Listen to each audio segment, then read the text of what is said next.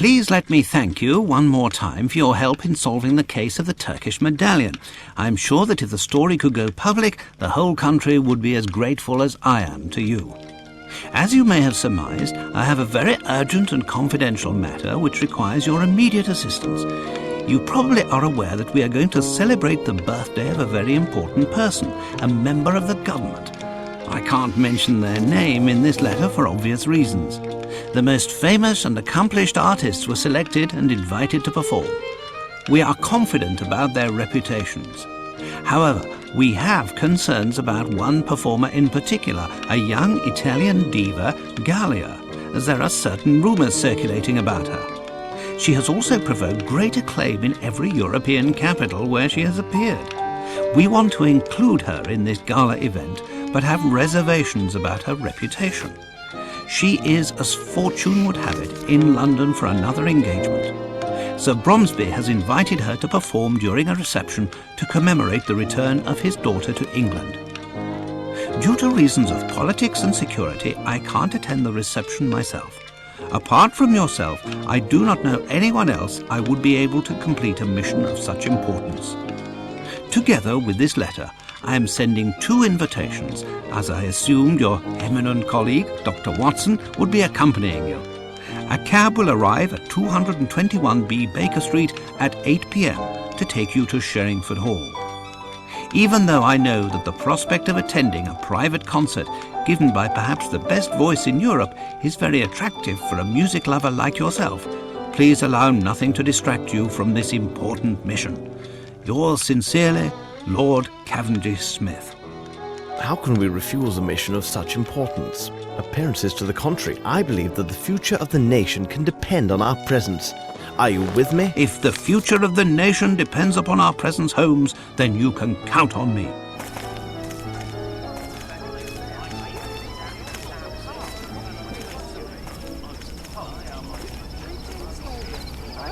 Please come right in.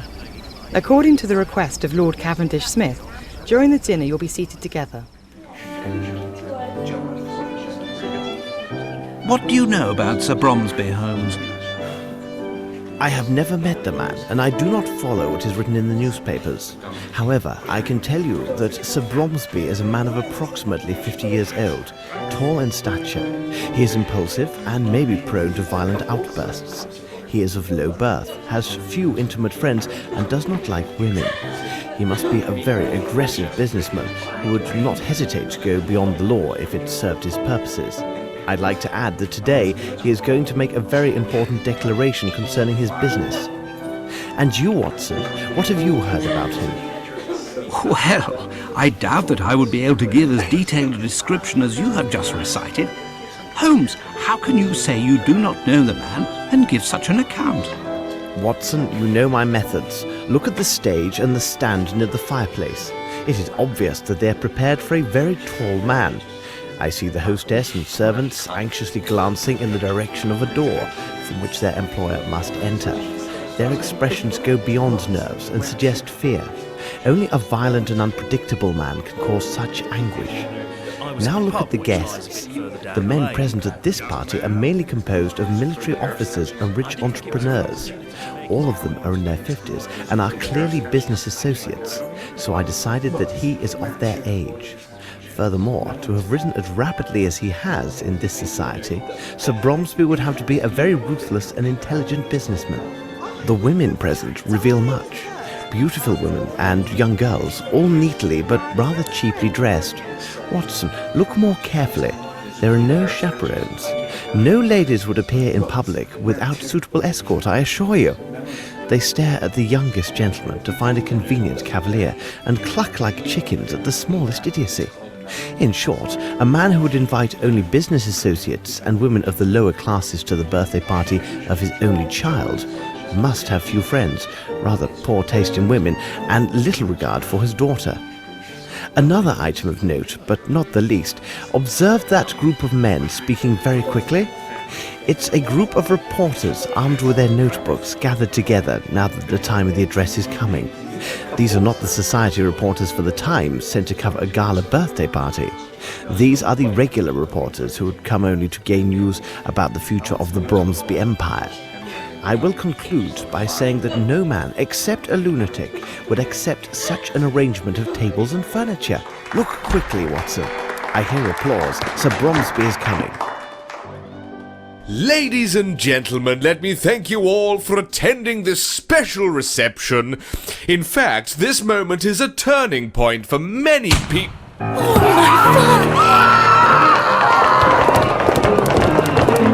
Watson, quick!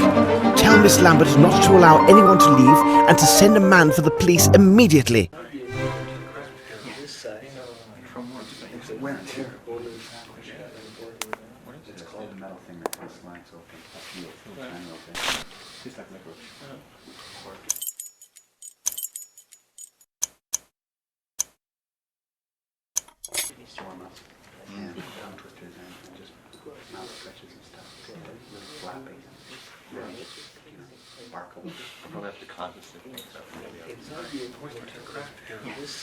The first handwriting is small and elegant. The second is hurried and forceful.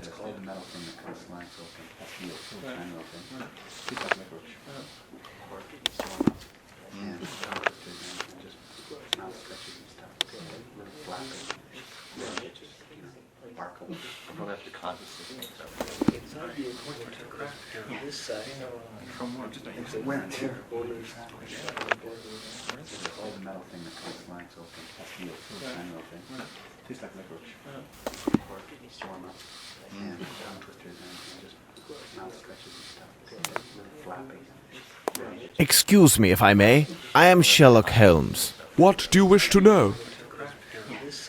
I must ask, who are you? I am the doctor from the village near the hall. Is he still breathing? He died instantly. Where is the bullet? It's still in the body. I must obtain police authorization to extract it. Thanks, Doctor. Never mind.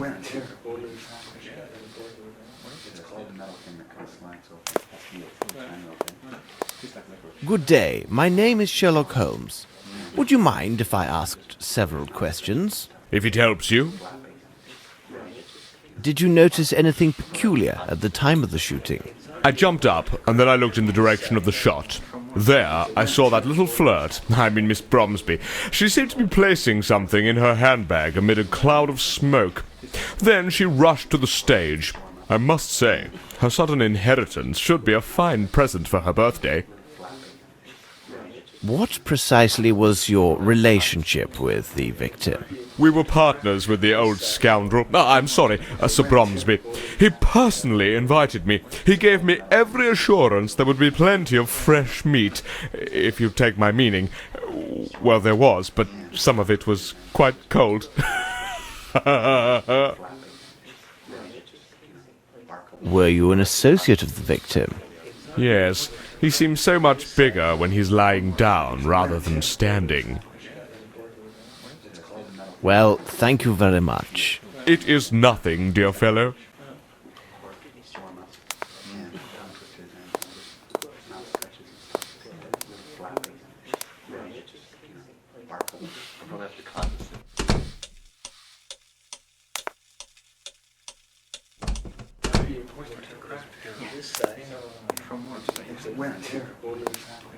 You do not seem the least bit alarmed. In India, I became quite familiar with the sound of gunshots. Therefore, their sudden occurrence does not alarm me as they would a woman or certain officers in attendance. Could you explain your presence at this reception? Bromsby sent me 2 invitations for myself and the wife. My wife has fainted due to the shock of these events. I do hope her condition will last a good while longer, so that I may toss off several glasses of this excellent sherry. Why didn't you intervene? It would have been of no use. Whoever he is, the man who did this is either a perfect shot or extremely lucky, because old Bromsby had no chance at all. Very well. Thank you. My pleasure.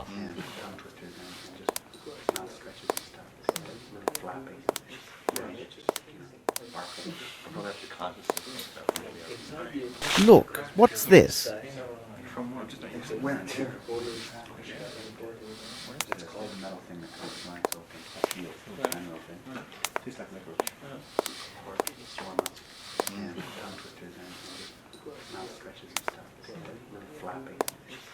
Excuse me, could you answer some questions? You're quite welcome. Where were you at the moment this tragedy occurred? Like all the servants, I was in the ballroom. 'Twas the special orders of the old crab. In my opinion, it was done in particular to have more people there to applaud him. Cunning old bird, wasn't he? What sort of man was Sir Bromsby? I mean, as an employer. Troublesome and bad-tempered, but he paid well.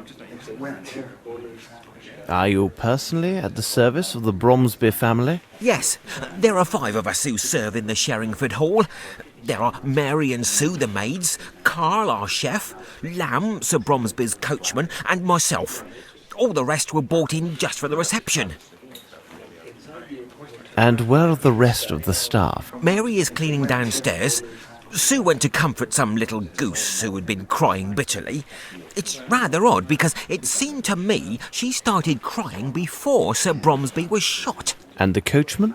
Lamb is at the main gate. Miss Lambert gave him specific instructions to throw out any reporters and ensure they do not re-enter the hall. However, it would not be good if he finds you've been asking questions here. Tell me, will my name appear in the newspaper? Thank you for your help. My pleasure, sir.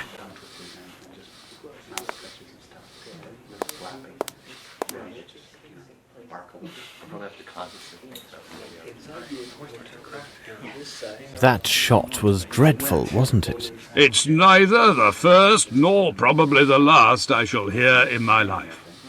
Tell me, young man, are you a barman or not? Because I'm dying from thirst. Did you have a personal relationship with Sir Bromsby? What impertinence! I will answer questions of this nature only if they issue from my superiors or the authorities, and you, sir, are neither of those.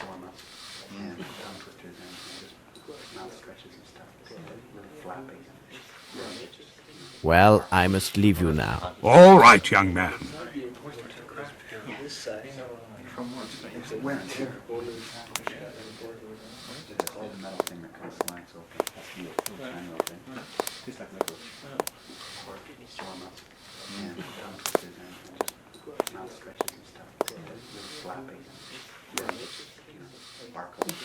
The handle is twisted down. It smells of gunpowder.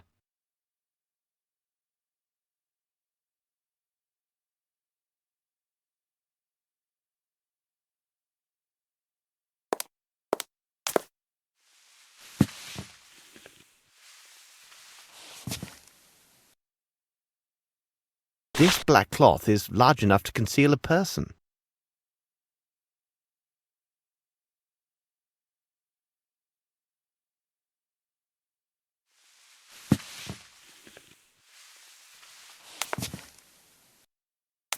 Handsome armor.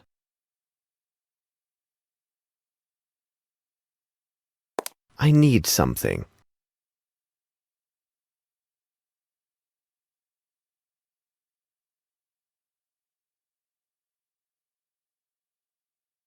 The tracer powder is located at 1.65 meters from the surface.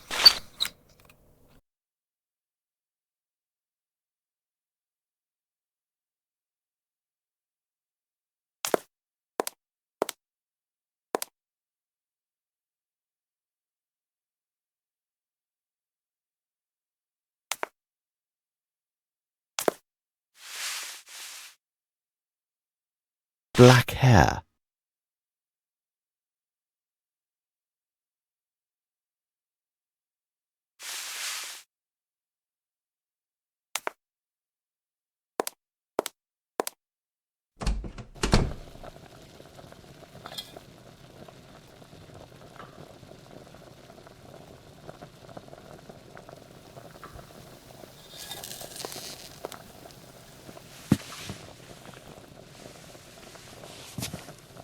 It is a poor copy of a uniform button. The cannon insignias are hand-drawn.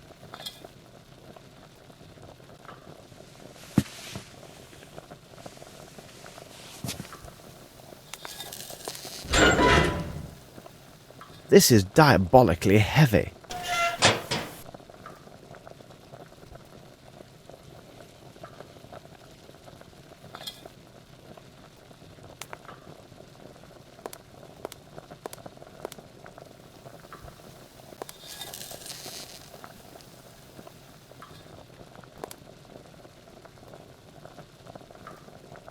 May I help you?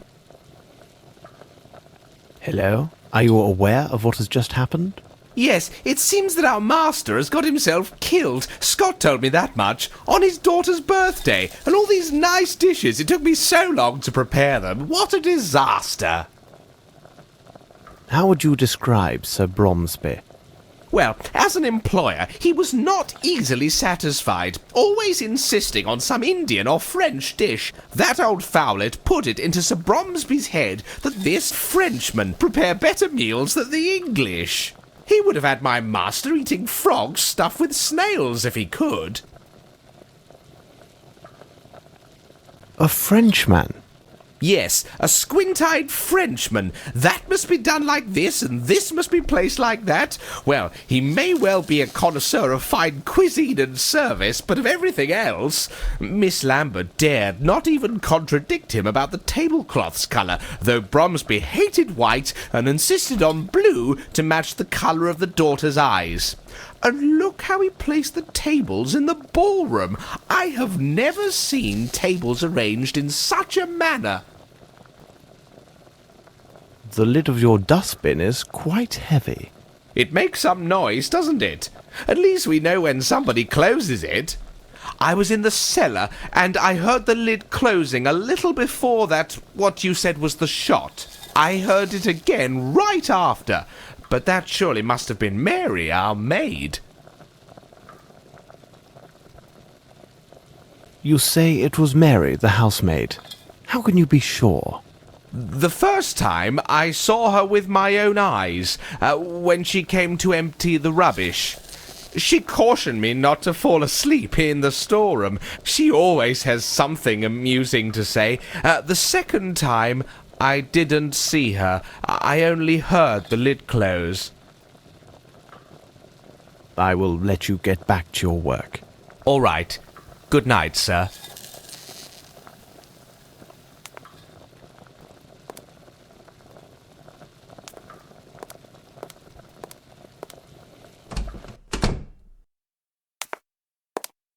There is a greasy substance on the door handle. Seems to be a sauce?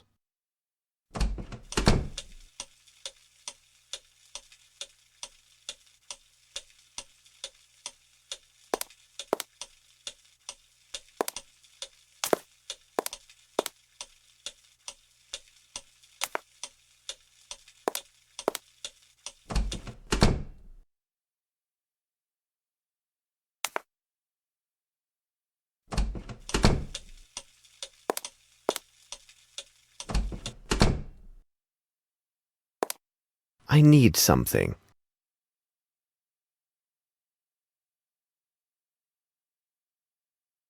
It is a size 7.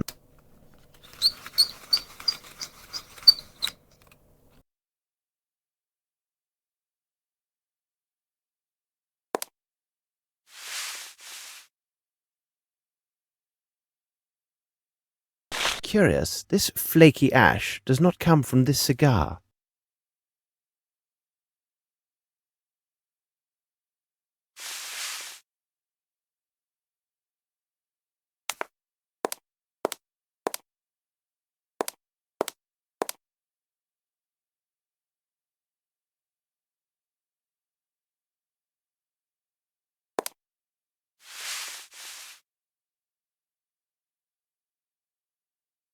It's a pair of moustache scissors.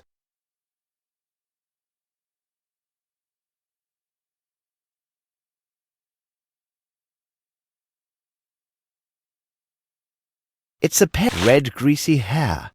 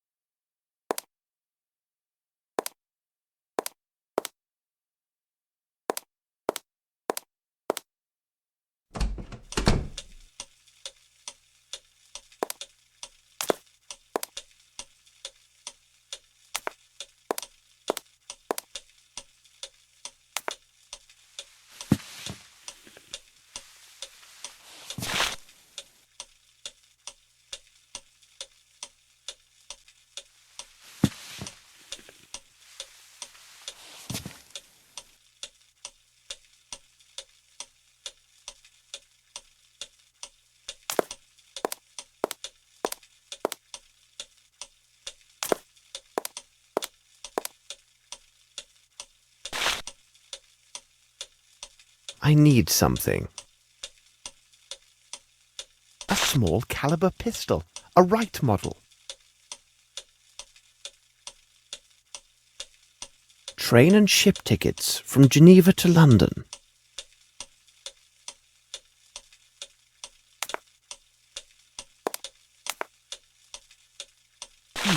There's dust. Excellent!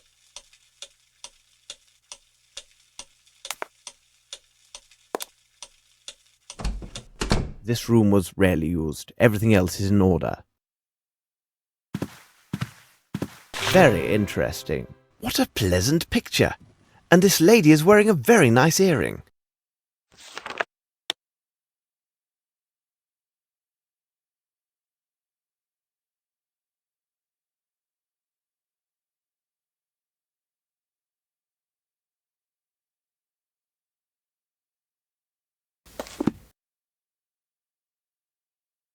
Look, what's this?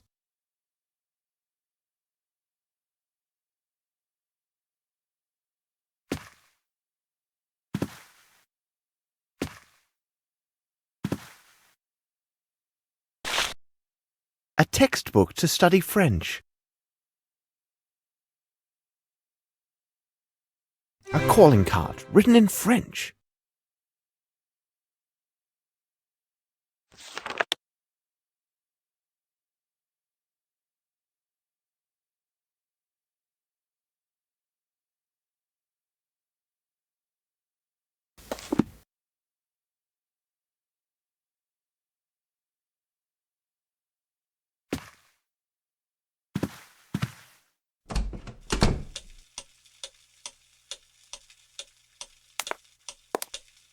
There is a greasy substance on the door handle. Seems to be a sauce?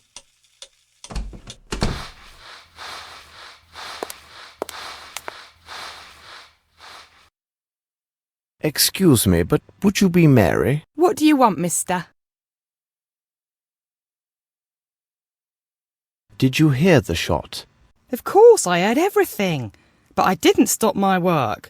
Imagine that someone else had been killed and not my master. Oh, he would have given me a good talking to.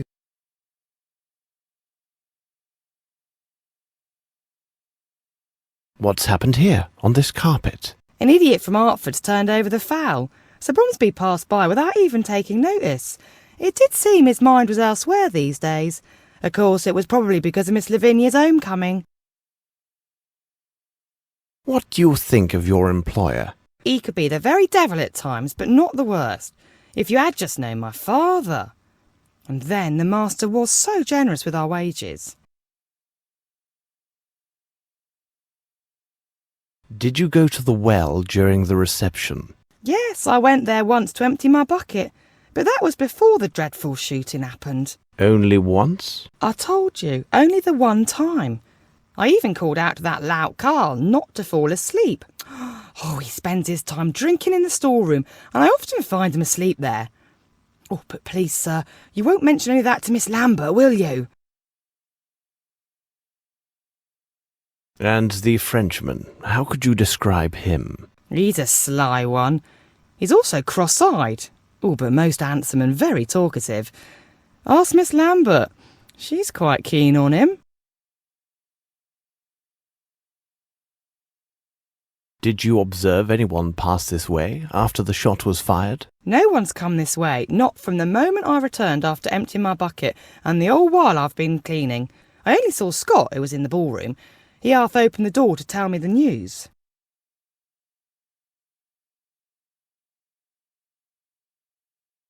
Thank you, Mary. Not to worry, sir.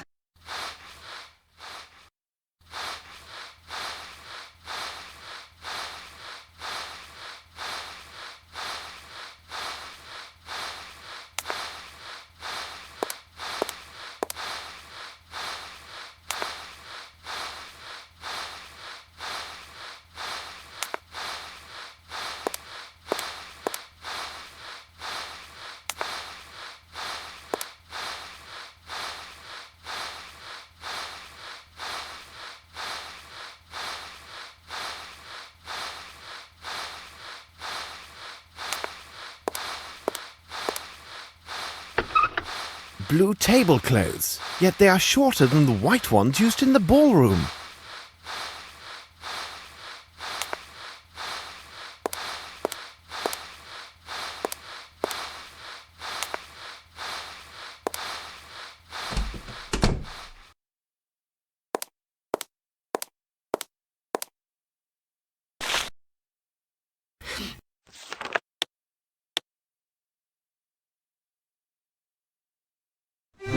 This is a woman's handwriting. What do all these annotations mean?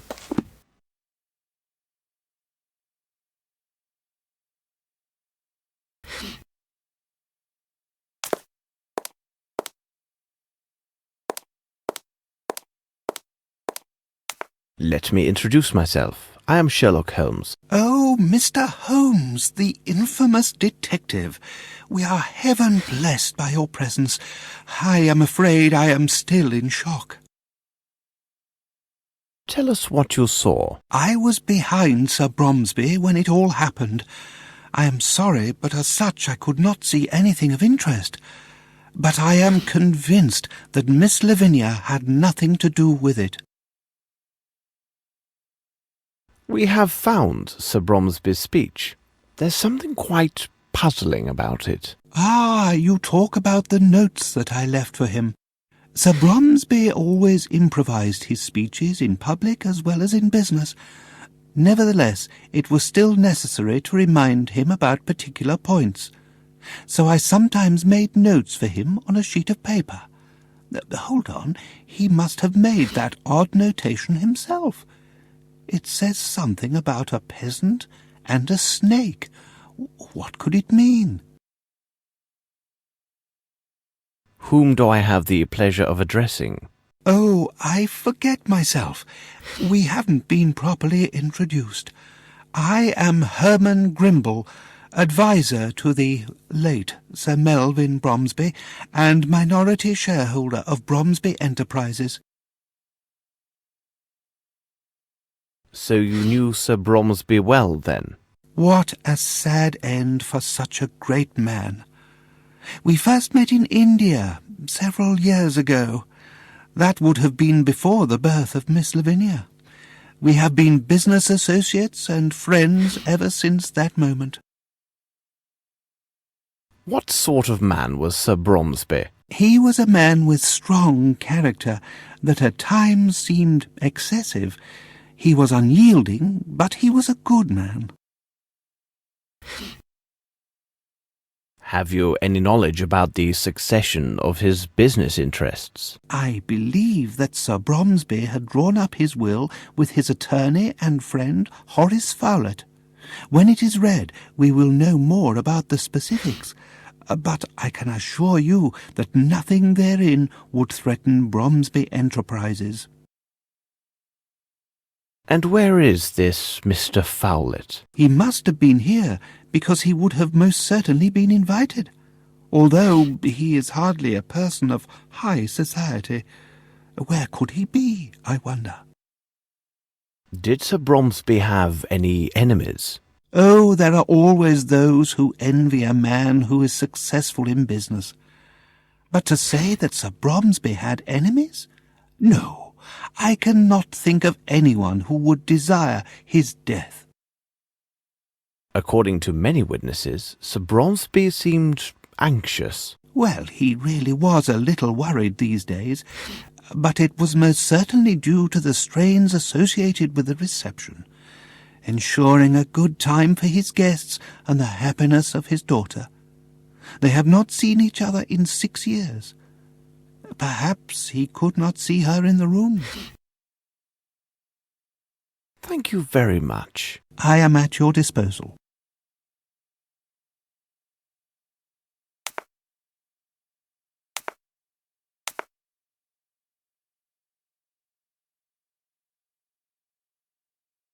Please, sir, I have nothing to tell you.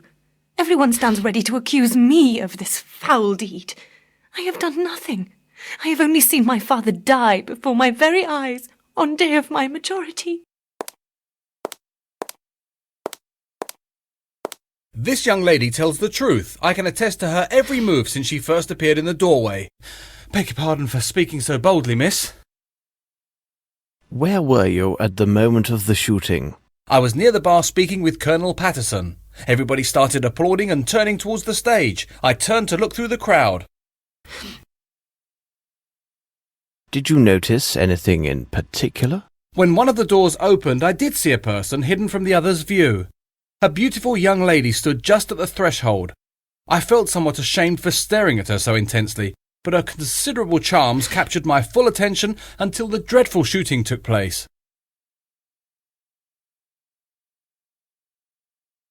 Are you sure it was Miss Bromsby? Yes, Colonel Patterson was next to me and can confirm what I saw. It seems to me that no one else was near us at that precise moment.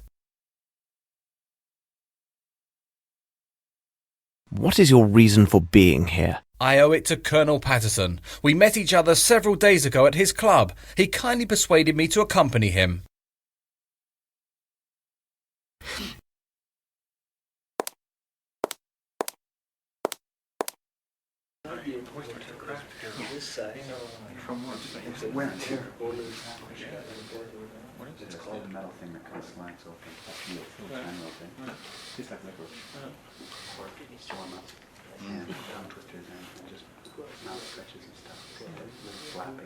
Sir, now will you answer my questions? I am listening to you. Where were you precisely when the tragedy occurred? We had been standing at the bar until the shot rang out, and I personally remained at the bar after it. Did you happen to notice Miss Bromsby at that moment? Impossible. My eyesight is so deucedly poor that I would not even notice if a fly fell into my whiskey. Really? Yes, damn shame. But I have a fine ear. I can offer much when the questions are about sounds. I can tell you that from all the applause, that old Bromsby had arrived and entered from my right. For the sound to have carried so well, the crowd must have been parted in that direction. I will add that if Lieutenant Harrington says that he saw a flea dancing with a fly in this place, you can take it on trust. Is there anything else you recall? Well, hold on a moment. I do have a scoop for your tabloid. I can assure you that Bromsby was killed with a Wright revolver of small caliber. How long have you known Lieutenant Harrington? We met at my officers' club several days ago. A brave boy, you can believe me. What could be better than to invite him to be my guest at this reception, where he could make many fair acquaintances?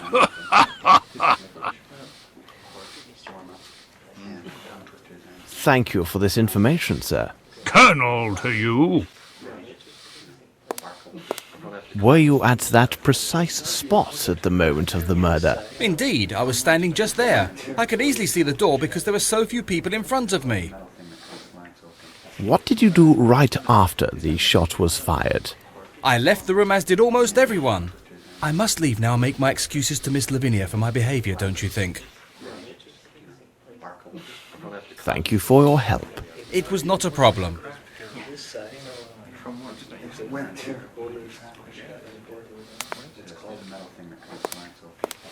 I would like to ask you several questions, if you don't mind. If I can be of help, sir? What were you doing when the tragedy happened? I was serving those two gentlemen. As I was occupied, I saw nothing. Are you one of the household staff? No, I was sent by the Hartford agency to serve at the reception. All right, you may take your leave. Good evening, sir.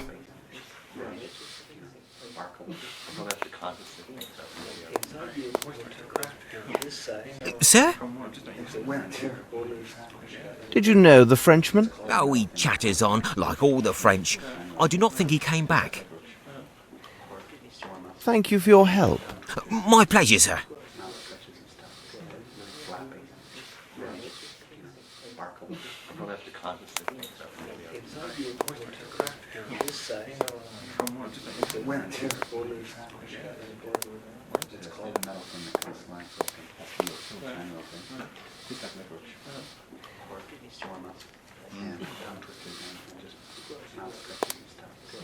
It is not the time to join, Watson. I have not examined everything.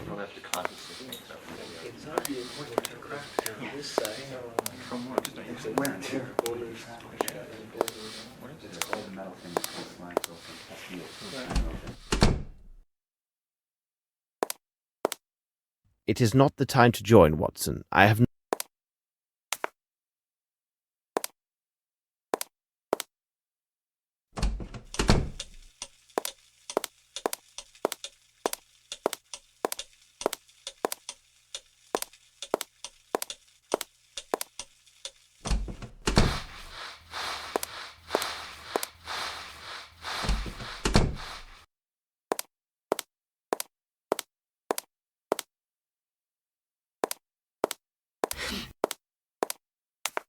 I beg you, please leave me. I will answer only to the authorities. I should reveal one of my hints.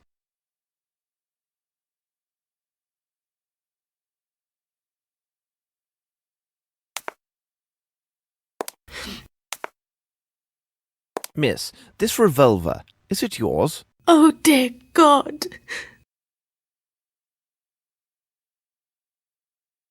Why would you require a pistol?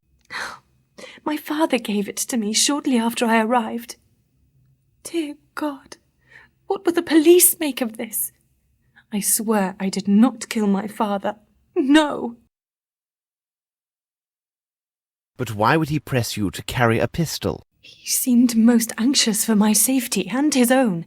He told me that he would explain everything to me later, after the reception. Miss, with your consent, I can investigate this matter. Mr. Holmes, Mr. Grimble has explained to me who you are and what you do. I would be eternally grateful if you could find out who killed my father. That's all right. I must leave you now. Be strong, miss. Thank you, Mr. Holmes. I asked myself, what was Watson doing while I was searching the house? He was supposed to prevent people from leaving by the back entrance. Here now, watch your step. If you're a reporter, there'd better be a doctor nearby, 'cause when I get done with you, you'll need one. Look here, my good man, I am a doctor. Dr. Watson, in fact, and believe me... Dr. Watson? Hold on. Are you the Dr. Watson who writes about all those cases solved by Sherlock Holmes? I've read all your adventures. Who are you? My name is Lamb, Governor. I'm Sir Bromsby's coachman. Tell me, is he really that clever, this Sherlock Holmes?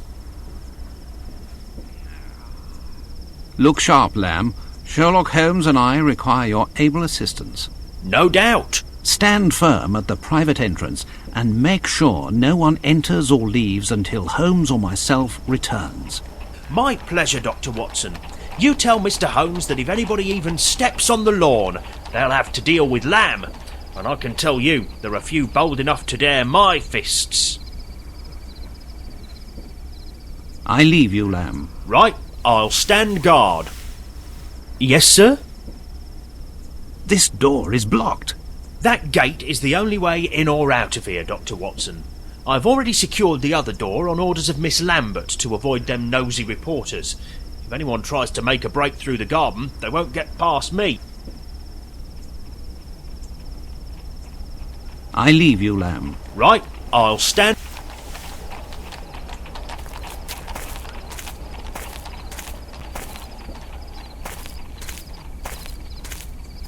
Miss Lambert, I have been looking for you. What a tragedy. Simply dreadful. Can't believe what they're saying about Miss Lavinia. Why did you open the gate so hastily?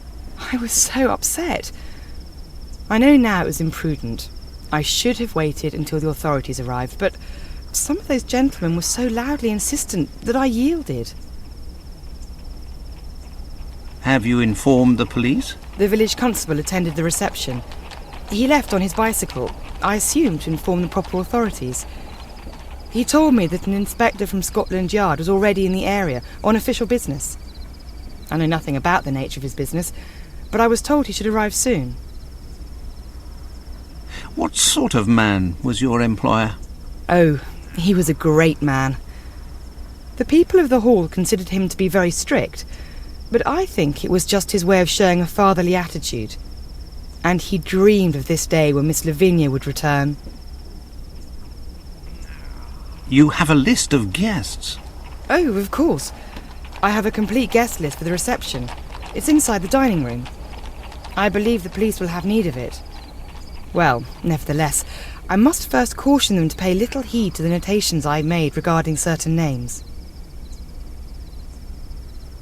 Why were these notations made? Their purpose was to note particular seating arrangements for the meal and the recital, according to specific concerns. Those individuals whom I considered to be very important were marked with a circle. What about the other odd marks? Louis-Philippe, Monsieur de la Mazardière, suggested this method of arranging the seating.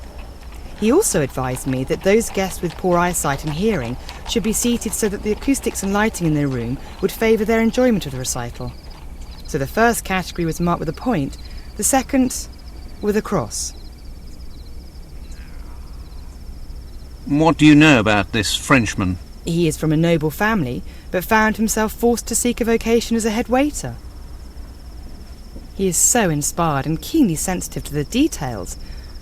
At first, I was afraid that Sir Bromsby would take offence with his suggestions, but he had moderated his opinions regarding French culture due to the influence of his friend Horace Fowlett. What did he do that was so extraordinary? His assistance was invaluable.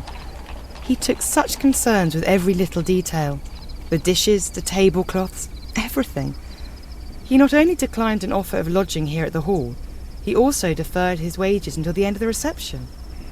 Oh, I would be so glad if he were here now. And where has he gone? He had pressing business in London. In fact, he found it necessary to visit his Harley Street physician. It seems his glasses were no longer helping with his eyesight. You have been very kind, Miss Lambert. You are most welcome. Oh, what a tragedy.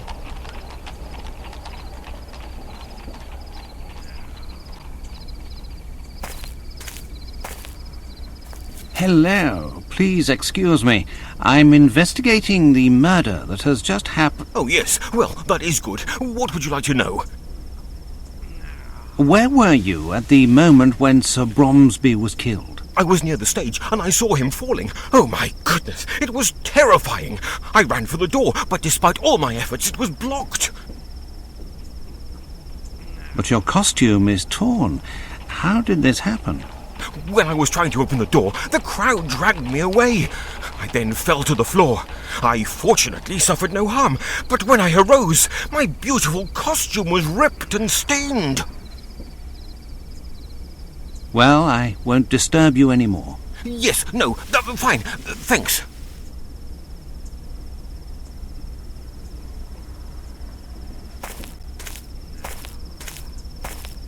Excuse me, may I speak with you? Yeah, your servant, sir.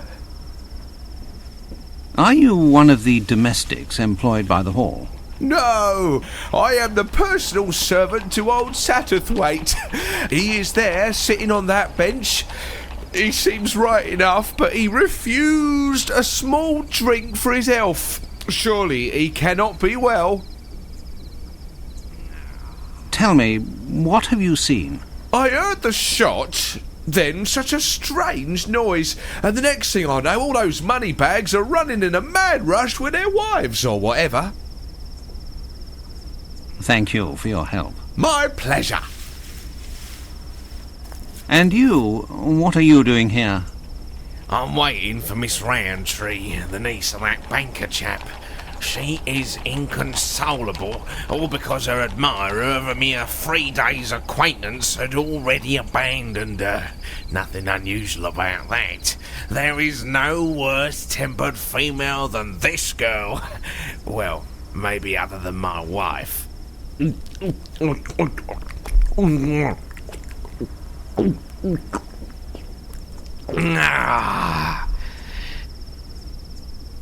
You heard the shot? I just left to relieve myself there at the end of the garden, you see. Seems to me I missed a good race for the doors, worthy of the Royal Derby. Well, good. Cheers. Well, my good man, why are you here? I am the manservant of Lieutenant Harrington. I accompanied him with the old general of the infantry or whatever. I seem to have drunk too much. Did you hear the shot? What shot? Oh, the shot. Great reception, isn't it? I have to go. Are you all right? Very good. Bye, madam.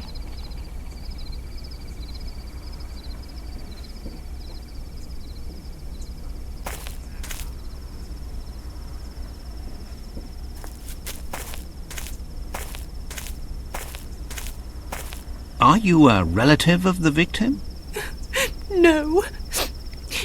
In truth, I always mocked Sir Bromsby.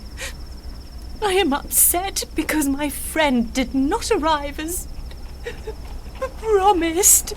As beautiful as she is cruel, apparently. Do you work here, miss? Yes, my name is Sue. I am a maid for the hall. Where were you when these tragic events took place? I was serving when it happened. I ran straight for the door, just like the others.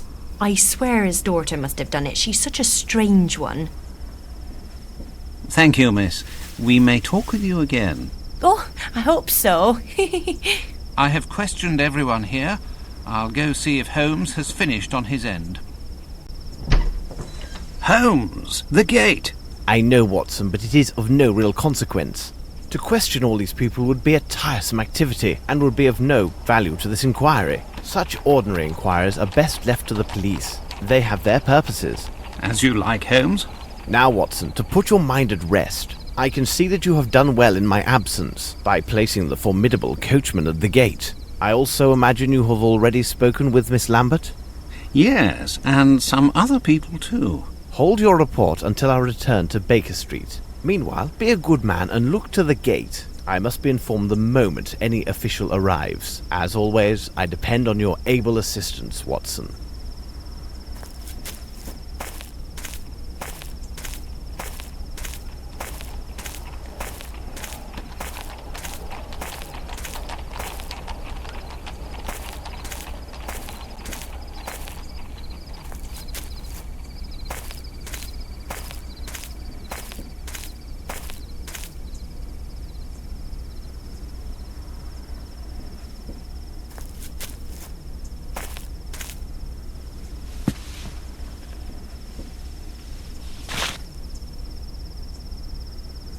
It is a size 7.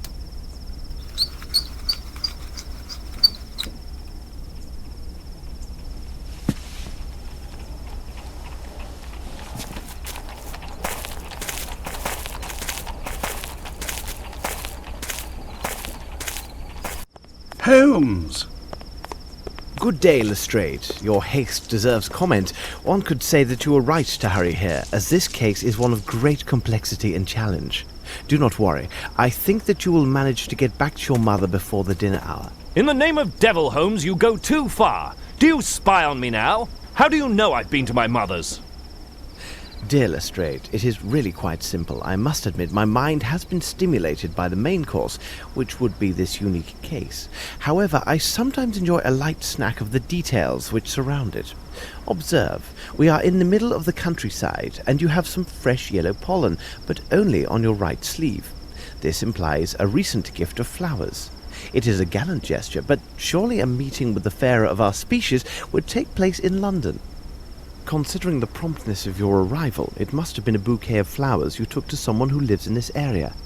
I presume that you have family living nearby, and I would think only your mother would warrant such an attentive gesture. There is a fresh dab of fat at the corner of your mouth, as well as on the bit of handkerchief visible from your pocket. This is consistent with a recent meal of a big piece of steak. Who would make a policeman swallow such a substantial meal at this hour, and when a crime has been just committed? It could only be a mother thinking about the hard task awaiting her child. Well, Holmes, when you explain it like that, it really seems quite simple. Good show. What about this Bromsby murder? A unique case, as I've already noted, but any supposition would be premature until we consider Dr. Watson's report, as well as your own findings. Miss Lavinia has asked that the esteemed Dr. Watson and I give this case our full attention, though I doubt she is aware of all the implications of this case. Lestrade, you can find the victim inside, and I recommend calling upon his solicitor, Mr. Horace Fowlett. Mrs. Hudson is cooking a roast tomorrow at noon. Why don't you be our guest, and we can share our discoveries? What do you think? Watson and I must take our leave, as there's much to be done at Baker Street. Are you coming, Watson? Let us return to Baker Street.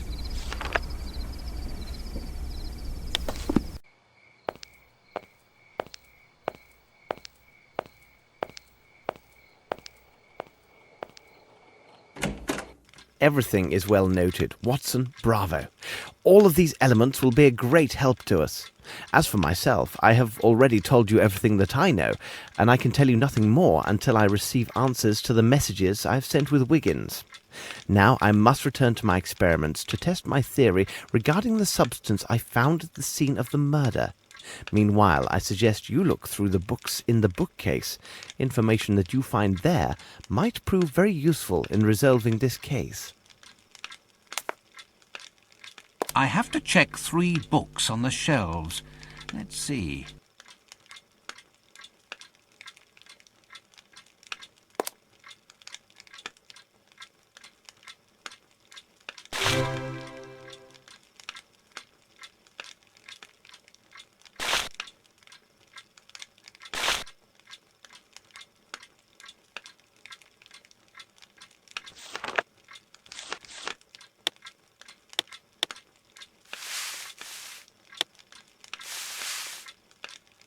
Here is information which could be really helpful in our investigation.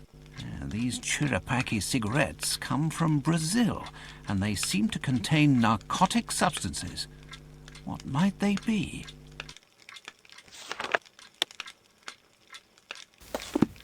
I need to analyze the evidence found at Sherringford Hall. A piece of white cloth, a small box, various powders, and finally the hair. Let's get to work.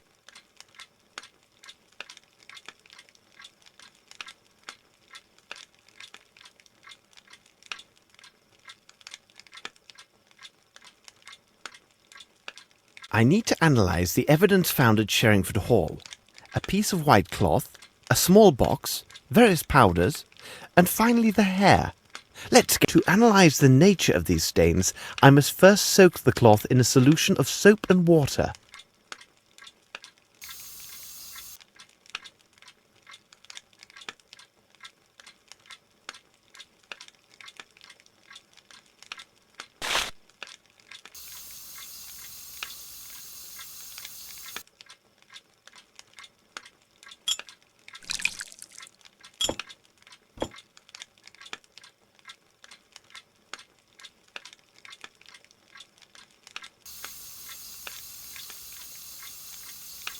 To analyze now, I shall place this cloth in the solvent.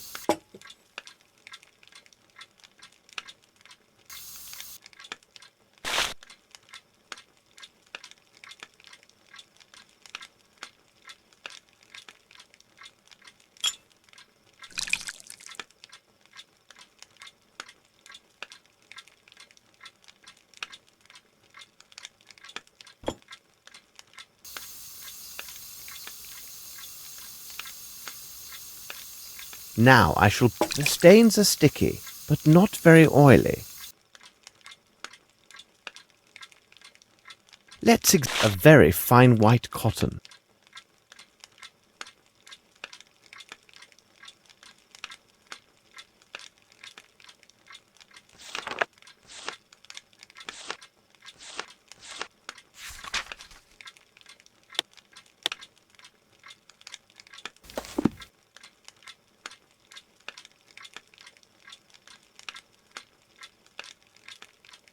Let's examine it under the microscope.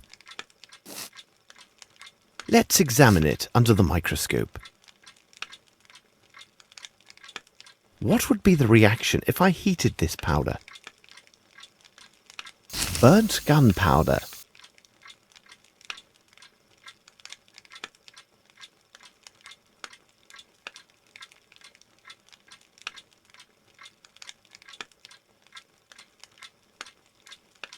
Let me study this more closely.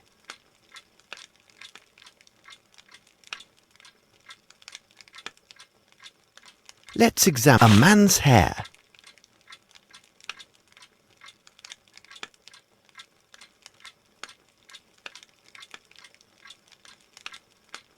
A box containing some white powder. Let's examine it under the Let's examine it under These powders are similar. I can see it from the grains.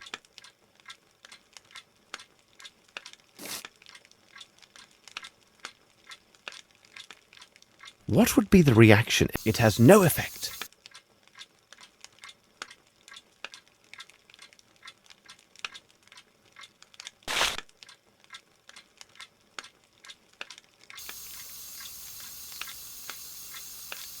Let's mix a glue or pasty substance, like starch. Let's examine a light feminine perfume. It seems to me that we have gathered all of the key elements, Watson. However, before we retire, let's summarize our findings. The questions should be answered yes or no and justified by the evidence or testimony received during the investigation.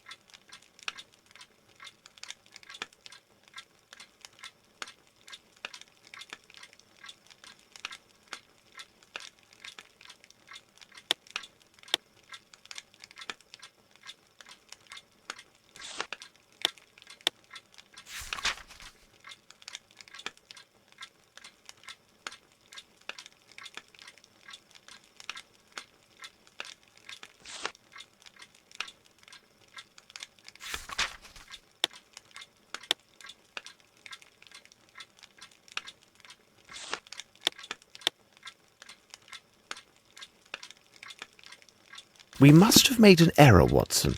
Let's check our answers. The questions should be answered yes or no and justified by the evidence or testimony received during the investigation.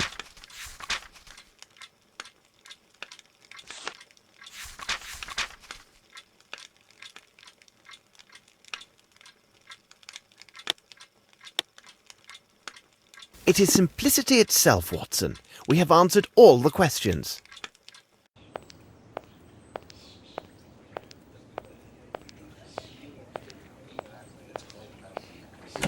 My dear Lestrade, I congratulate you on the precise quality of your notes. It is true that you have missed everything of importance, but you have spared me the trouble of eliminating the trifles and pointed me in the right direction. I hear familiar steps on the stairs. Please be seated, Watson. You must be famished. Lestrade was kind enough to bring a copy of his notes, hoping it would be of assistance in this affair. Indeed. You can study them now and enjoy your meal. Please take your time, Watson, because bad digestion weakens our ability to reason. Holmes, you will get no argument from me, as this dish is delicious. We will go to Sherringford Hall with Lestrade when you're finished with your meal. I must read the documents Holmes gave me.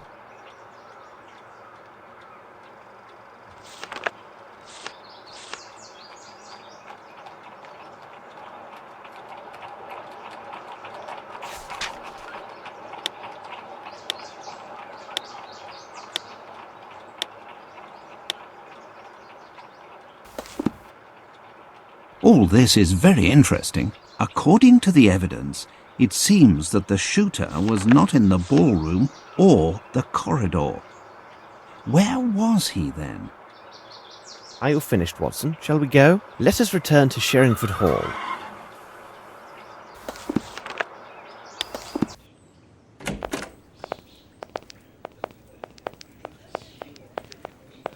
Cabby!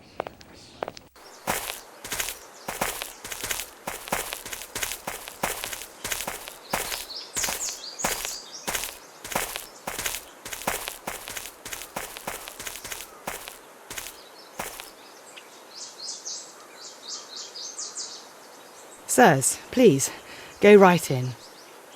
Please wait here, gentlemen. I will see if Miss Lavinia is receiving callers. She's in her room.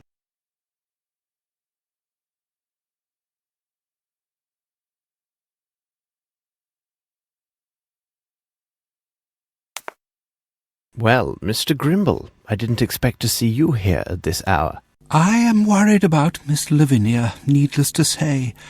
I also thought I might learn something of interest about the investigation. This difficulty, if it persists, can do great harm to the business. Sir Bromsby and Miss Lavinia had rather strained relations, it seems. Well, Sir Bromsby and Miss Lavinia have never got on very well. Of late, their distance had grown due to the influence of several incidents. What sort of incidents, precisely? I do remember one instance in India, where Sir Bromsby attacked a friend of Miss Lavinia. He was our native cartman's son. It seems he spilled a jug full of water that was intended for Sir Bromsby to wash his face. Bromsby began cursing and thrashing the boy before his daughter's very eyes. Miss Lavinia took her friend's part and spoke to her father most rudely. The devil, you say? What occurred next? There is no one in the whole of India who would have dared address Sir Bromsby in such a manner. He stayed closeted in his office for the entire day. The next day he fired the carter. But despite these incidents, I am still sure that Miss Lavinia sincerely loved her father. I'm sorry, but I have to go. All right, as you wish. I shall remain here. I have to leave you, sirs. I need to verify certain things.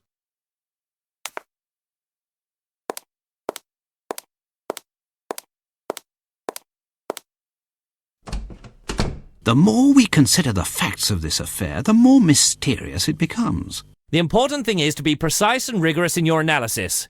But at Scotland Yard, we know this well. Reminds me a bit of bad business I resolved. I believe it involved a theft of sticks from a polo team. I have myself engaged in this sport but a few years ago. Really? Do you enjoy the sport of polo, Mr. Grimble? No. You cannot imagine the benefits of this sport. To achieve perfect form and union, man with horse. A little like the waltz, eh? Exactly. Except that with this sport, mounting is at full speed, which complicates things singularly. I don't follow you. The team from Brixton, in my opinion, is the finest example of how polo should be played. Perhaps they may well be. But what would you say about that last match of the Old Goats Rangers? They were absolutely splendid. But what of the Brixton team? Weren't they the cause of some ruckus about a matter of corruption?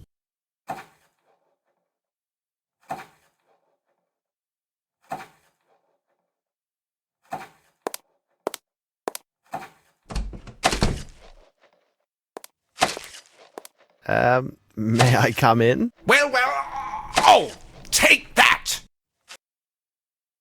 Pardon me. It is already quite dead, you know. Oh, you frighten me! I have a case of the nerves, you understand. I cannot find my bottles. On the table? No, not those! That is a poor vintage. The 2 bottles that the old crap, God rest his soul, ordered up from London for the party. Both were 18-year-old whiskey, perfect for the digestion and the heart's sorrows. And who could have taken them? I'm sure that the barman from Hertford stumbled them. Who else would know to take those particular bottles over the others? Very good. I will leave you to your chicken, then. That's it.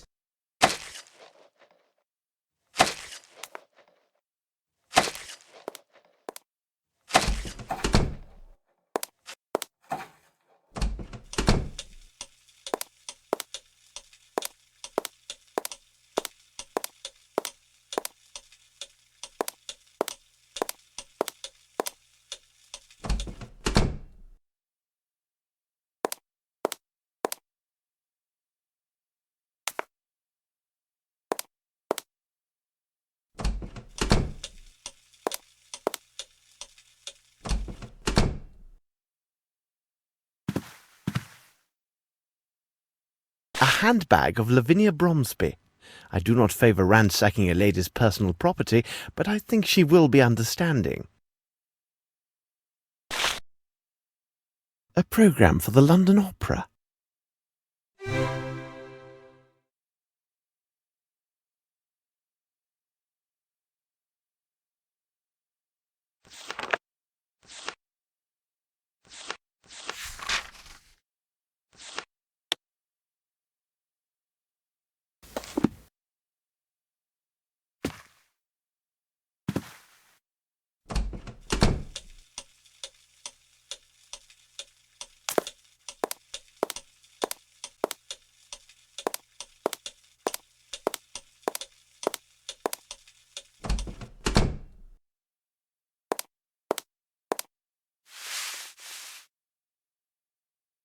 To whom does this belong?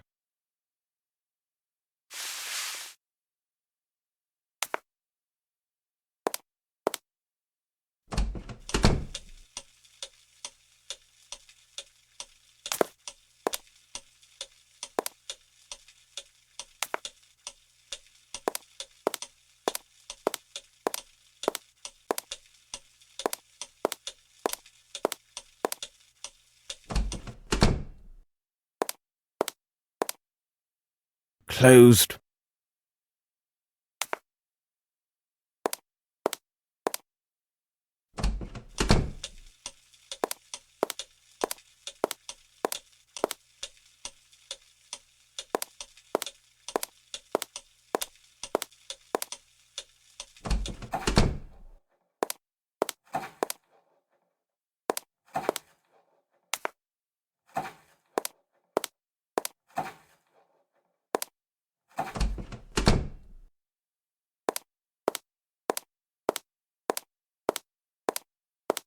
I feel quite ready to answer your questions now, Mr. Holmes.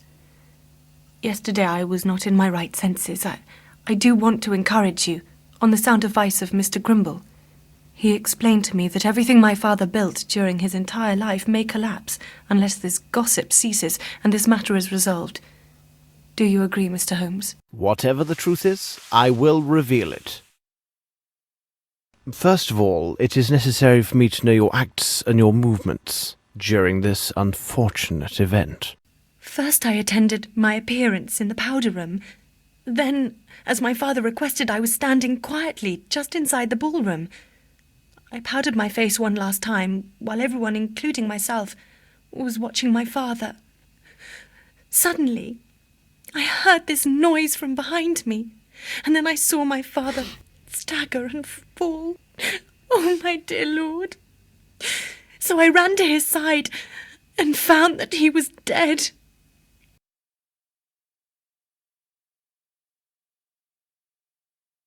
What was your relationship with your father? We barely saw or even wrote to one another for 6 years. But the father that met me upon my return was not the man I remembered. Something in his eyes had changed. There was a wariness there, and perhaps even some unexplained anxiety.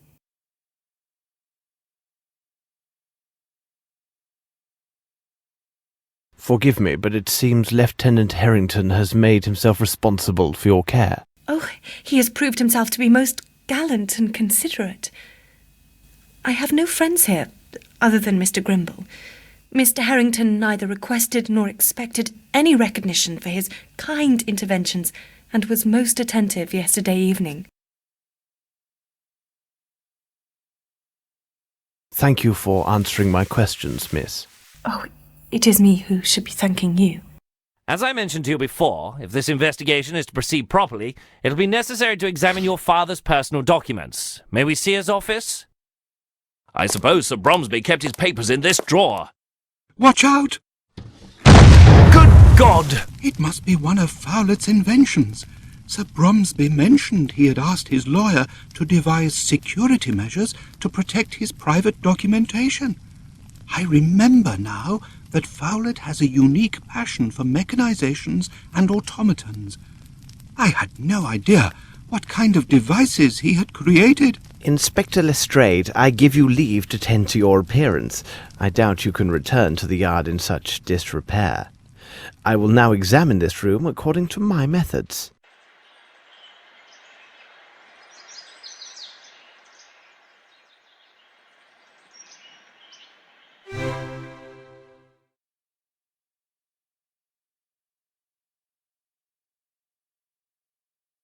I need something. A Masonic symbol, no doubt.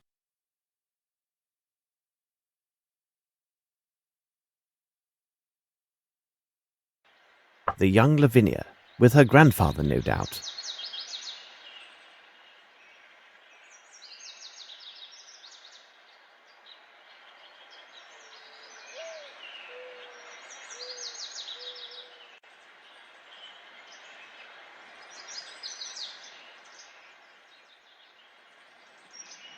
A page from this book has been marked.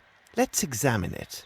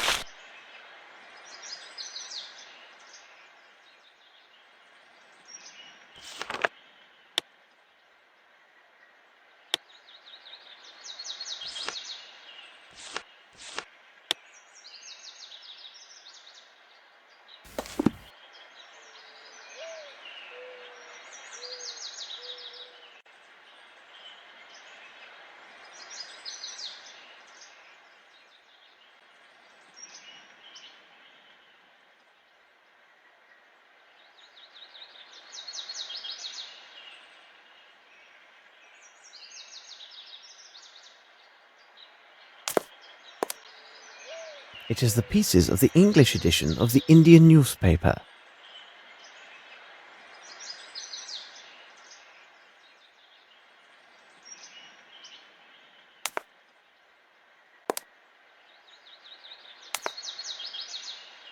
This bridge is quite impressive. It must have been a considerable undertaking.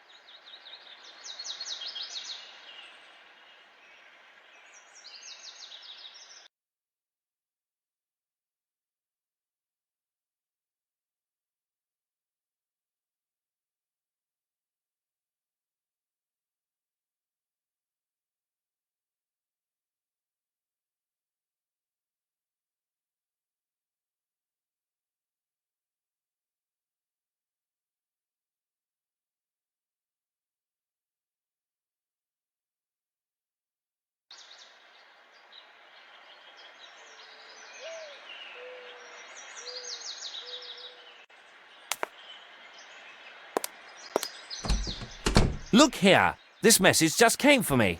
2 days ago, Mr. Horace Fowlett was seen leaving for the North Country. The constable for the town of Flatton, where the solicitor resides, obtained this information from Fowlett's neighbours.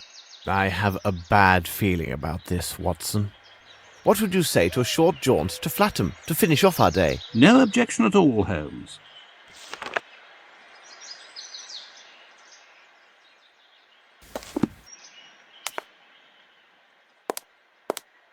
A remarkable portrait of the late Sir Bromsby. Ideal spot for a hiding place.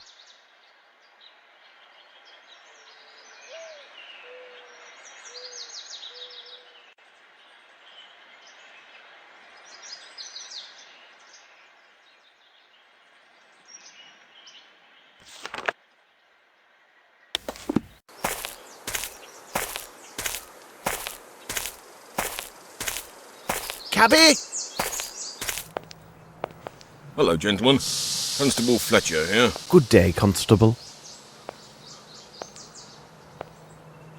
Can you help us? Yes, Inspector Lestrade of Scotland Yard wired me about your arrival and instructed me to do as I would with the inspector himself.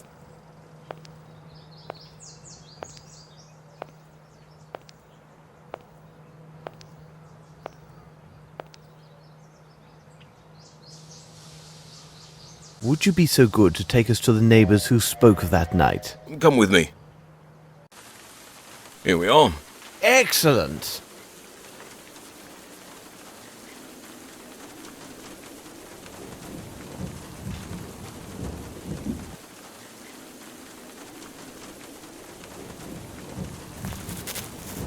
Graham, this is a detective from London. He would like to hear what Mr. Fowlett told you that night. So Mr. Fowlett left?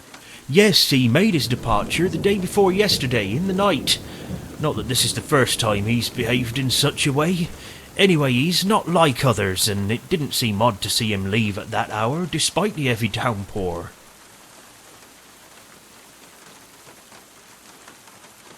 And how is he, this Fowlett? I'd call him an eccentric, you see. Not that I have anything bad to say about the man. His place is full of baubles with springs and mechanisms. There have been explosions. Yes, upon my word, explosions. But the next morning, there he'd be, always ready to wish me a good day. Did you actually see him depart? Well, a shutter on the barn had come loose and was beating about in the wind. I went out to set it straight in that moonless night. Then there he was. I saw him leaving. I shouted out, "Hey there, Mr. Fowlett!" He waved and shouted something about leaving for the north for a fortnight. Do you know where he went? I couldn't quite make him out with all the wind and rain, but it seemed to me he left on some business matter. I think a fellow came to talk to him about something. Interesting. Well, it may be nothing, but if you think that the things he has in there might explode, you should better go and check.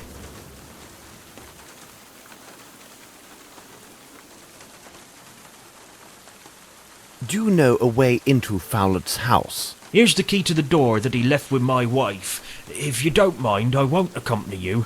I prefer to remain alive and in good health a good bit longer. You say he had a visitor? Oh, I don't know. It seems to me I saw someone at his place at nightfall. But people often visited old Fowlett at odd times. Fellows who brought him pieces of I don't know what for his contraptions. There was also a friend who often came by. I think his name was Sir Glumsby or Flomsby, but it couldn't have been him because he's much taller than the chap I saw. Good. I will go see what I can find. Wait for me here. As you wish.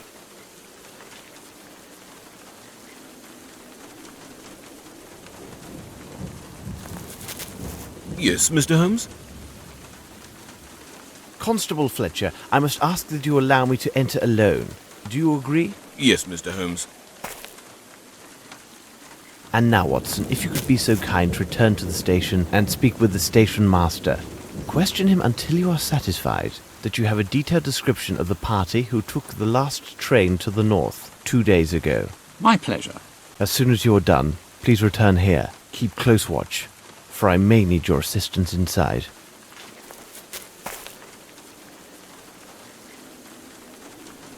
Wait for us. All right. Did you learn anything? Good. I will go see what I can find. Wait for me here. As you wish.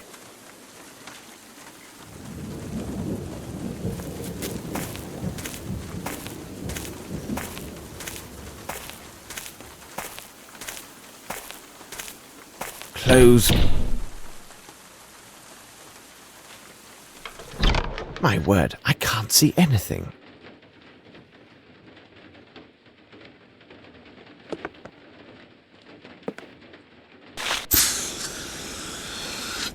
Ah, Fowlett liked his jests.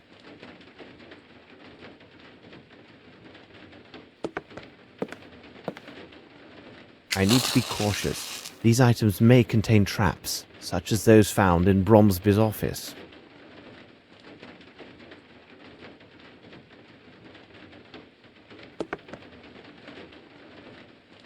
Size 6.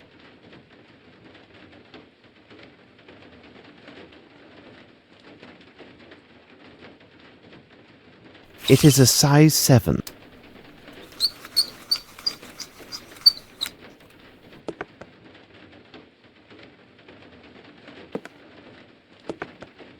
What an odd house.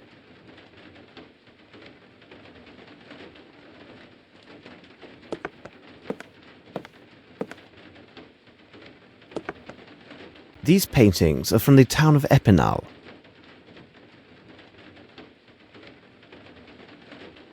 There might be another drawing hidden among these pictures. Let's examine them carefully.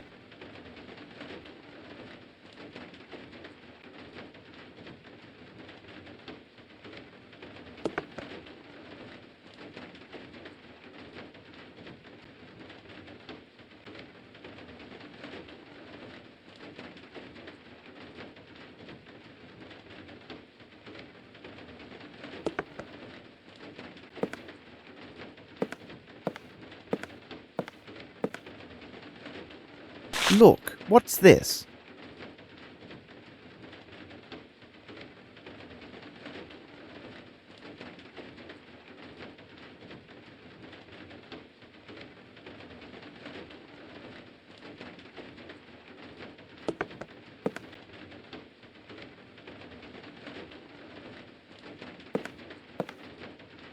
These books warrant a closer look.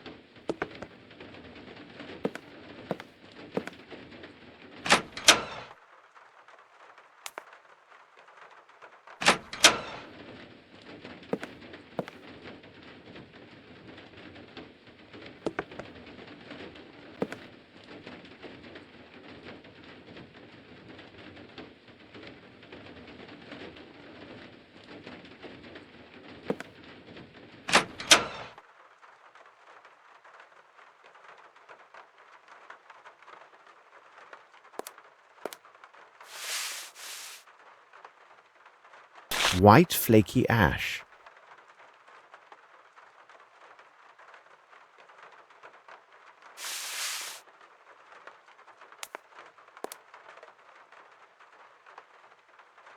Blood. Gin. Blood.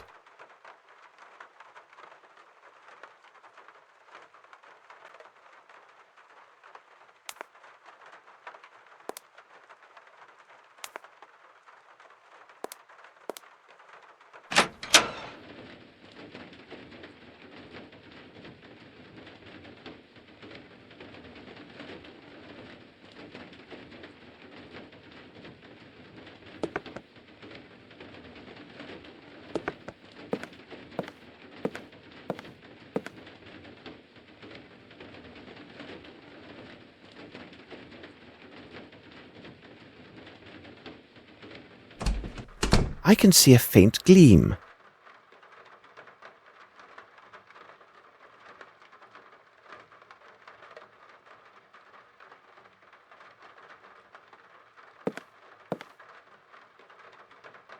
Ah, now I see better.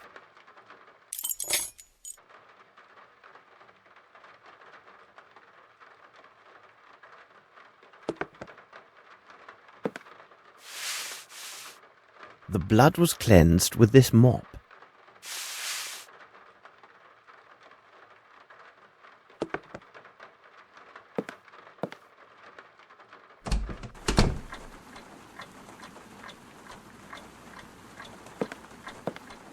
An automatic shoe brush. What an inventor this Fowlet is.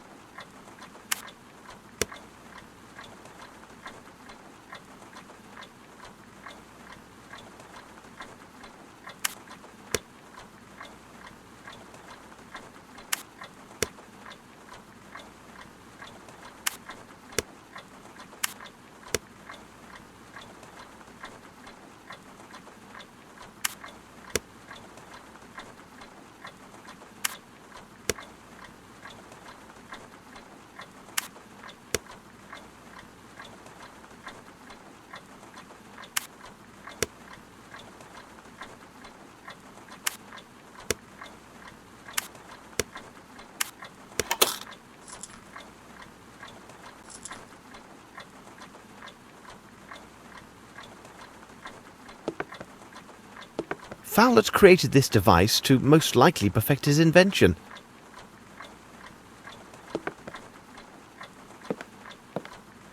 Very interesting. These are old award certificates from automation invention competitions. These certificates come from different places. He must have travelled a great deal, particularly in South America. I need something.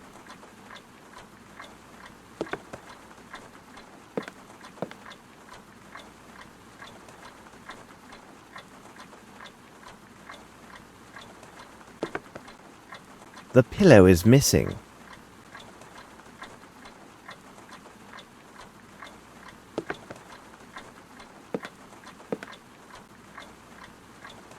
Greasy substance. Very interesting.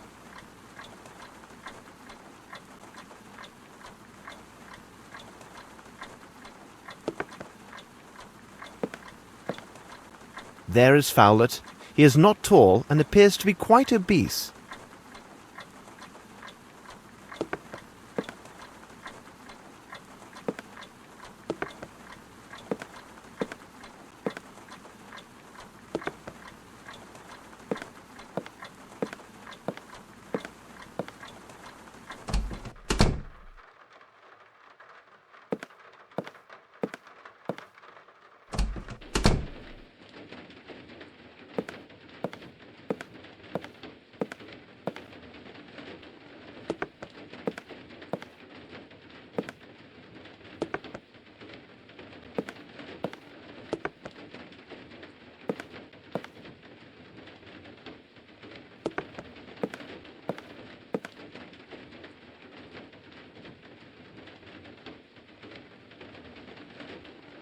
I shall select a card to find the logical sequence of what this automaton displays.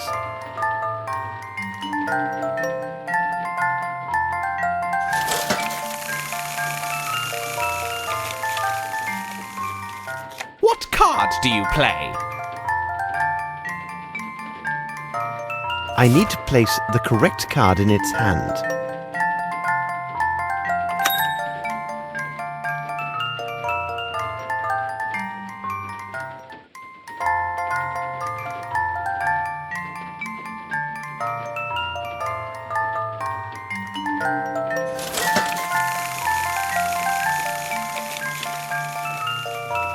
What card do you play?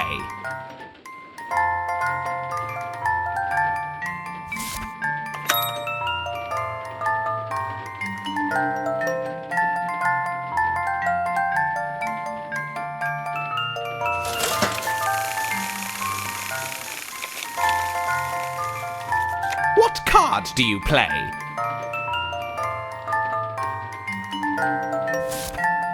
You won.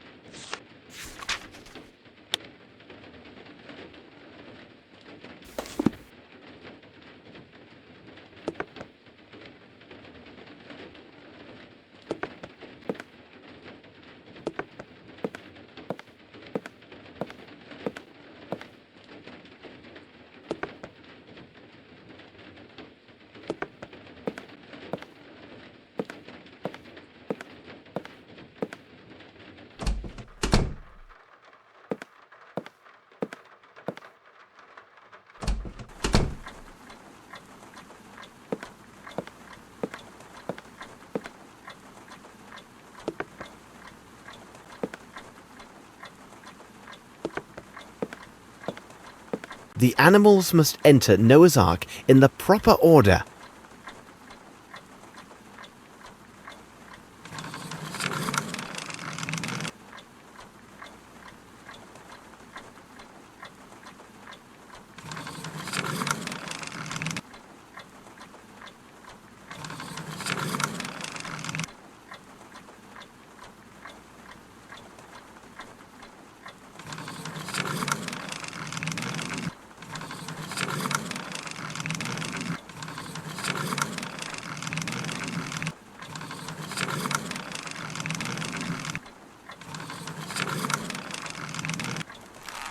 It is elementary.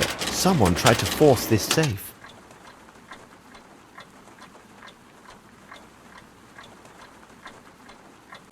Holmes, Murray has just found a key in the garden. Someone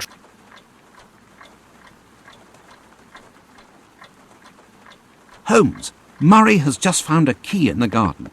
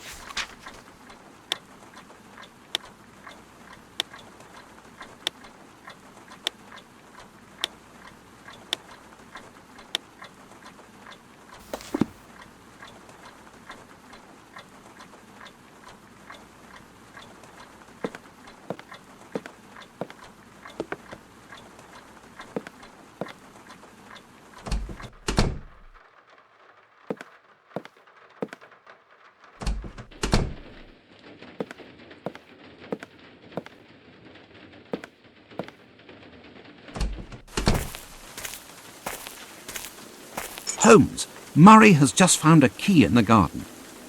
It should be done quickly.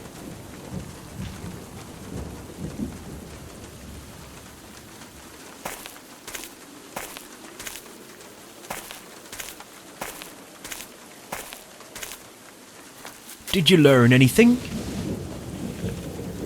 Good. I will go see what I can find. Wait for me here. As you wish.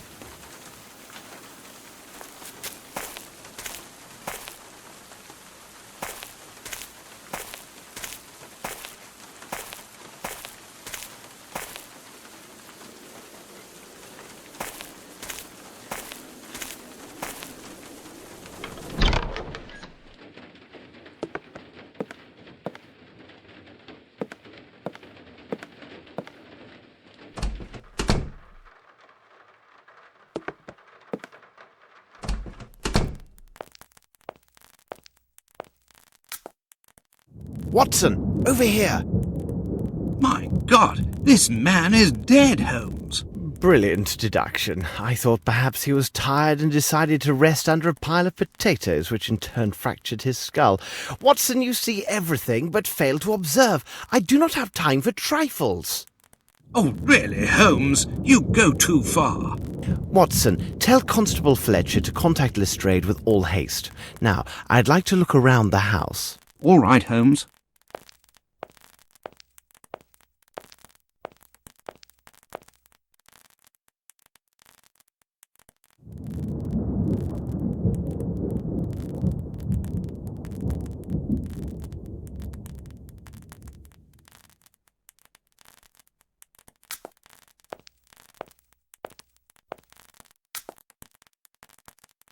I recognize this handwriting.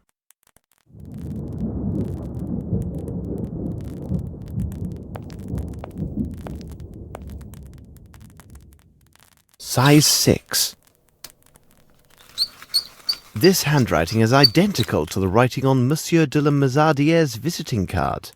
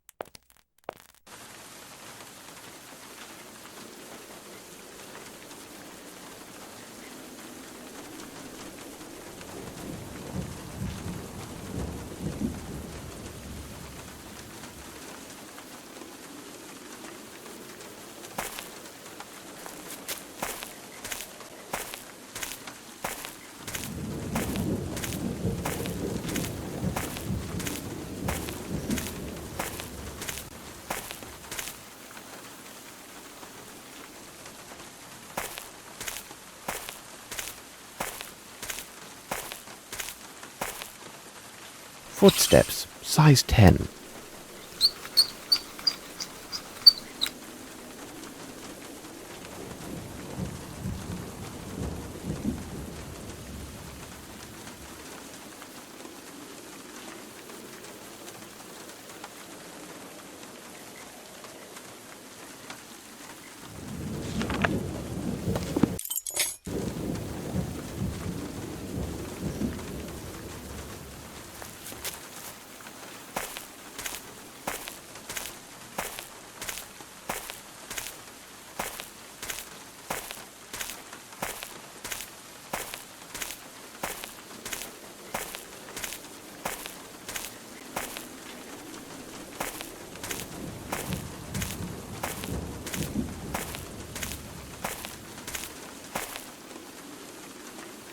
The station master assured me he clearly saw Mr. Fowlett board the last train to London. But as Constable Fletcher can attest, the body in the cellar is without question that of Horace Fowlett. Do you have the station master's statements there in your notes, Watson? Of course.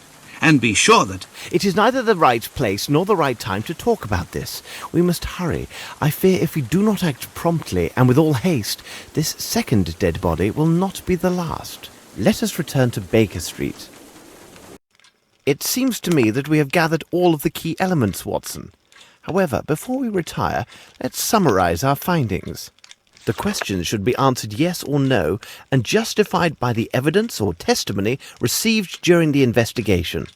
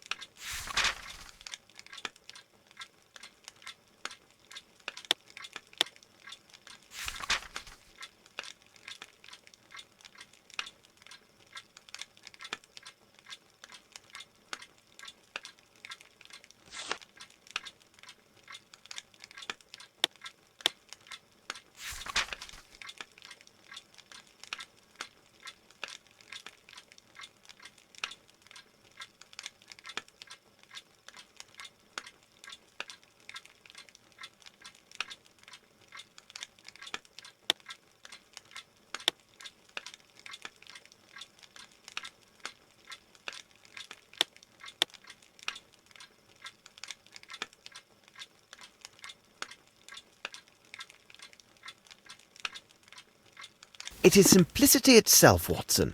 We have answered all the questions. We shall examine the evidence acquired yesterday. A wood trinket, substance from Fowlett's washstand, and the gloves I found at Sherringford Hall. We shall examine the evidence acquired yesterday. A wood trinket, substance from Fowlett's washstand, and the gloves I found at Sherringford Hall. Let me study this more closely.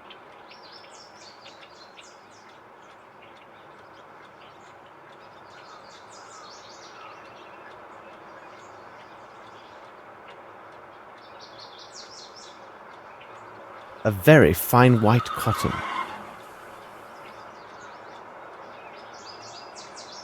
I recognize the style of this trinket.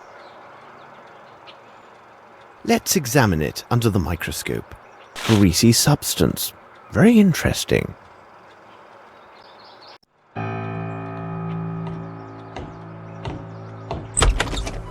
I could not wait for you much longer. We have but a brief moment to discuss your notes before joining the inspector at Sherringford Hall. Poor Lestrade must have spent a terrible night.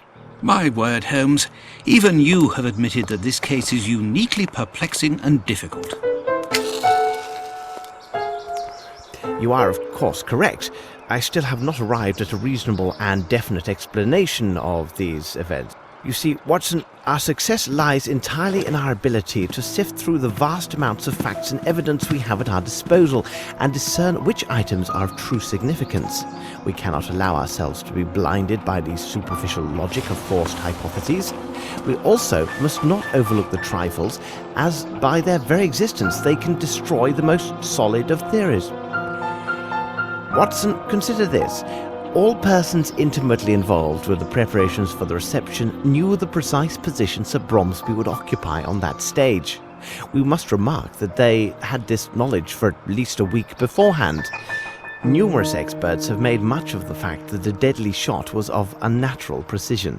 We have also learned that Horace Fowlett was a renowned expert on all types of mechanical devices and automatons. Then Fowlett is found dead a mere 2 days ago. These facts give rise to a serious line of inquiry. I find your deductions quite probable, Holmes. But how can we explain the guest list with notes? Any probable theory about these events must correspond in all ways, including the smallest of details. Watson, I have a general idea of what you discovered during your return to the Flatham railway station. Please correct me if I get any detail wrong. You learned from the station master that several minutes before the arrival of the last train to London, 2 men entered the station one after another. First, there appeared a tall man clothed as a worker. His hat was lowered to hide his eyes, his right hand bandaged. He took a place in the right corner near the platform. A few moments later, Horace Fowlett came in and sat down on a bench. He spoke briefly with the station master and by all appearances seemed to be freezing. I can add that you have probably learned that the station master began to work in Flatham only 4 years ago. The rest you can tell yourself. Really, Holmes, you were right concerning the information I received from the station master. When I entered the railway station,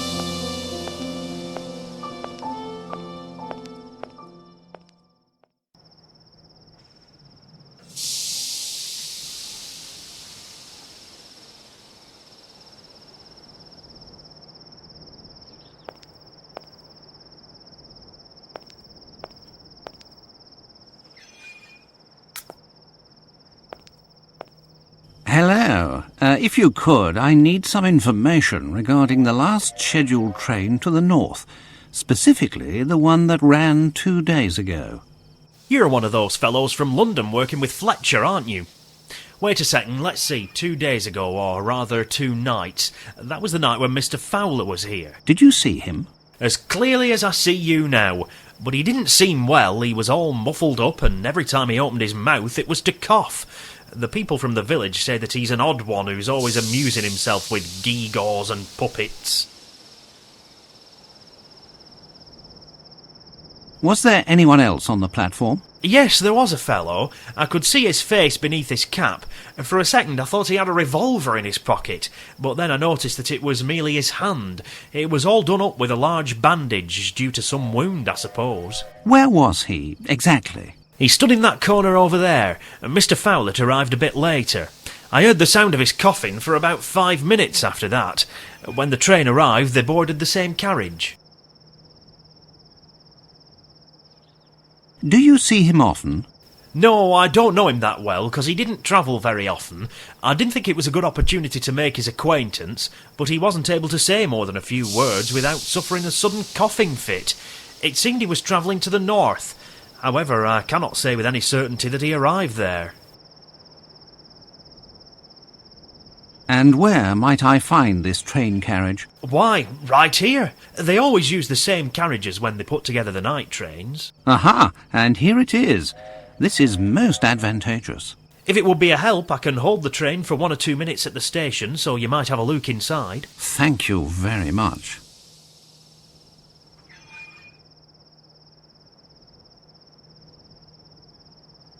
Well, I must investigate these matters. Until later, sir.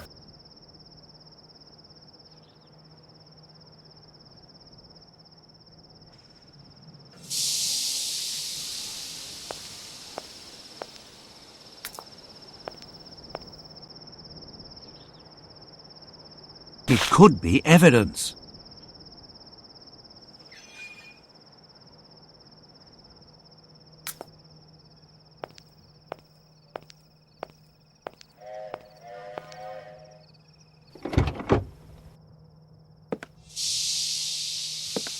There is nothing of interest here.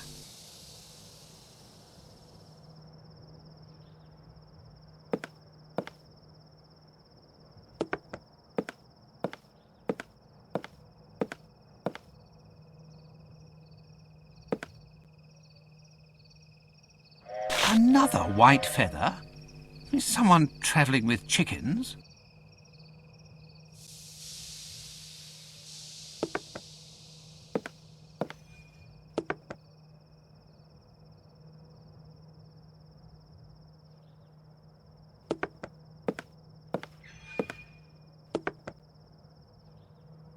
Someone has forgotten their cap, and I believe that hairs on it are red.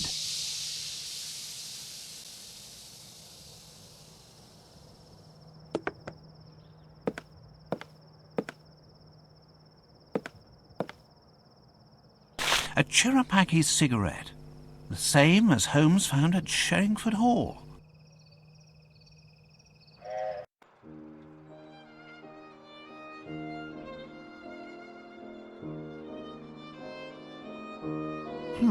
A red hair. This is splendid, Watson.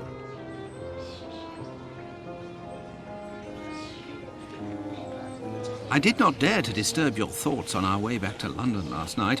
I had quite forgotten about this hat.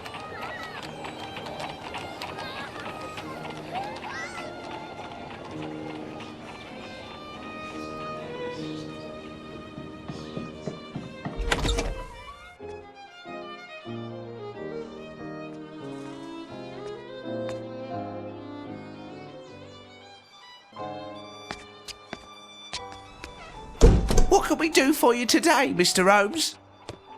Come near, Wiggins.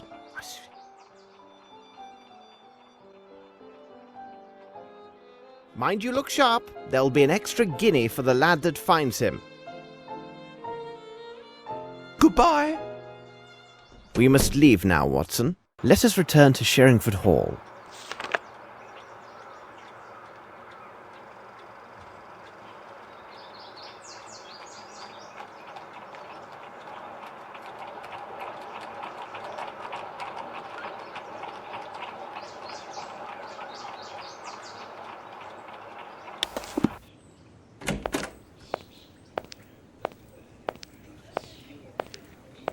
Cabby!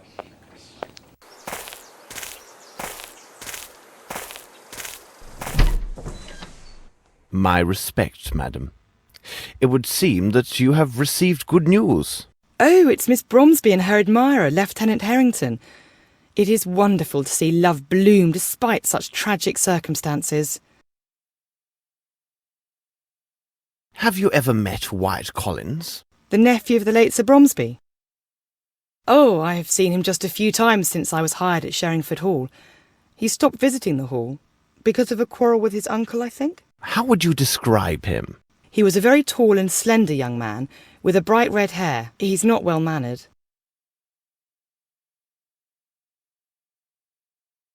Have you seen Inspector Lestrade? He is with Miss Bromsby and Lieutenant Harrington in Sir Bromsby's office. He's waiting for you.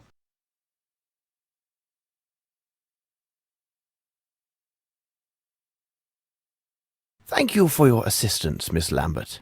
You are surely welcome.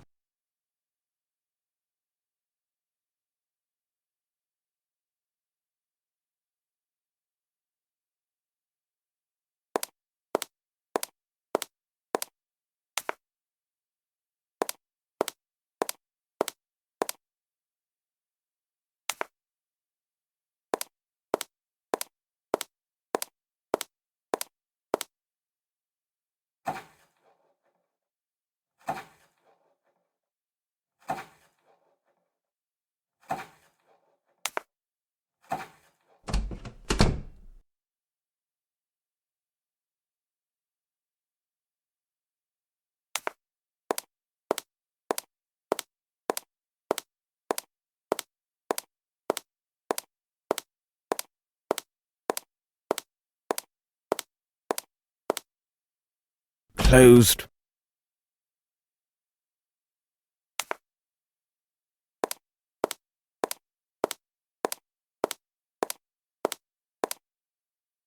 Closed.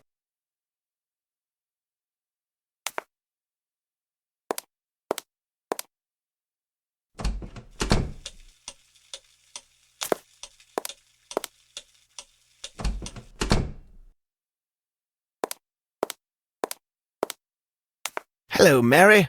Hello, sir. Tell me, Mary, do you remember Wyatt Collins? Oh, he's a black sheep, that one is. He had a bad habit of stealing from the wine cellar at night. Then he was so saucy, he tried to pin it on the staff the next day. Can you imagine that? So you weren't fond of him, on the whole? He spoke ill of everyone. Why, I recall the day our master tossed him howling into the street because a blackguard dared to slander Mr. Grimble.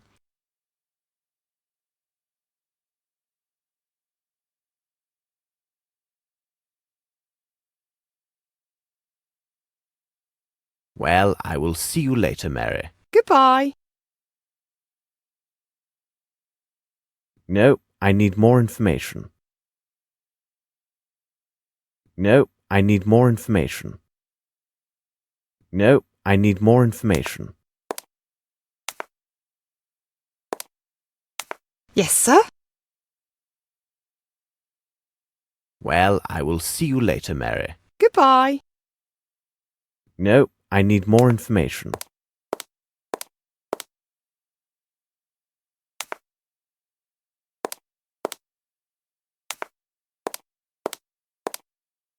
Closed.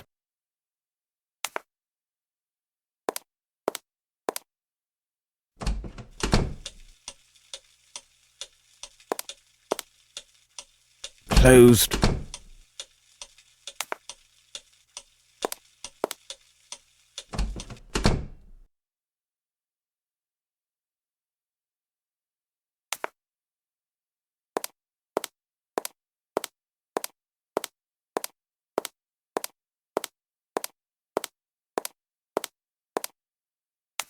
Yes, Mr. Holmes? Thank you for your assistance, Miss Lambert. You are surely welcome.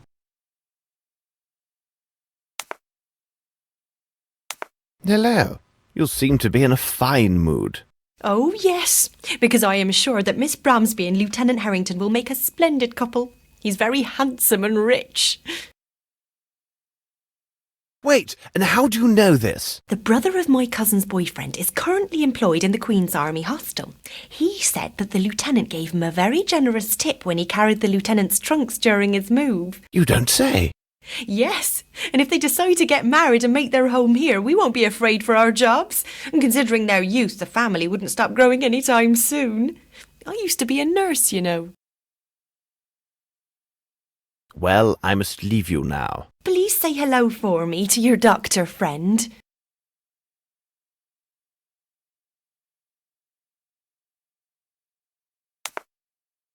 Yes, Mr. Holmes? Thank you for your assistance, Miss Lambert. You are surely welcome.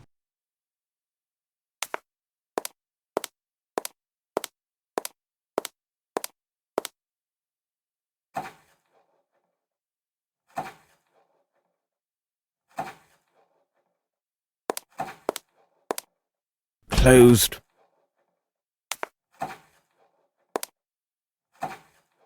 I have nothing.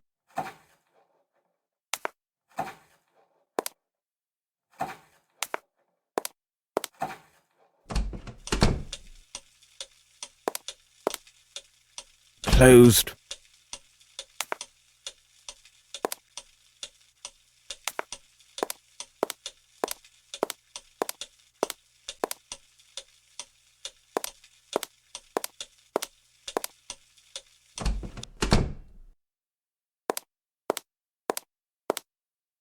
Yes, sir? Well, I will see you later, Mary. Goodbye.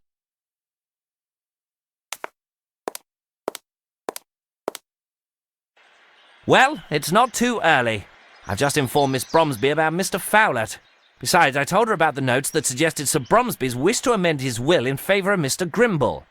According to our solicitors, this new development does complicate the succession. Let's hope Mr. Bromsby's safe contains an official document which will allow us to see things more clearly. I do hope you've discovered the code, because I did not sleep well last night and I'm in no mood for riddles.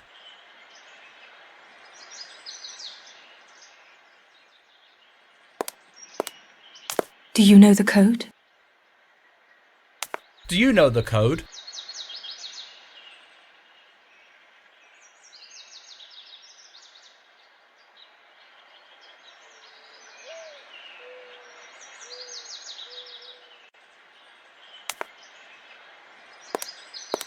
The sequence of numbers found at Fowlett's should help me discover the code.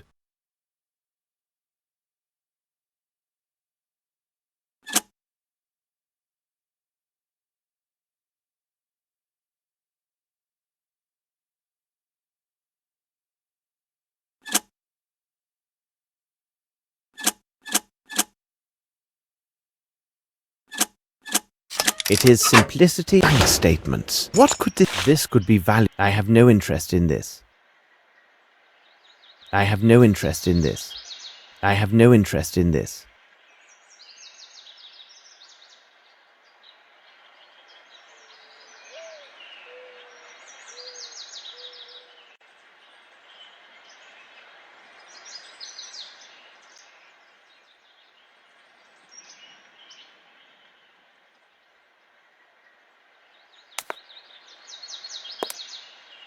I must read these documents.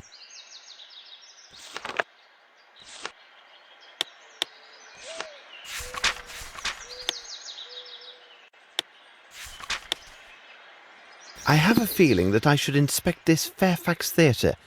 It appears to be Bromsby Enterprises territory now, and Grimble's office should be nearby.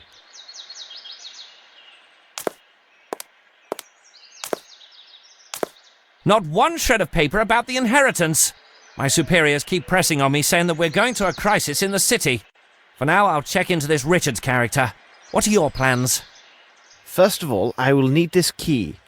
I presume that you have had neither the time nor the opportunity to inform Mr. Grimble about the current state of the investigation. As it is the weekend, could you ask him to come in? Rest assured it will be done. Miss Bromsby, I will ask you for your continued patience. I have given you my word that I would discover the truth, and upon my word, I shall find it. Gentlemen, Watson, we must take our leave.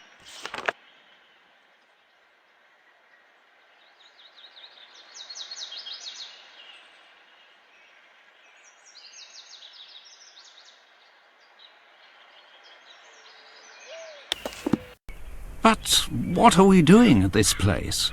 And why did you ask Lestrade to call Herman Grimble to Sherringford Hall? To ensure Grimble would not find us here.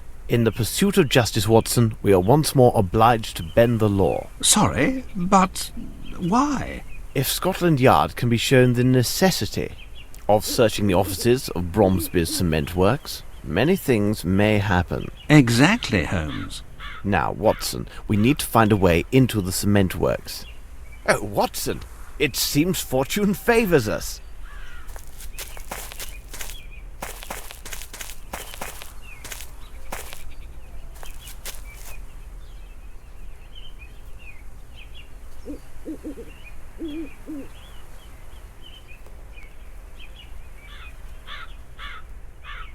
Hello, Mr. Goblet. The last time I saw you, you were filling barrels with motor oil. Well, I'll be jiggered, Mr. Holmes. It is a small world, isn't it? Your days of roaming the docks are long past now, aren't they? Same for me. Tell me, what brings you to these parts? Are you the watchman for this factory? Not official, like. This would be Fat Dub's job. But I take his place on weekends and he checks in on the by and by. Who is regular night watchman? That will be Marty and his dogs. Why, Mr. Holmes? In truth, I'm interested in the recent murder of Sir Bromsby. My investigation convinces me that vital evidence may well lie within this place. Say nothing more. Here's the key for the office. It's the building just to the right after the entrance. The building's in the centre of the workers' cloakrooms. I don't think you'll find much to interest you there. Further in the yard, there's the storehouse for raw materials. Do you also have the key to the former Fairfax Theatre? No, I don't have that key. The only key I know of was given to Mr. Grimble when the building was bought. Mr. Holmes, you must make haste, as Dubbs has not been by for over 2 hours, so I'd expect him in the next quarter hour or so. No need for thanking me. This is small service indeed for all that you've done for me in the past. We will return. I'll wait for you.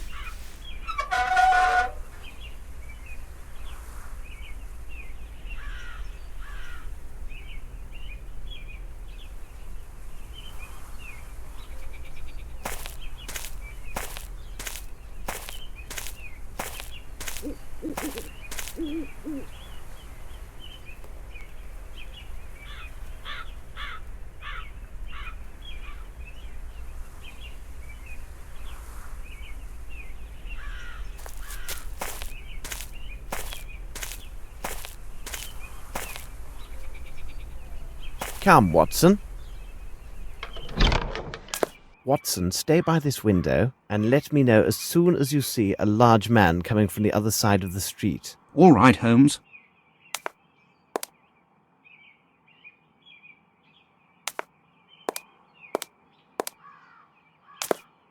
They must have never cleaned here before.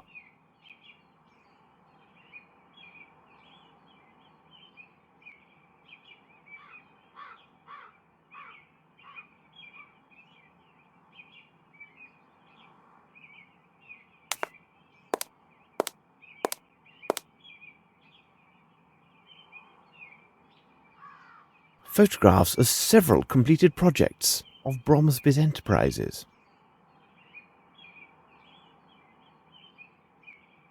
Let's have a closer look.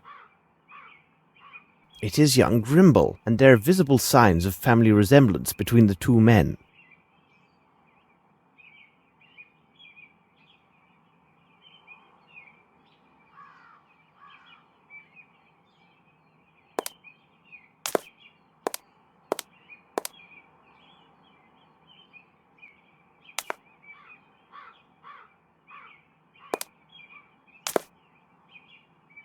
This key reminds me of another.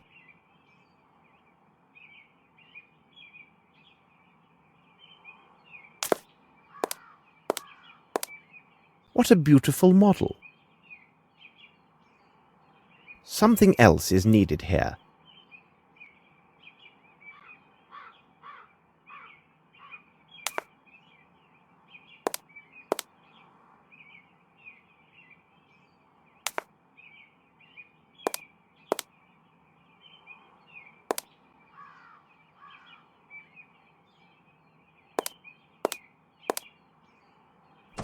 This is a veritable museum. An old souvenir from India.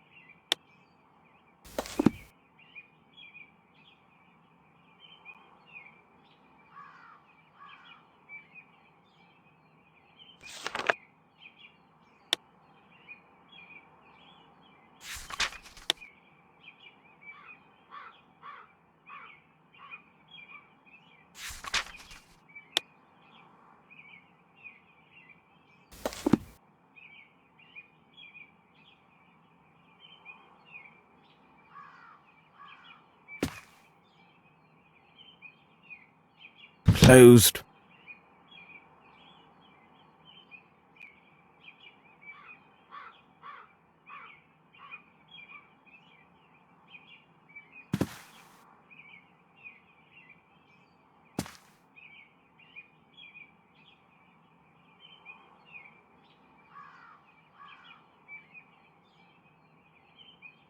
Closed.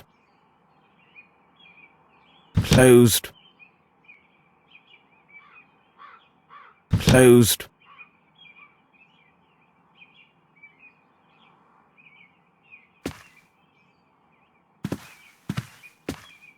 Is there anything under this tiger?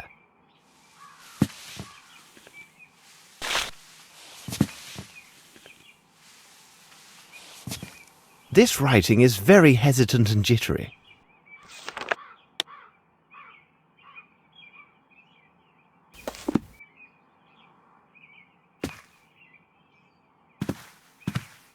I'll examine this statue of Ganesh. A miniature of Bromsby.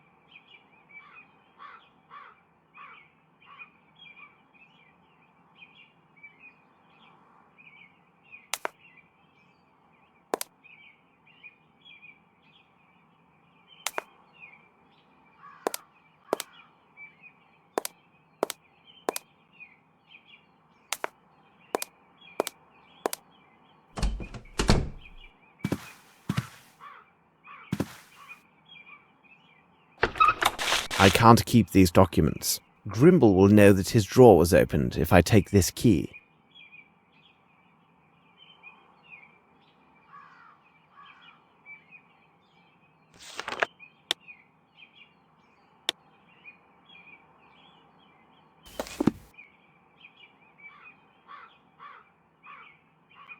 One moment.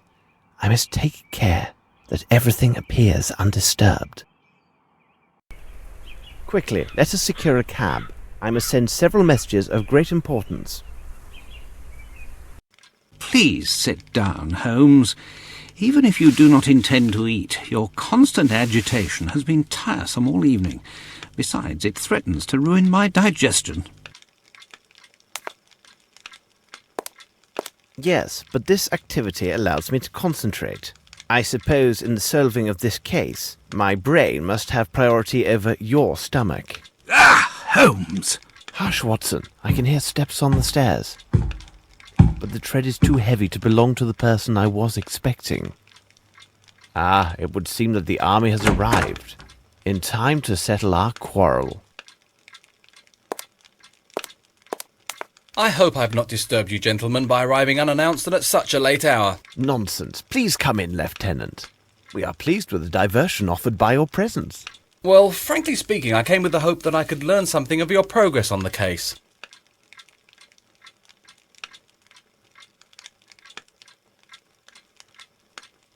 But you must tell me first, what is your interest in this case? Oh, I see. Well, you must understand that, well, to speak plainly, Mr. Holmes, here is my position.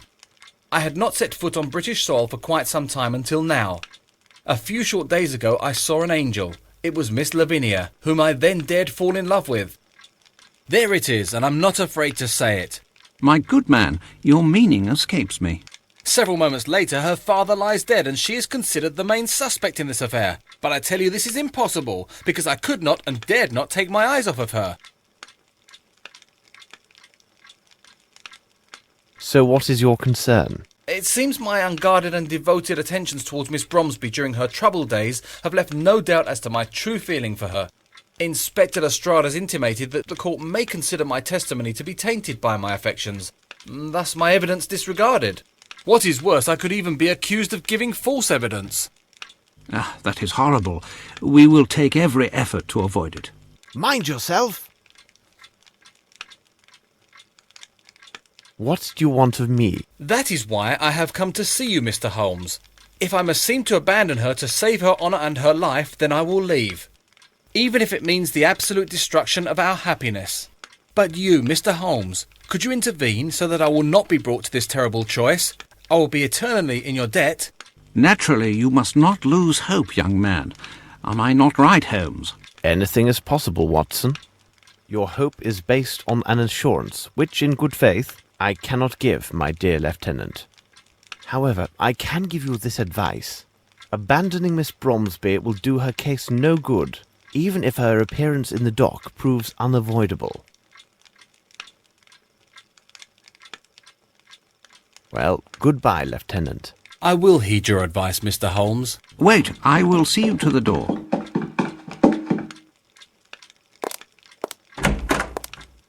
We got him, Mr. Holmes. He was going into the Bromsby cement works. What did you say, Wiggins? The man you're looking for went into the Bromsby cement works, mister, to the rear entrance. It was at night. Stapleton spotted him clear as day. Isn't that right, Stapleton? Here is your money, and your extra guinea as promised. Well earned, lads. Bravo, Stapleton!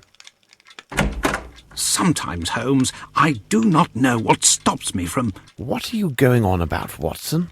You know very well what I am referring to. This brave young soldier is in total despair and broke down in tears in these very rooms. But the great Sherlock Holmes could not give him a farthing of hope or compassion. No, on the contrary, the great Holmes assures him instead that his beloved will likely stand trial, which... We do not have time to argue my methods. My irregulars have just found the mysterious passenger who took the train with a man presumed to be Horace Fowlett on the very night that Fowler was murdered. Our elusive passenger has been traced to the Bromsby cement works. There is not a moment to lose. I must return to that place. Are you with me? The Bromsby cement works? Of course. According to Mr. Goblet, the cement factory will be guarded by a pair of dogs. We need to be very discreet.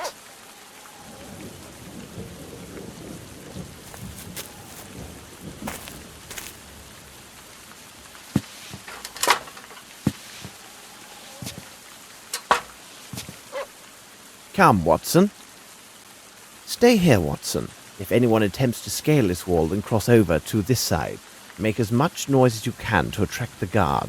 Be careful, Holmes. I must get to the main office and locate the key to the Fairfax Theatre without being noticed by the guard and his dogs. I must stay hidden at all times when I move.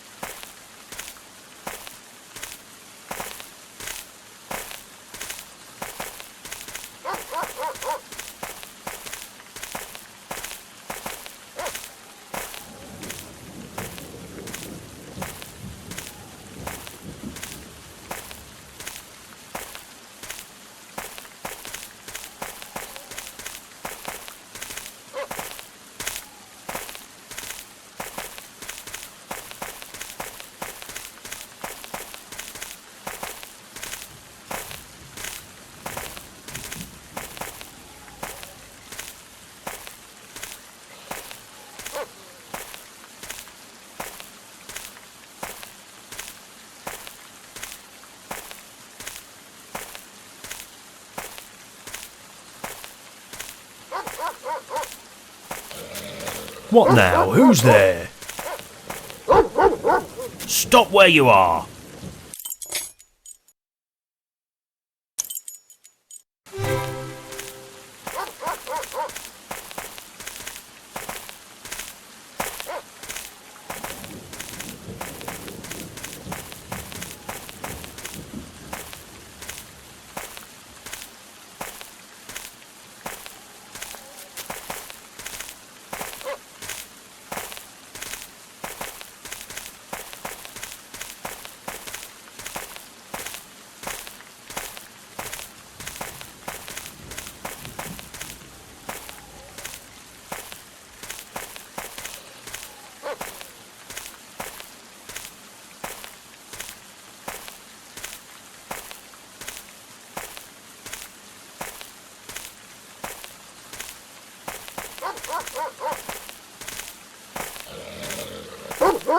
What now? Who's there?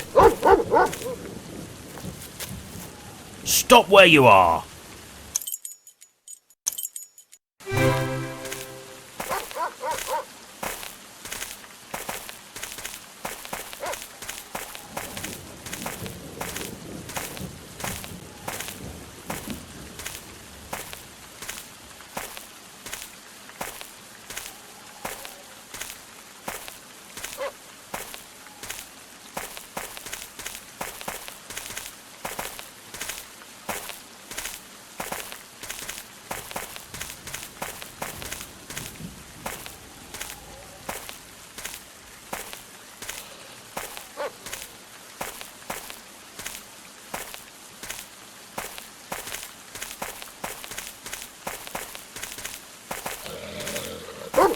What now? Who's there? Stop where you are!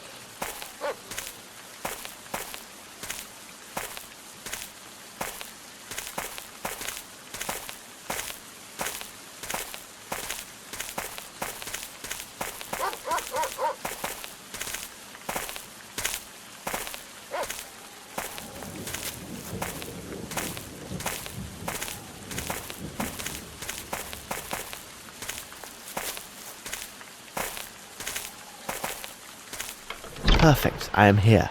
I believe I shall find the key in this office. I must repeat all the steps I took before to get the Fairfax Theatre key in Grimble's desk.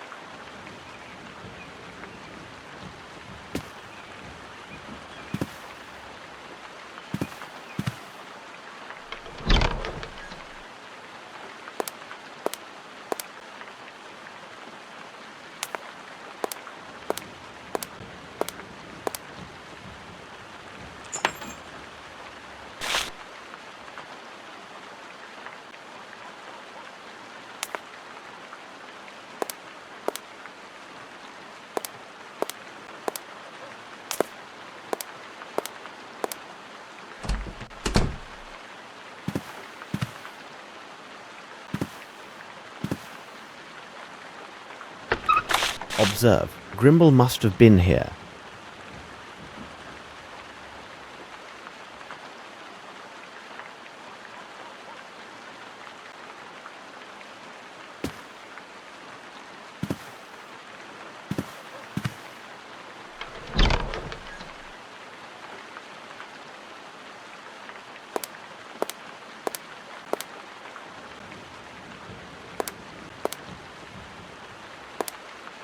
Now I shall travel to the Fairfax Theatre, but I must take care that the guard does not see me.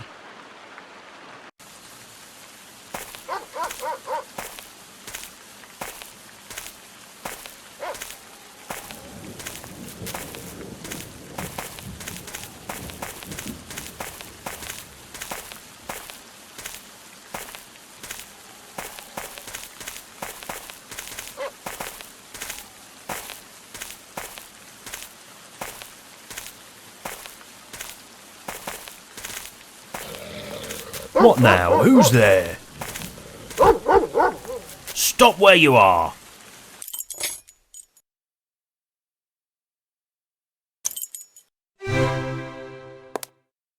Now I shall travel to the Fairfax Theatre.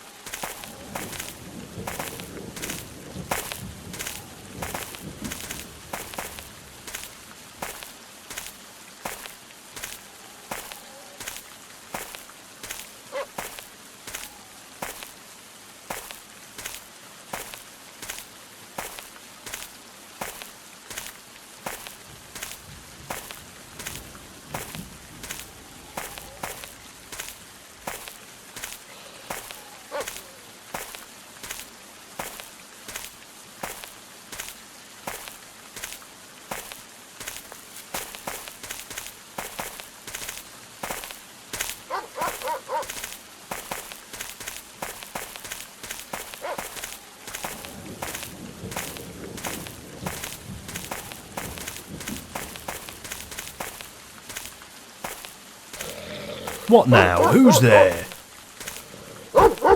Stop where you are!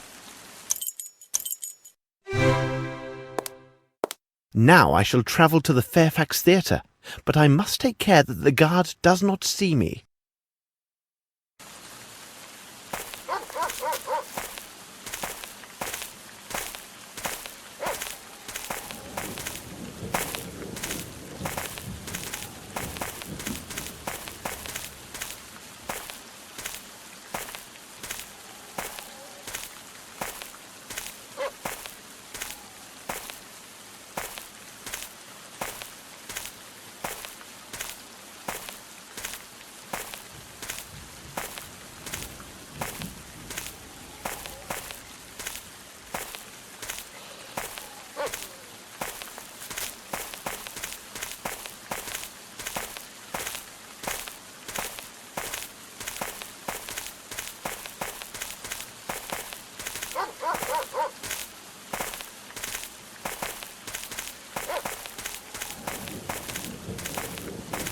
Come, Watson, let us enter.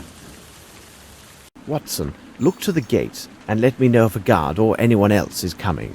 All right, Holmes. My word, I can't see anything.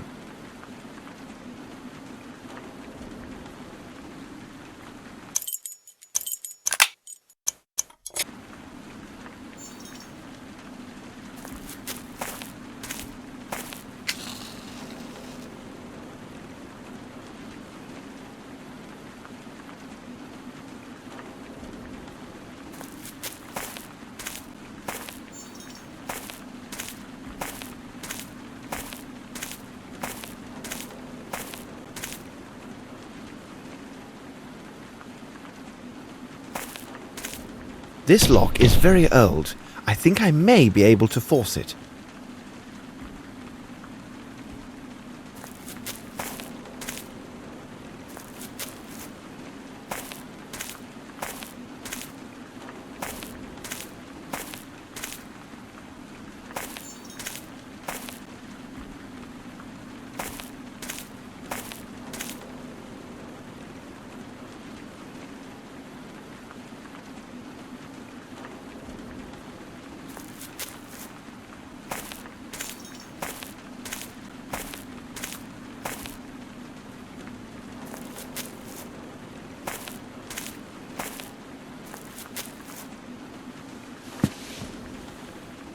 Damp white footsteps. Somebody has been here before us.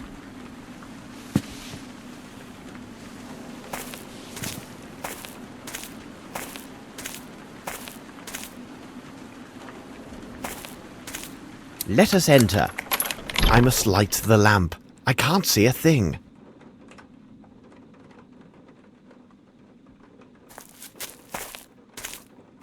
Ah, now I see better.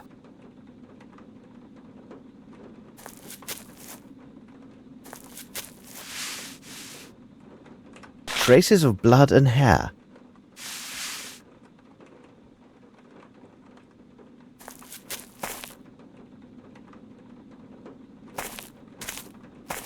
The theatre was transformed into a warehouse when Bromsby bought it. Few traces remain from the old days.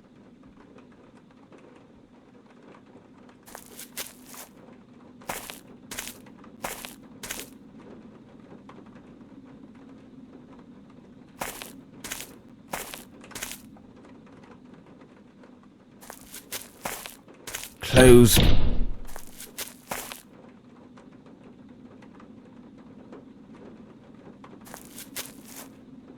Close.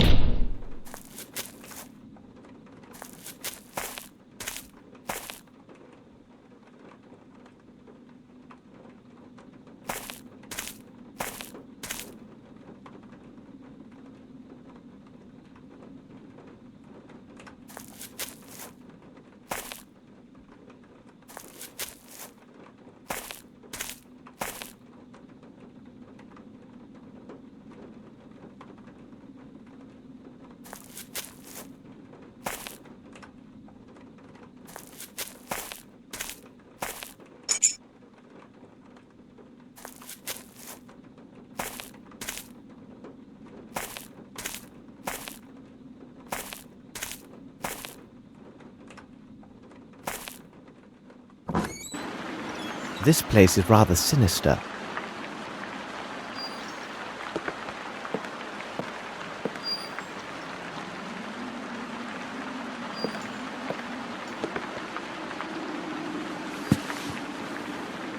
Quicklime! I must take precautions, as this substance is quite dangerous.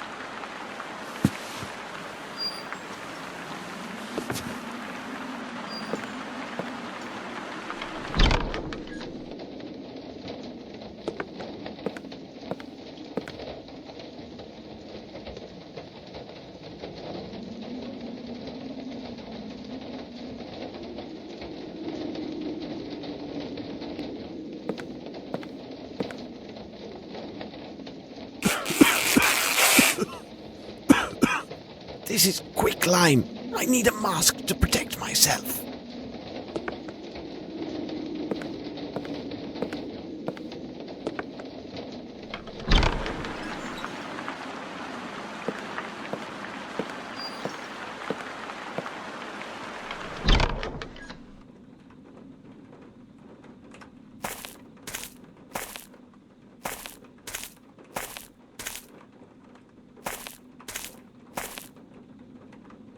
Ah, a clean cloth. I can use it as a mask.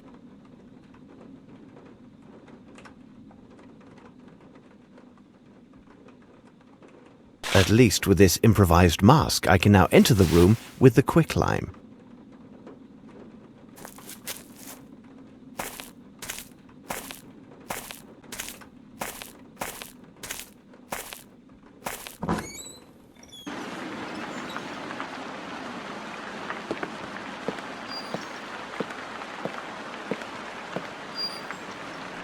We are running out of time.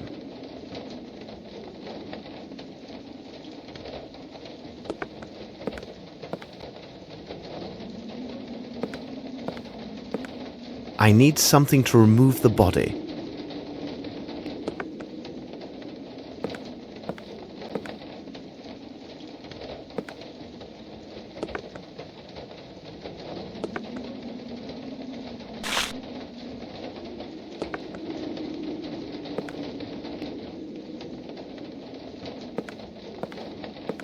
No, I need to find something else.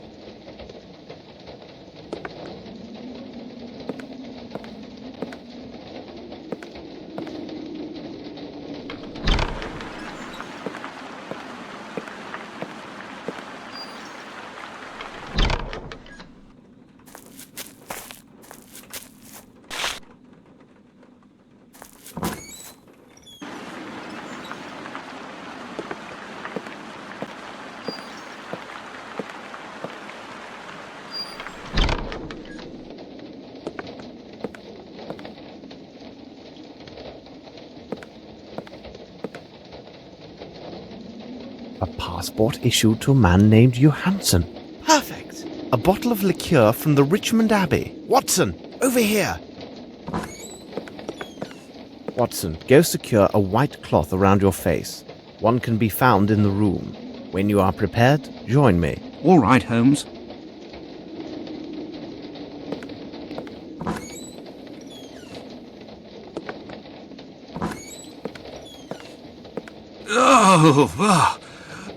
Poor devil.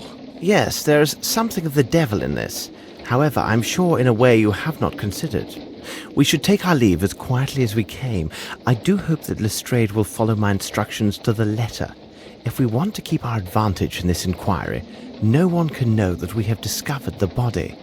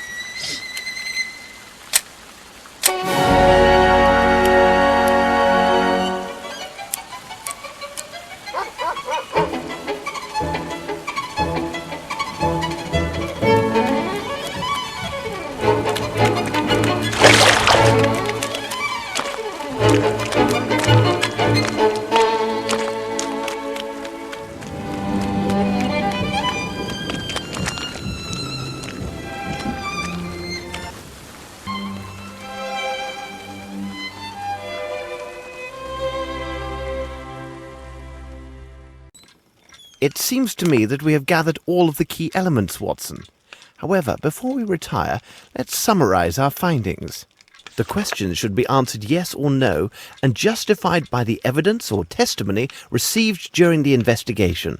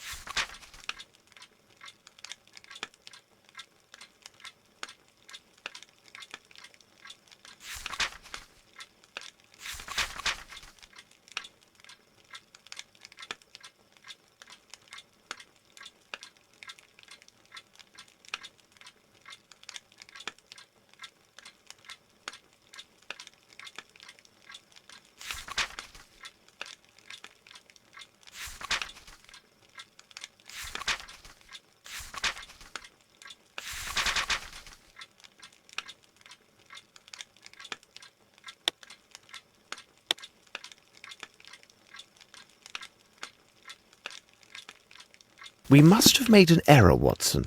Let's check our answers. The questions should be answered yes or no and justified by the evidence or testimony received during the investigation. We must have made the questions should be answered yes or no and justified by the evidence or testimony received during the investigation.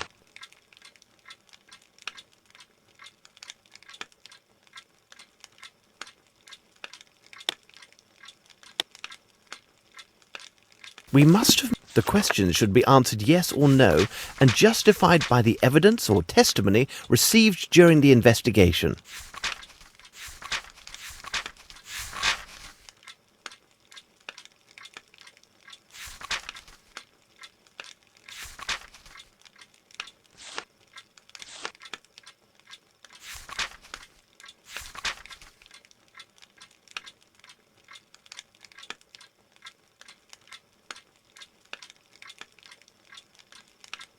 A passport issued to a man named Johansson. Perfect.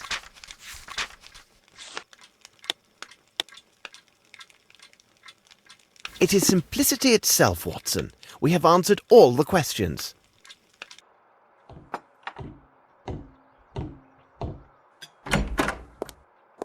Good morning, Holmes. During this long night I got little rest. I cannot forget the terrible face on that poor fellow we found last night. And I won't even mention those unfortunate men we encountered purely through bad luck. You say bad luck, Watson? I think not. Lestrade will have something to say about this point when he arrives. Our dear Mrs. Hudson, she must surely have risen in the middle of the night to prepare such a feast. I presume that you have your notes, Lestrade. Good. Here are mine.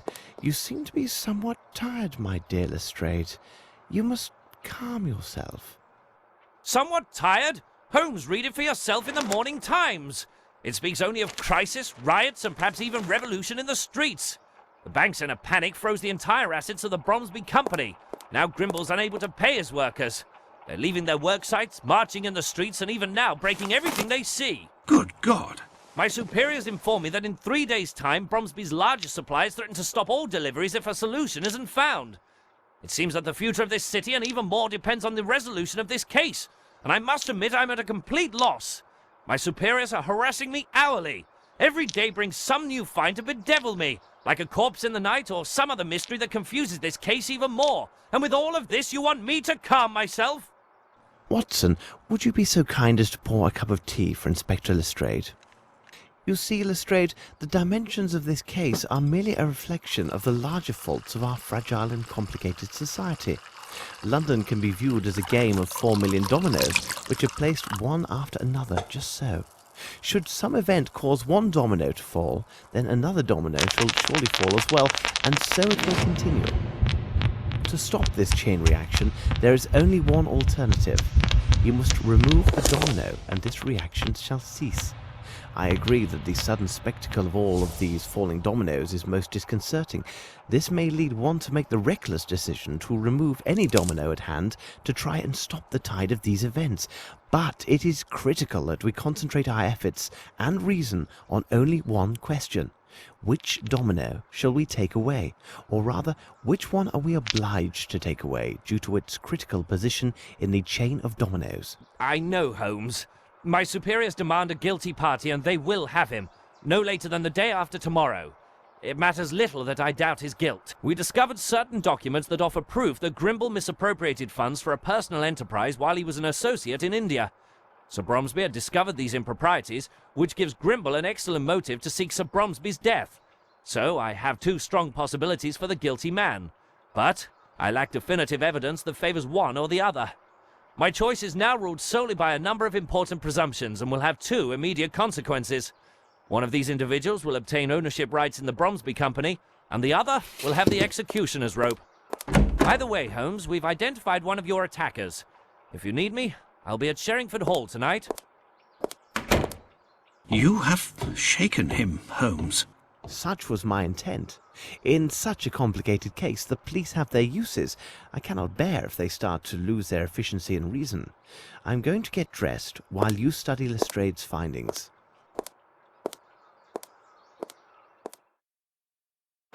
I must read the documents Holmes gave me.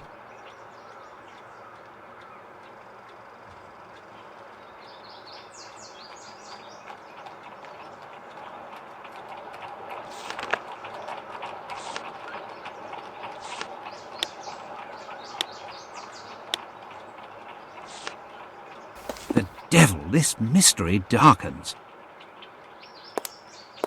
This investigation provides us with a new corpse every day. Come, Watson, you can read that later. It looks like we are in the midst of the Bromsby workers' demonstration.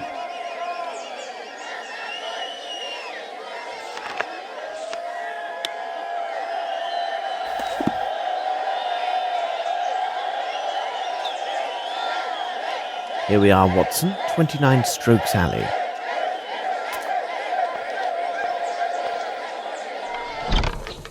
By Jove, if it isn't Sherlock Holmes. Hello, Appleby. You're always nearby when there's a whiff of gunpowder in the air, aren't you? Of course, Mr. Holmes. But what are you doing here? Aren't you working with Inspector Lestrade on the Bromsby investigation? Appleby, I have every reason to believe that the murder of Hunter directly relates to that very case. May I ask you to tell me what you know, and then give me leave to examine the scene? Of course, Mr. Holmes. What are the facts? Last night, between 9 and 9:15, a fellow came for me. I was at the pub, which lies a bit further down the lane. He told me that there was the sound of a shot from this bungalow. When we got here, the door was locked. After the landlady got her key, I opened the door. There I saw the dead man lying on the floor. And here we are. What did you do next? Well, Inspector Gregson is in charge of the case. He's due to arrive today to start the official investigation. At least they've removed the body. Do you have any further details about his death? He was killed by a bullet right through his heart. There was just one shot. At first glance, it appears to have been a small caliber weapon. His landlady told me that he was a common fellow with nothing to remark about, no friends to speak of, not even a lady friend. A lonely soul. He has been staying here for 2 years. The landlady told me he spent most of his time with this flower garden. Indeed, I can't believe that somebody could murder a man because of his hydrangeas. Who has been inside? Only myself and my assistant to help with the removal of the body. The landlady made her identification of the man after he was removed and then left for her sisters. Have you found anything in the room that points to the murderer? For the moment, no. When I entered the first time, the window facing the street was open. I closed it and secured the shutters as well. It is possible to expect anything with those demonstrators in the streets. Does this advance the investigation of the Bromsby case? If you could wait for me here, Watson. Could you open the room for me now, Appleby?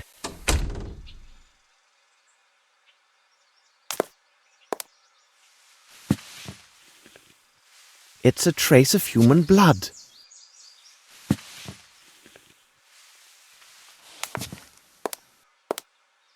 Strange sketches.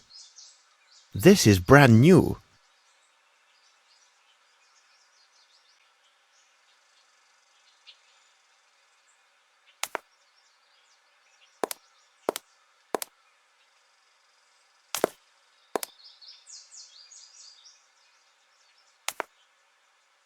This footstep is incomplete. It is larger than a size 8, but smaller than a 12. Someone used this window to leave.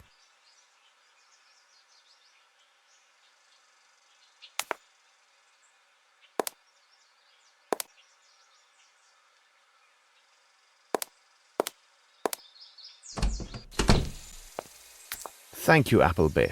I have learnt nothing conclusive. Tell me, Watson, would you mind strolling in the garden to wait for Gregson?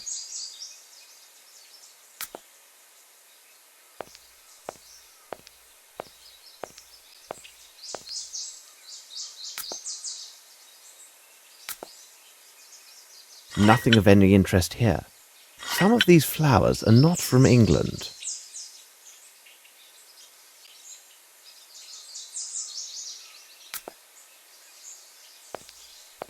What in the name of reason are you looking for, Holmes?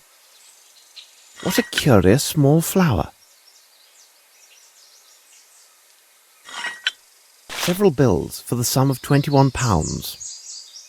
Watson, we need to secure the item that was pawned under this ticket with all due haste. Could you take care of it? We shall meet this evening at Sherringford Hall. All right, Holmes.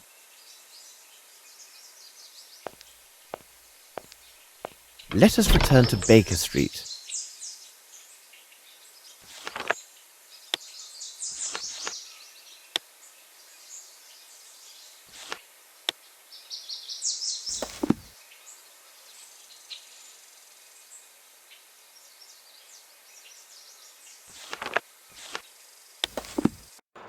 We must learn the identity of the dead man discovered in the cement factory. Let's examine his belongings. A bottle of liqueur from the Richmond Abbey. I must have a book that speaks about this abbey.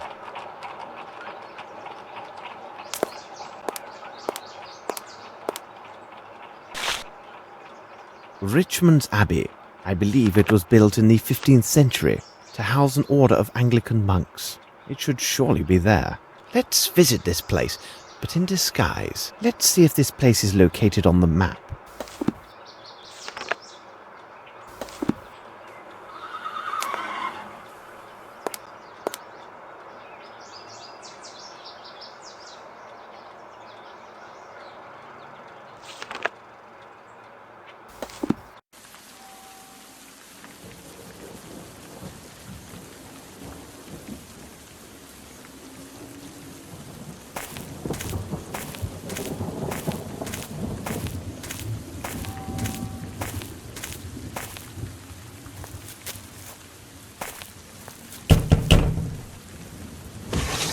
Yes, my son? I am sorry to disturb you, brother, but, well, you see, I have a matter of great importance which led me here, and I am certain that you may be of help. Well, I am looking for my brother. Not a brother like yourself, but rather my brother by birth. He might have joined the order, but I think it is unlikely. You see, he has not always chosen the right path in life. I recently learned that he had had some troubles, and I have been frantic to find him. One of his acquaintances told me that my brother had spoken of Richmond's Abbey. My brother's name is James Little. Perhaps you know of him? If I ask you some questions, would it trouble you? It would at the least help me to learn whether he is here. He is unaware, but recently we received a small inheritance. I think if he were told of this, it would ease his mind and help him put these troubles behind him. This forest is most impressive. It is very large.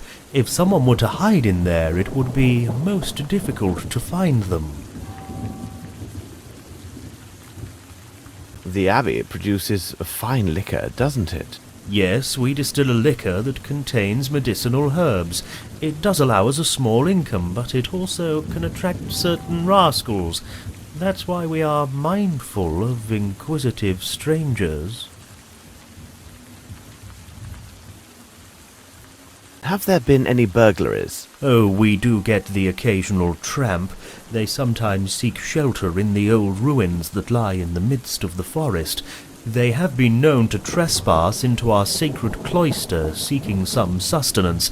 At least, that is always their tale upon discovery. But it is only the liquor that goes missing. Do you know the way to these ruins? Many paths lead there.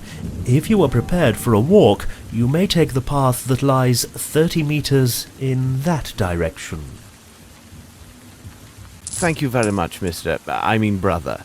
I would not at all be surprised if my brother is discovered to be the architect of your recent thefts, as he may well be hiding within the forest ruins. Sadly, for some time now, he has suffered from an addiction to strong drink. Please allow me to indemnify these losses on my brother's behalf. I am afraid it will have to come from his share of the inheritance. Goodbye. Good luck, my brother.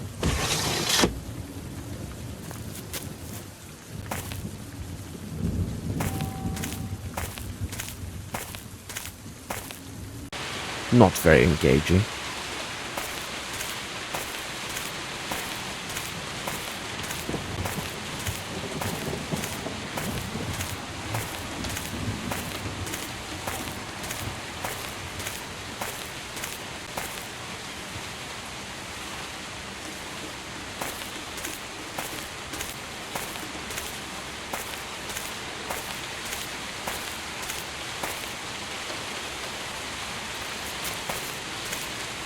What can it be?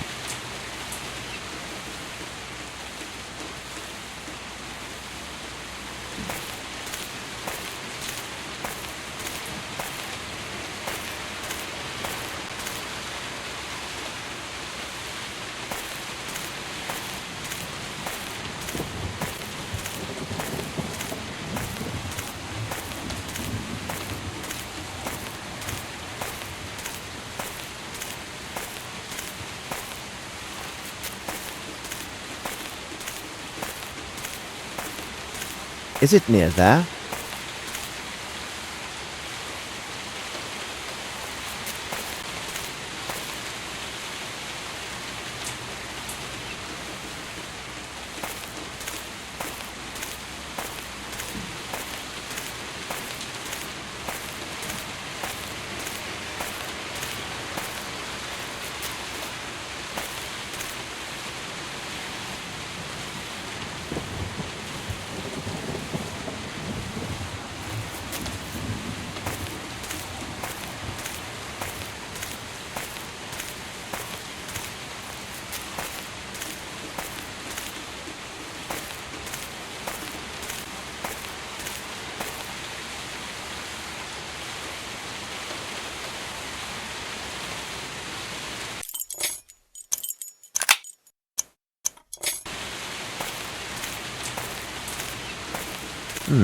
I smell smoke.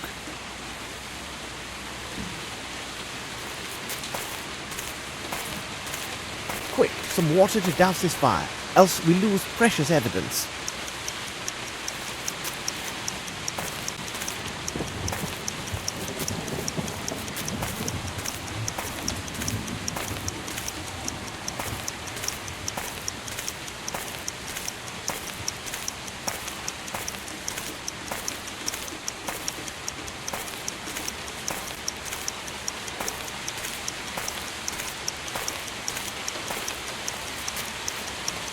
And now, quickly, I must find some water.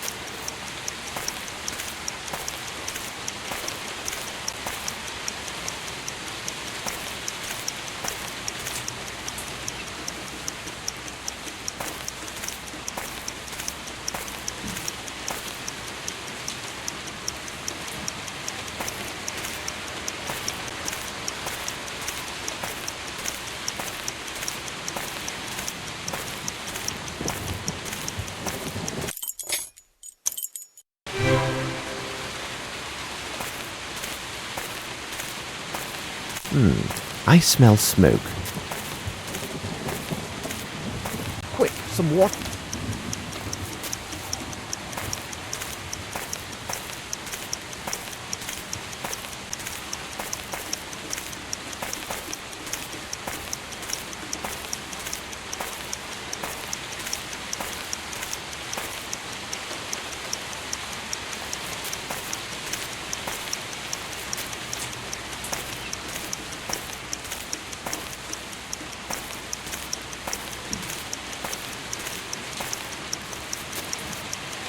And now, quickly, I must find some water.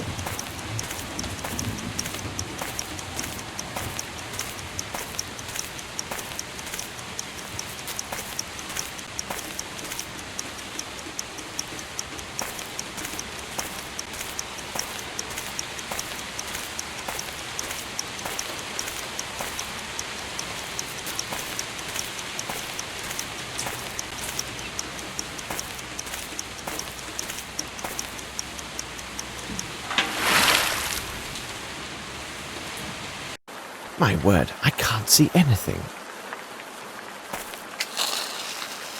Ah, now I see better. This is ink. It is not English, and it fell on the floor maybe 2-3 days ago.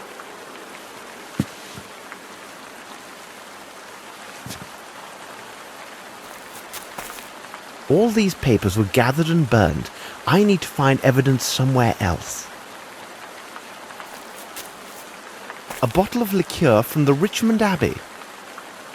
Someone has slept here.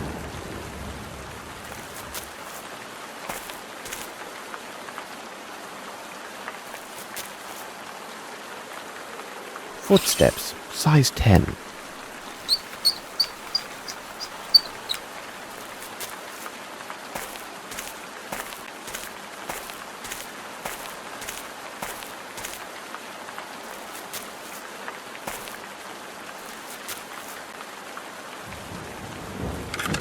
I was positive. Very. These letters are faded and illegible. I should leave this forest and join Watson at Sherringford Hall. This ink is not made in England.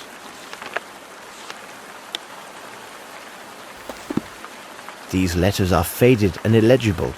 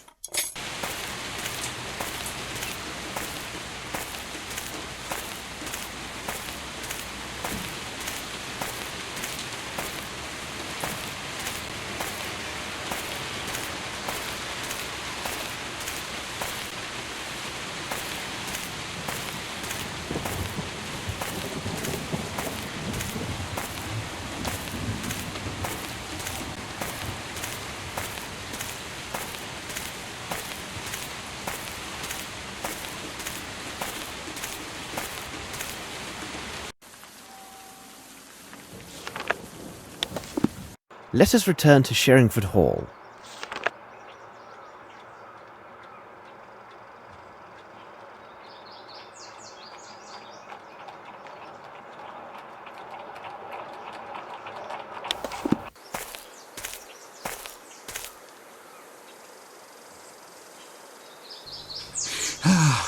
Oh, Dr. Watson, beg pardon for imposing on you, but I must get a message to Inspector Lestrade, and...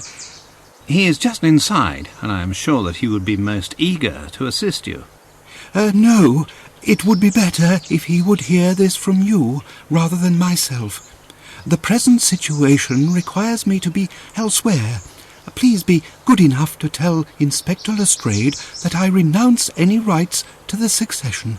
Also, I will not be at my offices. I would not wish him to waste time looking for me there. Goodbye, and I thank you for your kind assistance, Dr. Watson.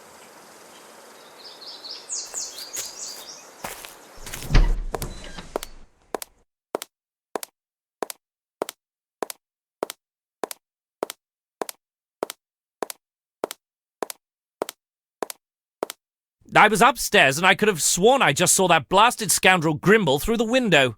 Yes, you are right. But you have no chance of catching him now. He has run away as if the very devil himself were after him. It is not the devil that's after him, but myself. He would fare better if it were the devil on his trail. He gave me a message for you, Lestrade. He said he renounces any rights to the succession. What do you say? This is astonishing news. This will not prevent me from finding him. I want to know how it so happens that a dead man is found in a building to which only Grimble is known to possess the keys. By the way, where is our great detective? Oh, here he comes now. Hello, gentlemen. What were you discussing? Grimble has renounced all possible rights to the succession of Bromsby Enterprises. But that does nothing to alter the fact that he is the ideal guilty party. Sir Bromsby had very important news that he intended to announce on the day of his death. What if this surprise news was the ouster of Grimble and Bromsby's intent to name his own daughter to succeed him? Do you think something otherwise, Holmes? No, it is nothing. May I ask you a question, Lestrade? Would it be possible to keep this new information about Grimble from Miss Bromsby, but for a few days? It's a deuced odd request, but I presume that you must have your reasons. I will do my best to keep this information private till the day after tomorrow. Thank you, Lestrade. By the way, I would like to speak with Miss Bromsby. Where can I find her? I do believe she's with her faithful knight in her sitting room. This gentleman never, so to speak, leaves her side. If this story spares them any further pain, no doubt they will soon be renowned as the most beautiful couple in London. I am trying not to think about it, but my heart feels heavy that I may have been an instrument of their sorrow. By the way, my brother Mycroft has answered one of my letters, and his information seems to be most interesting. You can look at it if you would like. I have had a copy made for you.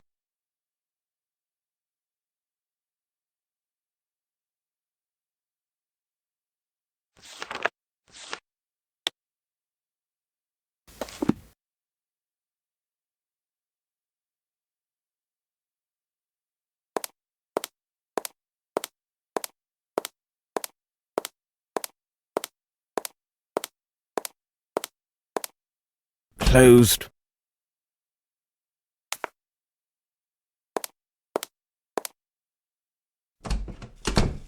I hear laughter coming from the powder room.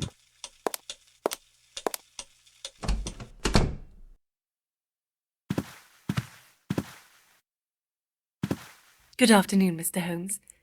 James has just been showing me the photographs from his hunts. Oh, but I wasn't the only hunter. My respects, Miss Bromsby. Hello, Lieutenant. If I could have a look.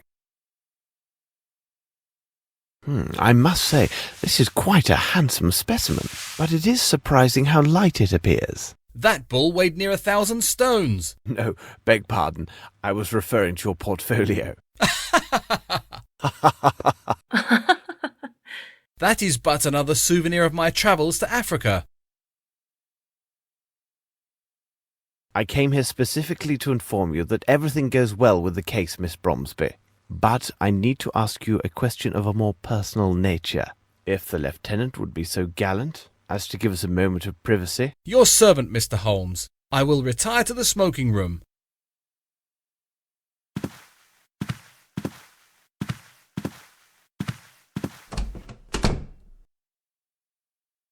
Does this photograph belong to you?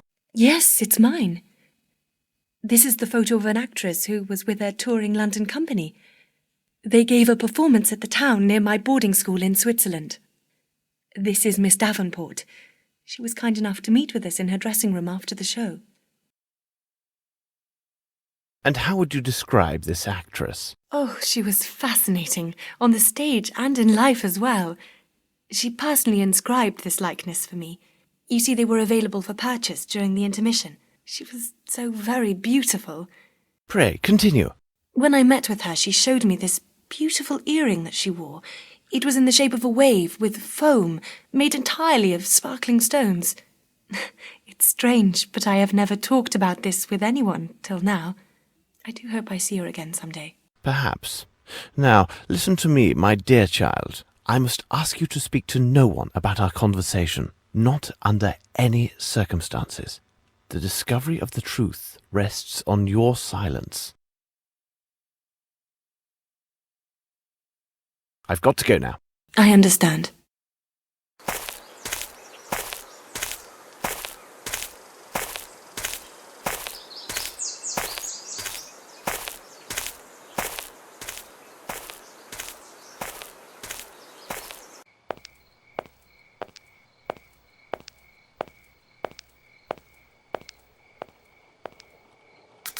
This lieutenant seems a very commendable person. Miss Lavinia is fortunate to have him near. Lestrade was saying that he has found more evidence of Grimble's trail. The corpse we found at the cement factory may well have been an accomplice and the true murderer of Sir Bromsby. Grimble could have easily obtained an invitation for him to the reception. Then, some time after the deed was done, Grimble eliminated his accomplice to prevent his speaking. Or perhaps not. Whatever are you musing about, Holmes? Holmes? What is it, Watson? Blast it, Holmes! You haven't heard a word that I have said. It is of no consequence. Tell me, have you had the opportunity to redeem the item with the receipt we found at Hunter's? Oh, yes, it was a simple matter. In order to get the best price, Hunter agreed to redeem the item within 2 days' time. Look, these appear to be real diamonds.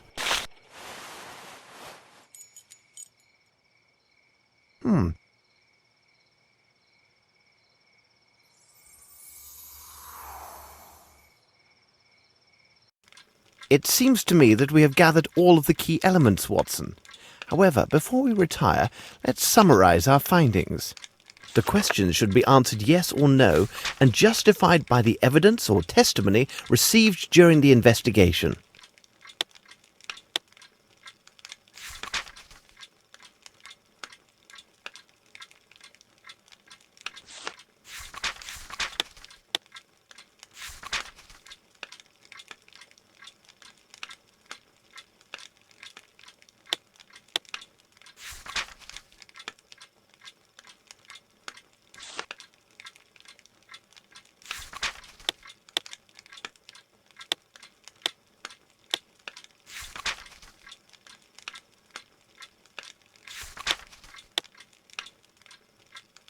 It is simplicity itself, Watson. We have answered all the questions.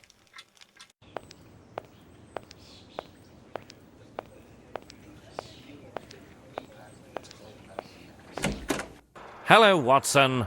Good morning, Lestrade. You are an early riser. Good morning, Lestrade. You look really tired. You must have had a lengthy meeting with the minister. But hold on. How on earth could you know that, Holmes? I can read you like an open book. I jest with you, gentlemen. It's not the proper time for jesting, Holmes. But upon my word, how did you find out about the minister?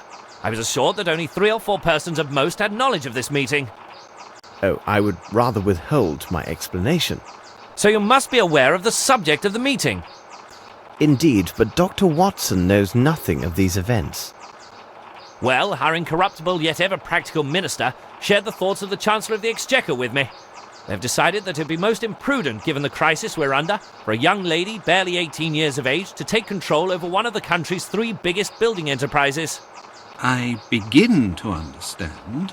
But according to the minister, despite his bad habits due to the lack of consideration for his partner, Grimble is the only individual that the council has faith in to reverse the current state of the Bromsby holdings. It was further explained to me that if there is a choice to make in the direction of my investigation, and lacking any new evidence to the contrary, I must take these concerns into account. this is outrageous. And you, Lestrade, what are your personal thoughts on the matter? I really can't say, Holmes. The prospect offered by Grimble seems so attractive. He had credible motive to murder Bromsby and then foul it. In addition, he was the only individual with apparent access to the shed at the cement factory where we discovered the corpse of his presumed accomplice. However, the only gadfly to this theory is his statement to Dr. Watson when he clearly renounced all rights of succession. That is an item of singular curiosity. It is difficult for me to believe that a man who could plan and execute 2 or 3 murders with such cool presence of mind would give up an opportunity of this magnitude so easily. I also have spent sufficient time at Sherringford Hall to have a high opinion of Lieutenant Harrington. I agree with you. This young man, by all accounts, has an unimpeachable character. I have no evidence to cast doubt on the truthfulness of his testimony. We reconstructed the crime, and it was evident from where he stood he could easily see Miss Bromsby despite the crowd. Really, Holmes, I'm not a man who would hand over an innocent girl to the executioner, even should it cost me my career.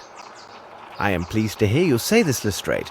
By the way, Lestrade, have you any knowledge of the place known as Aston's Theatre?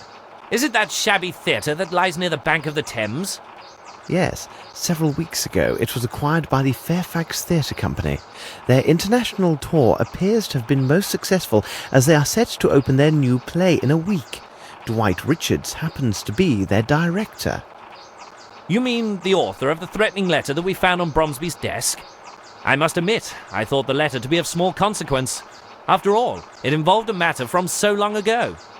Sometimes old wounds are the most painful. In fact, we are leaving for Aston's right now. I know that you're quite busy, but if you feel like joining us, meet us at noon.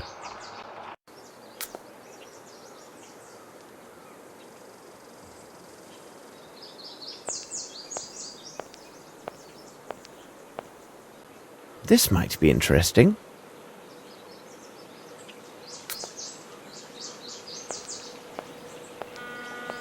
Aston's Theatre. Here we are.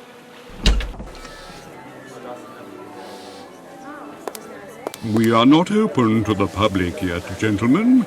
Oh, bless my soul. I can hardly believe my eyes. It is the young Sherlock Holmes, isn't it? Watson, allow me to present Philotomy Kirby, who in his day was one of the last great hopes of the popular stage. He also took great pains to advance my comprehension of the many subtleties of the theatrical arts. So he can still prattle away. Don't listen to him. This is the most talented student I've ever met, upon my word, as an actor. But those days are past. So, am I speaking to the former actor or the world-renowned detective today? Tell me, what you know about the Fairfax Theatre Troupe? 2 months ago, they returned from an international tour. Richards, their director, had managed to secure the necessary funds to buy back Aston's. It seems he had finally resolved his troubles. He was in some kind of trouble. Oh, it's always the same with those tours abroad. Your star actress marries an emir. Another time the entire troupe has their luggage stolen. Anything is possible, and whatever occurs is usually nothing good. But who would have imagined such a tragedy? What tragedy? Their last tour started about 3 years ago. At that time, the troupe was housed at the Fairfax Theatre. But a series of failures forced the owners to sell it at a substantial loss. The owners were 3 individuals: Dwight Richards, their current director, Miss Davenport, their star actress and the mistress of Richards, and lastly, a young actor, costumier, make-up man called Jeffries. They decided, after the sale, to launch an international tour in order to raise funds. Their success was assured? Yes, the fame of English theatre is worldwide. During their travels, Jeffreys and Miss Davenport developed a close relationship, which was much to the regret of the hot-headed Richards. He is a gypsy by birth. No one can be more possessive and quick-tempered than a gypsy. Pray continue. In short, a dark tragedy occurred in a village in Latin America, located not far from the Amazon. One evening, after their performance, someone noticed that Miss Davenport and Jeffreys had gone missing. The local authorities were notified, and the alarm was raised. And Richards? Richards was implicated in some manner, it seems to me. However, there was no proof of his involvement, and no bodies were ever found. What a strange case. If you need more details, you should ask the actors. As you may observe, they are rarely able to hold their tongues.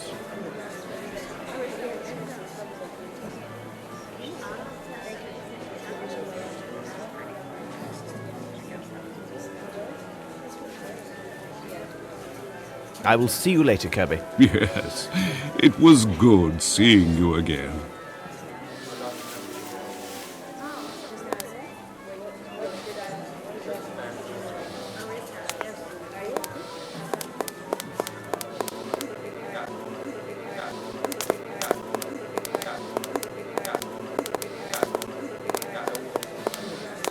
Hello, young man. What are you looking at? Oh, I'm sorry. You startled me. I'm looking at her. Her. Are you from the press? Of course you are. You must be here to interview her. Ah, the play is wonderful, and Miss Caroline will surely shine. If only my father could have seen this day. Your father? Yes, I am Bruce Aston, and my father was Clyde Aston, the former owner of the theatre. It may have fallen into some disrepair, but during its time it was well loved by so many. A host of young actors debuted on that venerated stage. Why, it was at this very spot where Mr. Richards first met Miss Davenport. Have you ever heard of the Fairfax Theatre? It is the theatre which was demolished. It seems to me that it had been owned by Mr. Richards, together with Miss Davenport and a friend of theirs. They left on an extended tour, but I think it went badly for them. After his return, Mr. Richards bought the theatre back from the bank, and I do hope his good fortune will continue. Well, we can hope. With the talented Miss Caroline, I think anything is possible, and the building is still solid and comfortable. Though the bank took over the theatre, they left the keys. From time to time, I would do what I could to tidy up a bit or see to a broken window. Are you a part of the troupe? Yes. When Mr. Richards noticed how I had worked to keep the place up, he hired me. I helped Mr. Kirby a little, and also Mr. Trumpet backstage.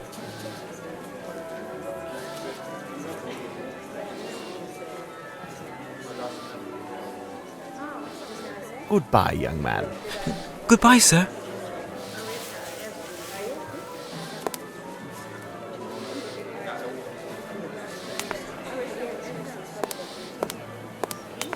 Excuse me, may I ask you some questions? Naturally, I'm listening to you.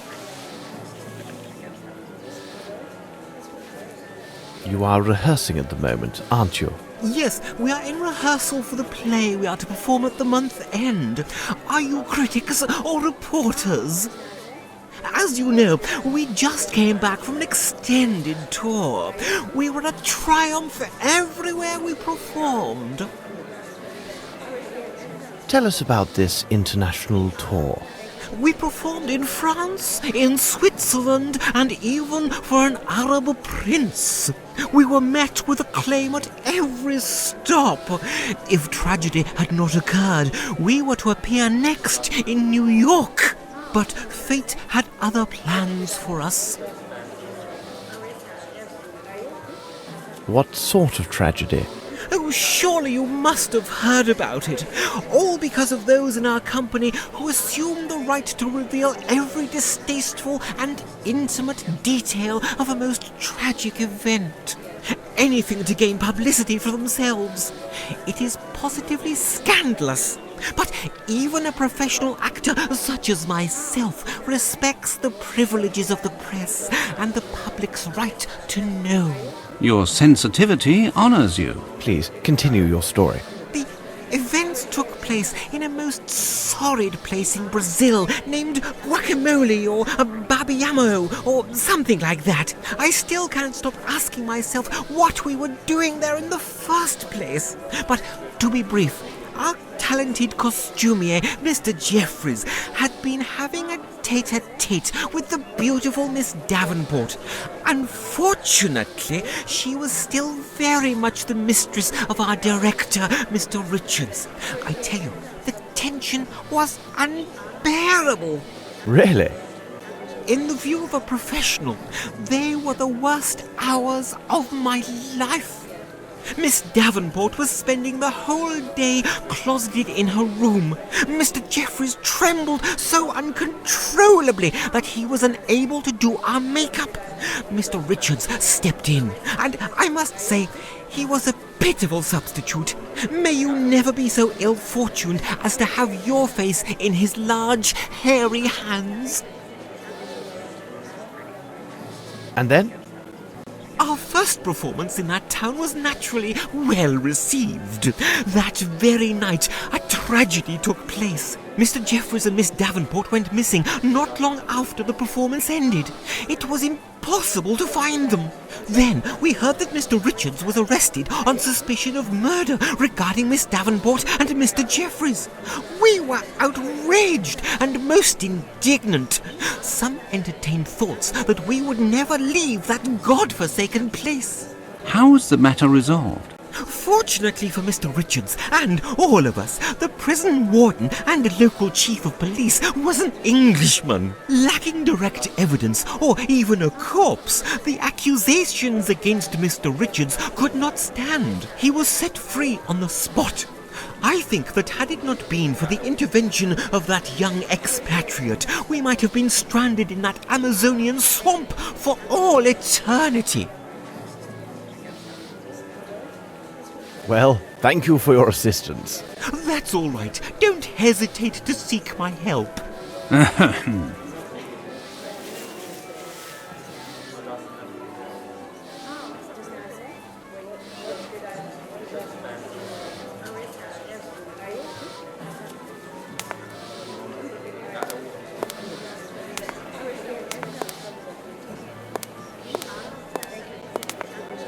Don't listen to that milk toast.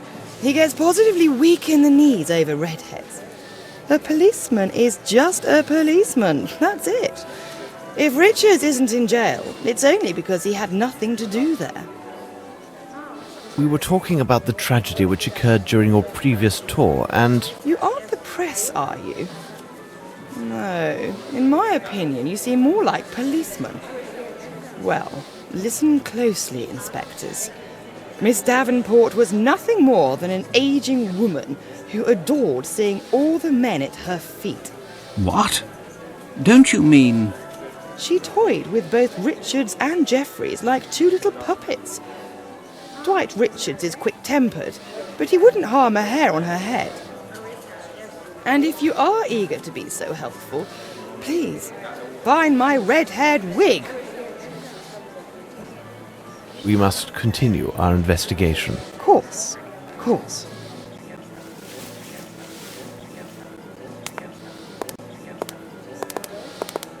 Hello, miss. I'm sorry for disturbing you. Oh, you are welcome. Are you rehearsing the new play? Yes, we are hard at work. Excuse me, did I just hear Mr. Kirby calling you Holmes? Is it really possible that you were the great detective, Sherlock Holmes, and you were Dr. Watson?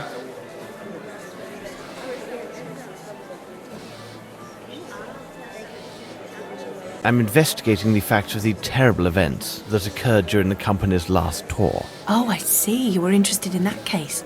It's still a complete mystery, even for those who were there.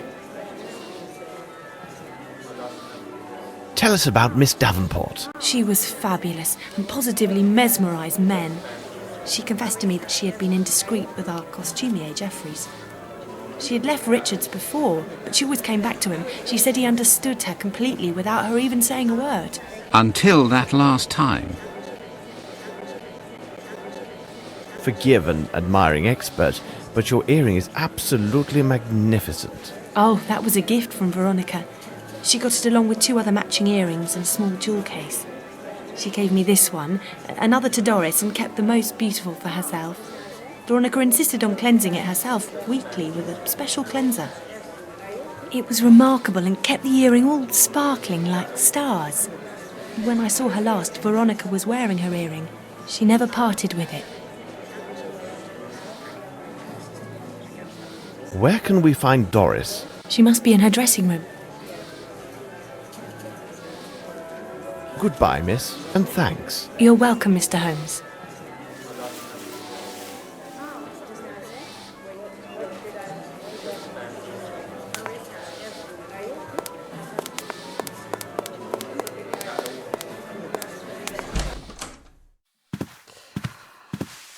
Pardon? Why can people not allow actors their peace and quiet? They walk through here as if it were a common thoroughfare. Nothing strange about that. They still haven't bothered to change the locks. Anyone can enter at will and abuse me. Me, who in the 50s, I was rather good actually. Did you see me? With the best, me. And they just treat me, and oh. Are you rehearsing? Everyone has his own technique. Cheers. Miss Small told you about your earring. Would you mind showing it to us? It can't be sold. Do you think that actors have no heart? I would prefer dying of thirst than parting with it. My friend, my best friend Veronica, who I love like my own daughter, she gave it to me. My little Veronica. She... Veronica...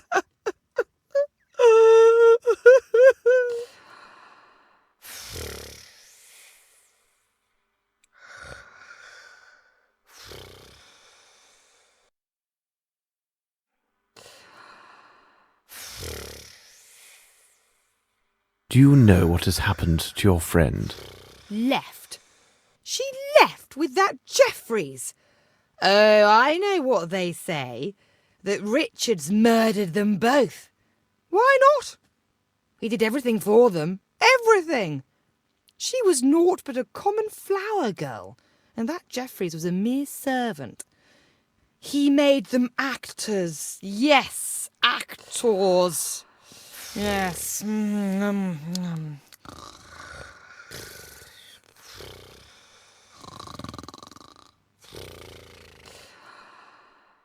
We'd better leave you to your Out! I need to concentrate.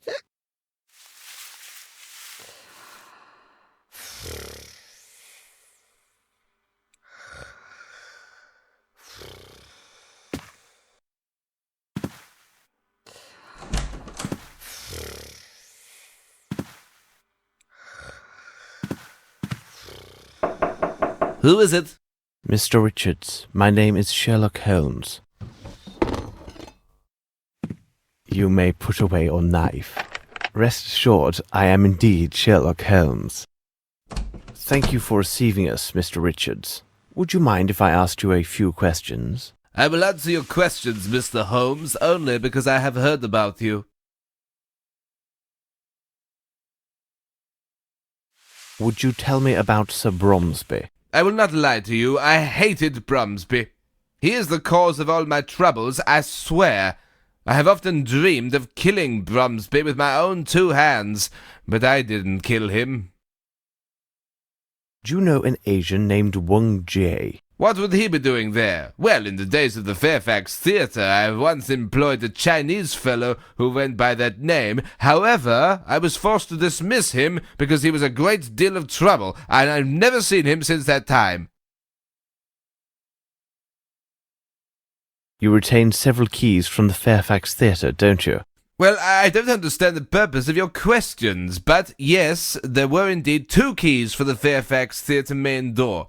When the bank took possession, we gave only one of them to Bromsby's assistant. When asked, we lied and said there was only 1 key.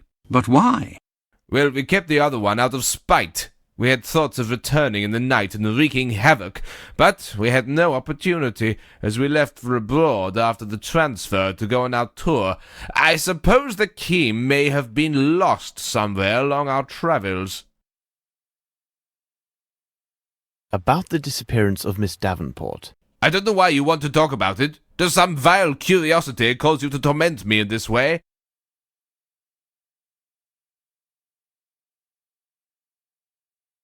About the disappearance of Miss Davenport. I don't know why you want to talk about it. Does some vile curiosity cause you to torment me in this way? Thank you, Mr. Richards. It is nothing, Mr. Holmes. I should reveal one of my hints.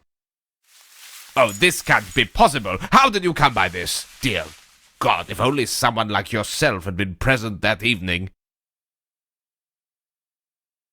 Please tell us what's happened. That night, after the performance, I left to stroll alone along the river bank. The next morning I had barely returned when I was seized by 2 local policemen and led to a prison cell for interrogation. Why? When I got there, an Englishman, the local chief of police, told me that a deserted boat had been discovered along the opposite bank of the river. Inside the boat, they found a star covered with blood. It belonged to Veronica, who had vanished, along with my other partner, Jeffries. And then what happened? No one could prove my innocence, but they also found no proof of my complicity in these events, nor had they found any bodies. Tell us a little more about your partners. I had met Jeffries while on tour. He was just a young tramp drunkard. Whatever my feelings were then, I feel no pity for him now. He betrayed me. But it wasn't the same with Veronica. I fear the pain caused by these events will forever haunt me.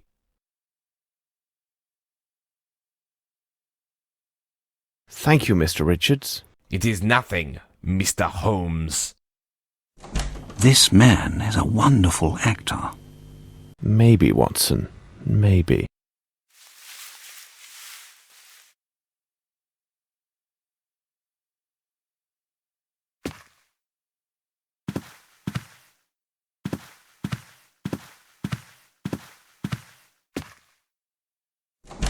What chaos!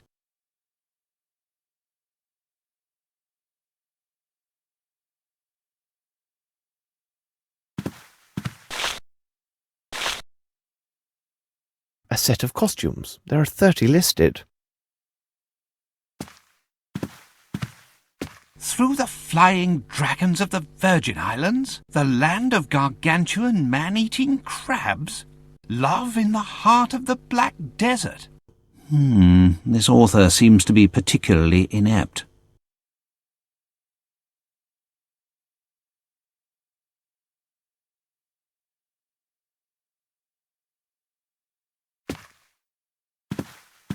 But I count only 29.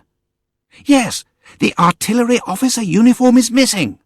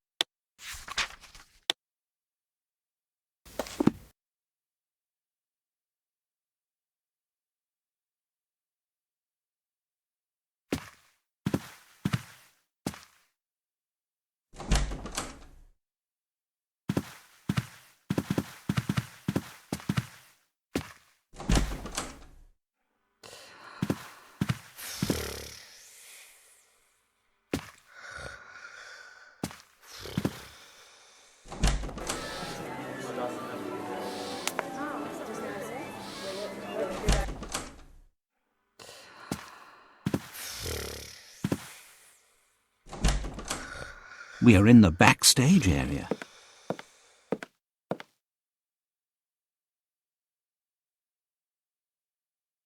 May I ask you a few questions? It all depends on what you're asking.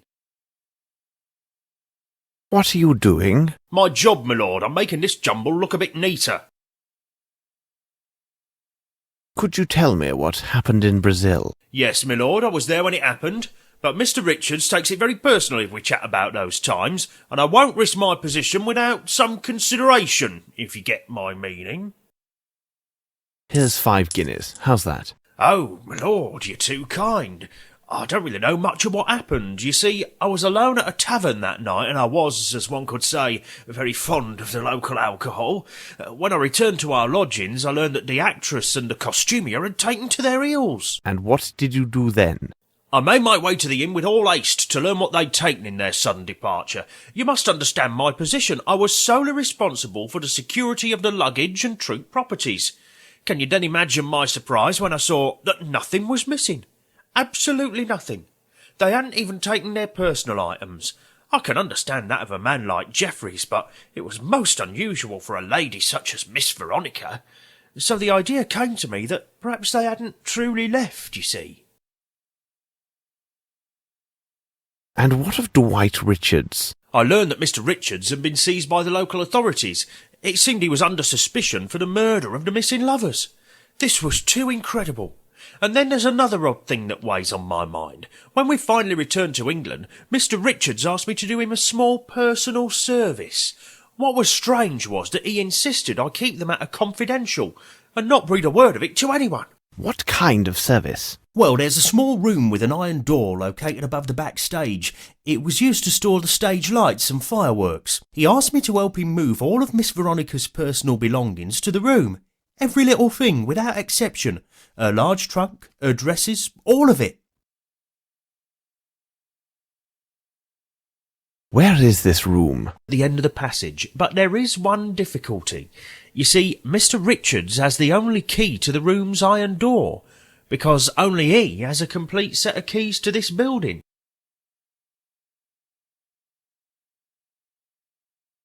Goodbye, my friend. My respects, my lord.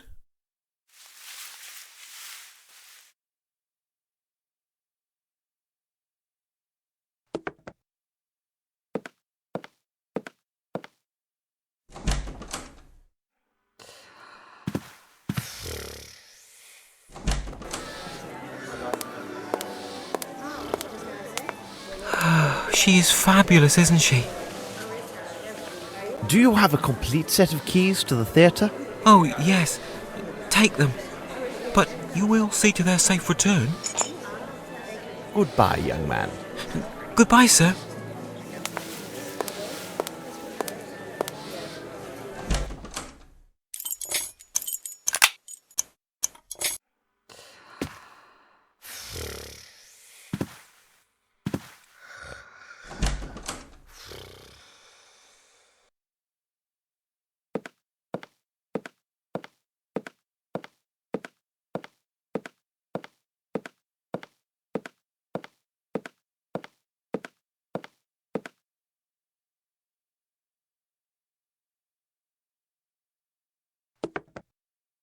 Watson, stay there and inform me if Richards arrives.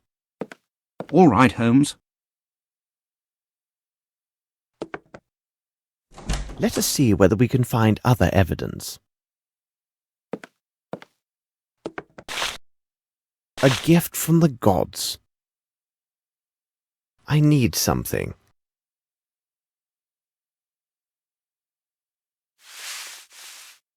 Nice pattern made of encrusted nacre. What does it mean? This lock has never been forced. I see. To open the safe, I must have the 2 other earrings.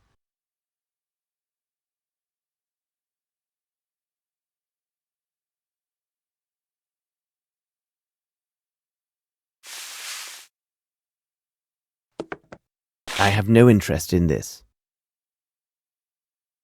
Nothing of any interest here. That is of no use to me.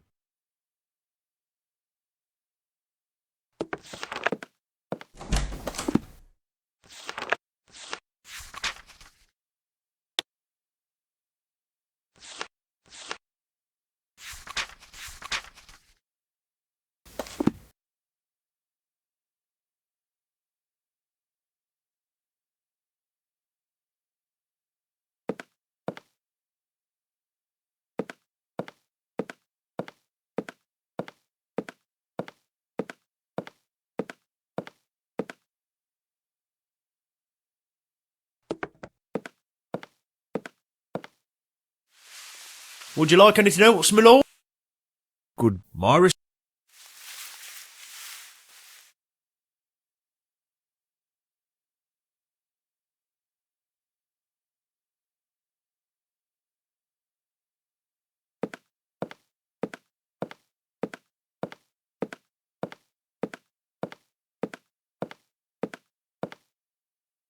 Closed. Watson, stay there. All right.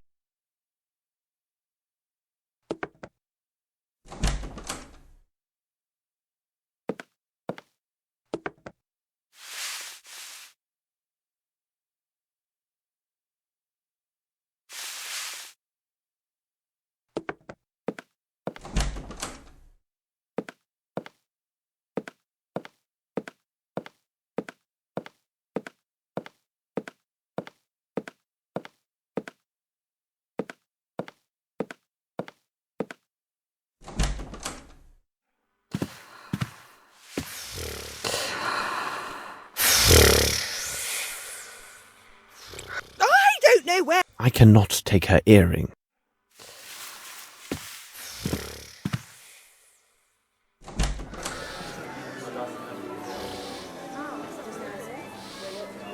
I should show her one of my hints.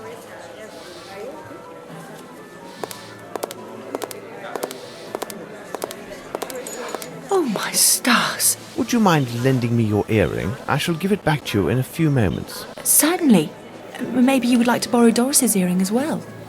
I don't believe she would give it to you, but to me, certainly. If you wait here, I will get it for you.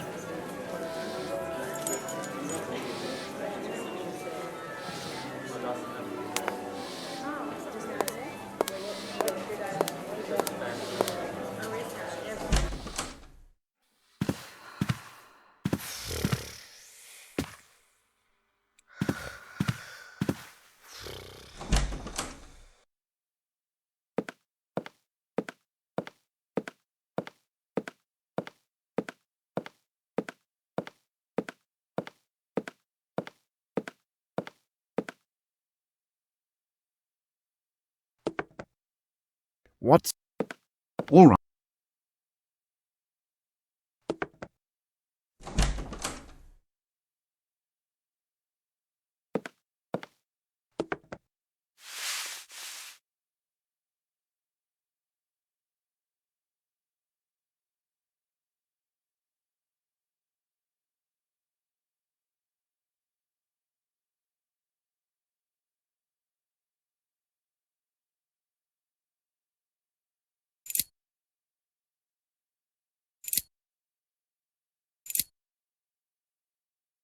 It is elementary. Descriptions of exotic landscapes. Nothing of interest. Richards and Miss Davenport standing in front of the old Fairfax Theatre. But who is this third man? Well, well, gentlemen, you arrive at precisely the right moment. Is your good mood a sign that you have found something of interest? Absolutely, Holmes. It seems to me I caught the right end this time. What? Really? We learned about it only by chance. It appears that at 1 o'clock this morning, Grimble arranged for his solicitors to send his demands to the court for the appropriation of Bromsby Enterprises. My men will spare nothing in their search for the elusive Grimble. Lestrade, pray, continue. Then I followed your advice and we advanced further into our investigation of Mr. Richards. Did you know that his true name is Gaetano Riccardino? As this Mr. Riccardino, at age 19, he was sentenced to 2 years imprisonment for armed robbery of a fair stall. And who would you think the complainant was in this case? In truth, a certain Melvin Bromsby. This new evidence of his criminal past makes him another principal suspect in these murders. Very interesting. Any other findings? It would seem that Grimble and Richards are old associates.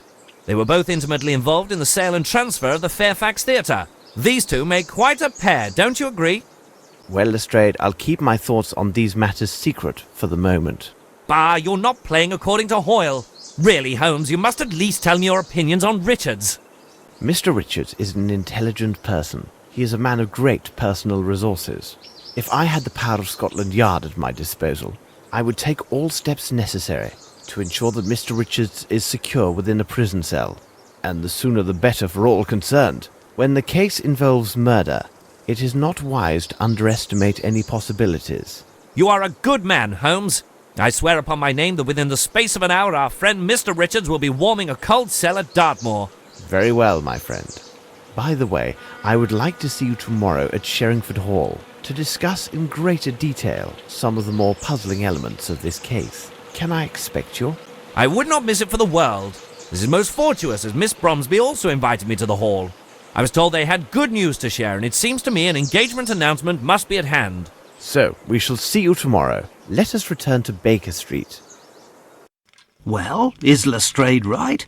This case does seem resolved. There is but one piece missing that I need to complete this puzzle. Oh, it's not very important from the criminal point of view, but from the economic aspects of this case, it is essential. Regarding the question of whether Lestrade is correct, I will give you 2 items that should provide the answer that you seek. The first is a table representing the shoe sizes of the main characters in this case. Examine it carefully, Watson. A parcel for you, Mr. Holmes.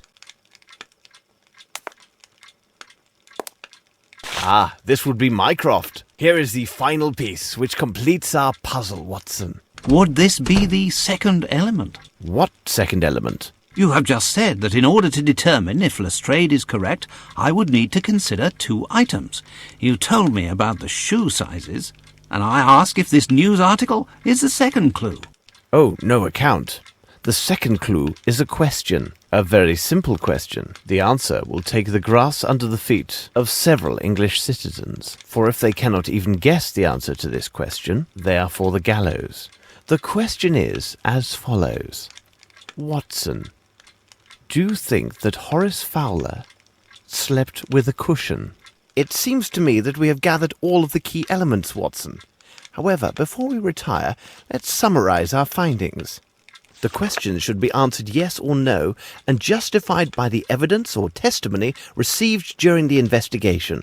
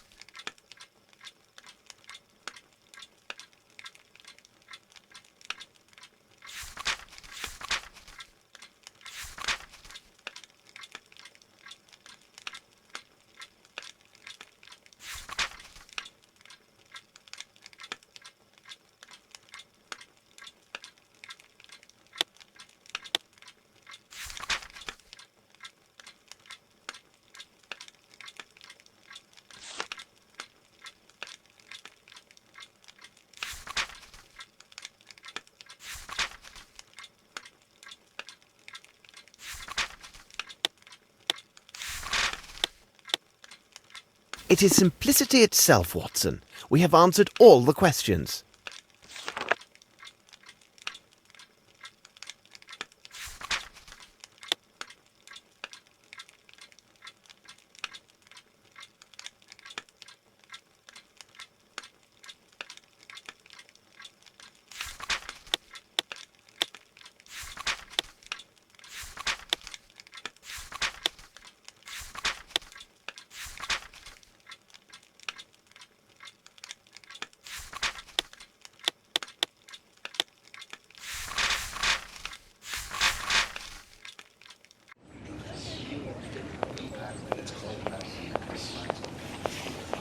Cabby!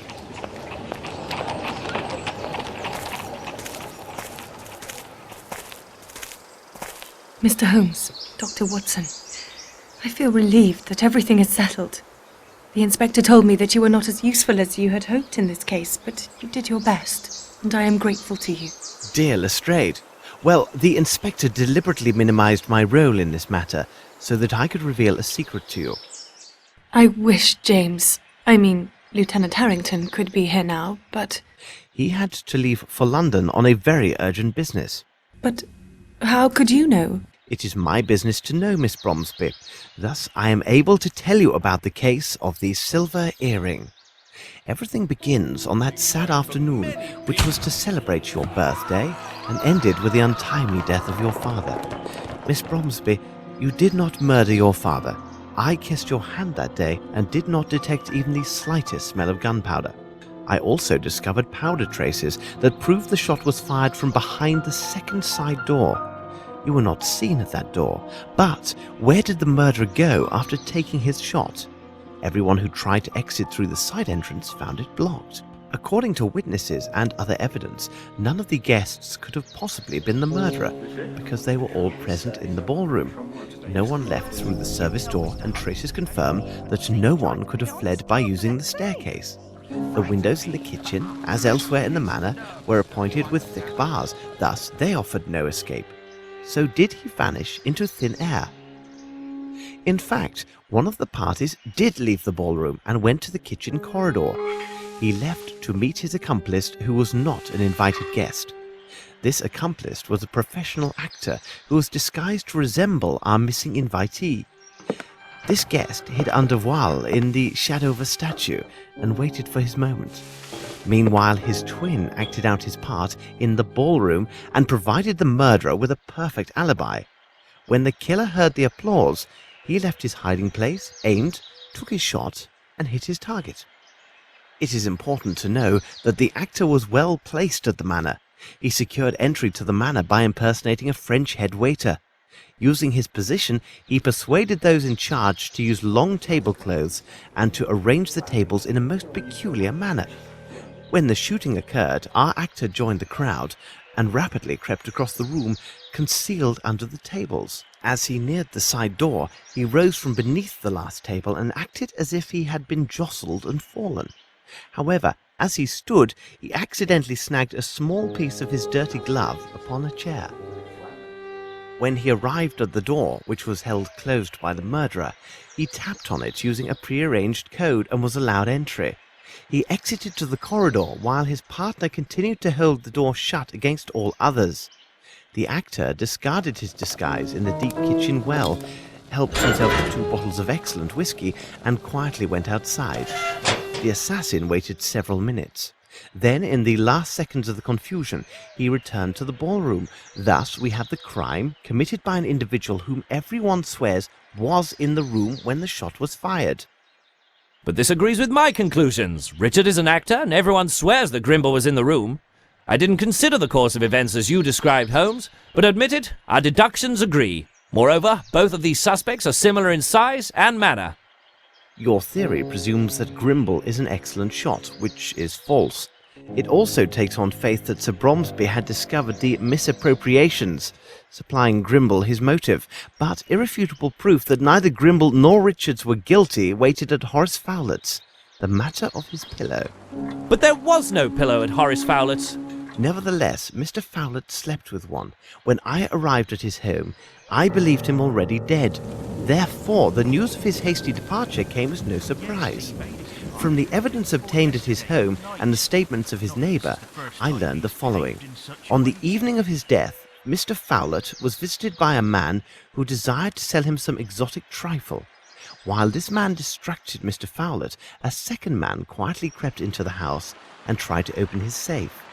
This individual was well acquainted with the house and the location of the safe, but when he failed to open it, he most likely became enraged and killed Mr. Fowlett. This individual, Miss Bromsby, was your cousin, Wyatt Collins, who returned to England under the name Johansson. But what about this pillow? Mr. Fowlett's pillow had vanished. Later, Dr. Watson discovered a feather from the pillow in the train compartment used by the man who impersonated Fowlett. But why did Fowlett's impersonator take the pillow, and why didn't the station manager notice it? Mr. Fowlett was short, but very portly. In order to imitate him, the man used the pillow to create the appearance of a stouter man. There is no other explanation. This man was a much leaner man than Mr. Fowlett, Mr. Grimble, or Mr. Richards. Then, Holmes, who did murder Sir Bromsby? And for what reason? You'll see, Lestrade, when it's a question of multiple murders, except for the deviant ones, there are two primary motives, revenge and greed. Wyatt Collins' presence at Fowlett's tells us his motive was about Bromsby's wealth. He went there for the express purpose of stealing the will so that he would receive at least a portion of Bromsby's estate. If his uncle had died with no will found, Collins would have been entitled to a share of the inheritance under English law. But if my cousin failed in his attempt and the evidence clears my name, though I am to inherit, why were my father and cousin murdered? Besides, tomorrow I am to announce my engagement and will be married soon. Holmes, hold on. There is a flaw in your reasoning. There is only one key for the door to the cement factory, and Grimble is the only person known to have it. So he must be directly involved in the murder of Collins. Is that true, Lestrade?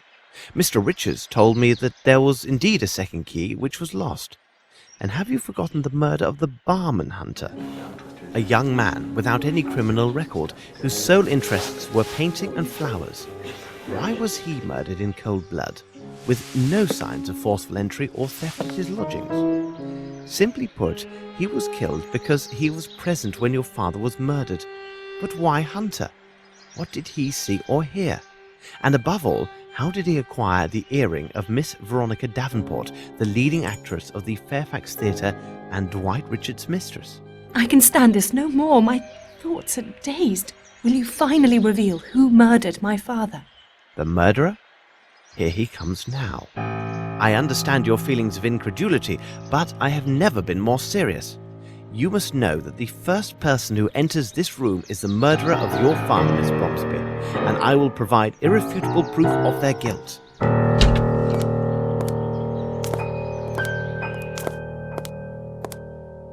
Well, good afternoon, gentlemen. You made the right choice to leave London. It is unbearably foggy. But Lavinia, darling, what's going on? She knows. But how?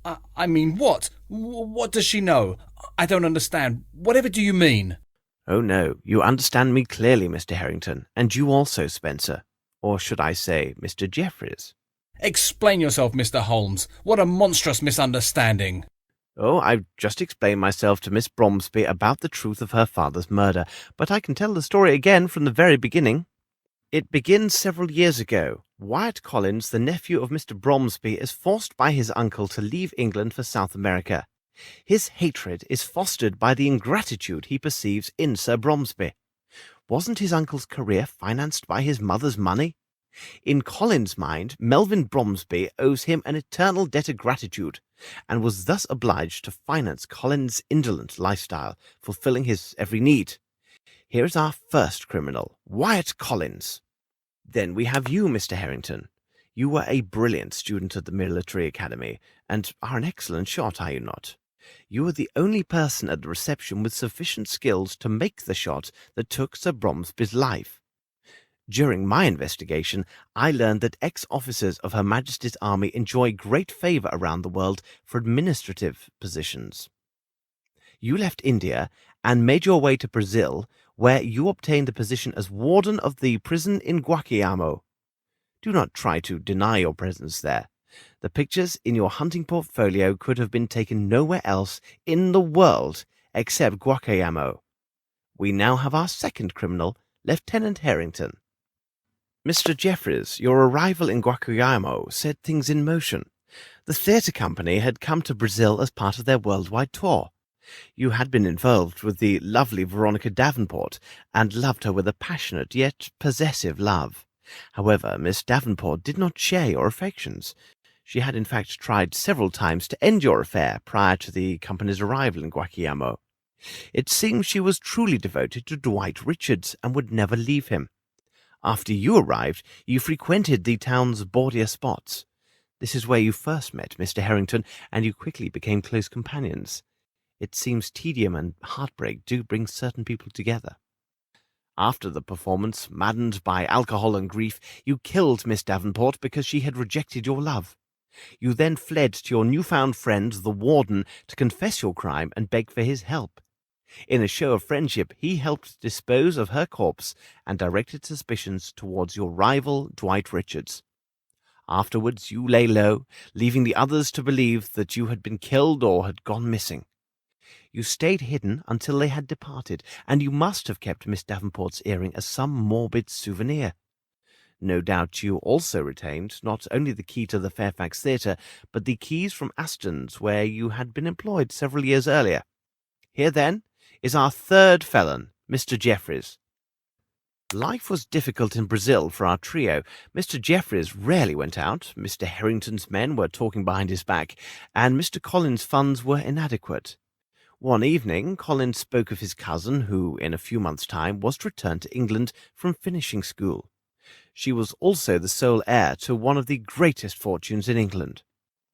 Imagine these three men besotted with alcohol, considering the wealth that would one day pass to this slip of a girl. A terrible plan was devised. Several days later, they left for England, false papers for two of their party in hand, resolved to seize a portion, if not all, of this great inheritance. Incredible! Yes, incredible, and horribly true. At first, their plan was to forge a duplicate will or destroy the original, so that Mr. Collins would receive a share of the estate. This would happen soon enough, as they would murder Sir Bromsby at his daughter's birthday reception. It was essential that Collins enter the country under false papers, so that neither his uncle nor the authorities would be alerted to his presence in England. This would avoid any suspicion attaching him for his uncle's death when he arrived to claim his inheritance. They quickly put their plans into effect. Mr. Jeffries arrived at the household in the guise of a stylish French head waiter and studied the lay of the manor. Mr. Harrington, the assassin, would accompany a person with rather poor eyesight to the reception, so that the illusion of the fake Mr. Harrington would go unchallenged.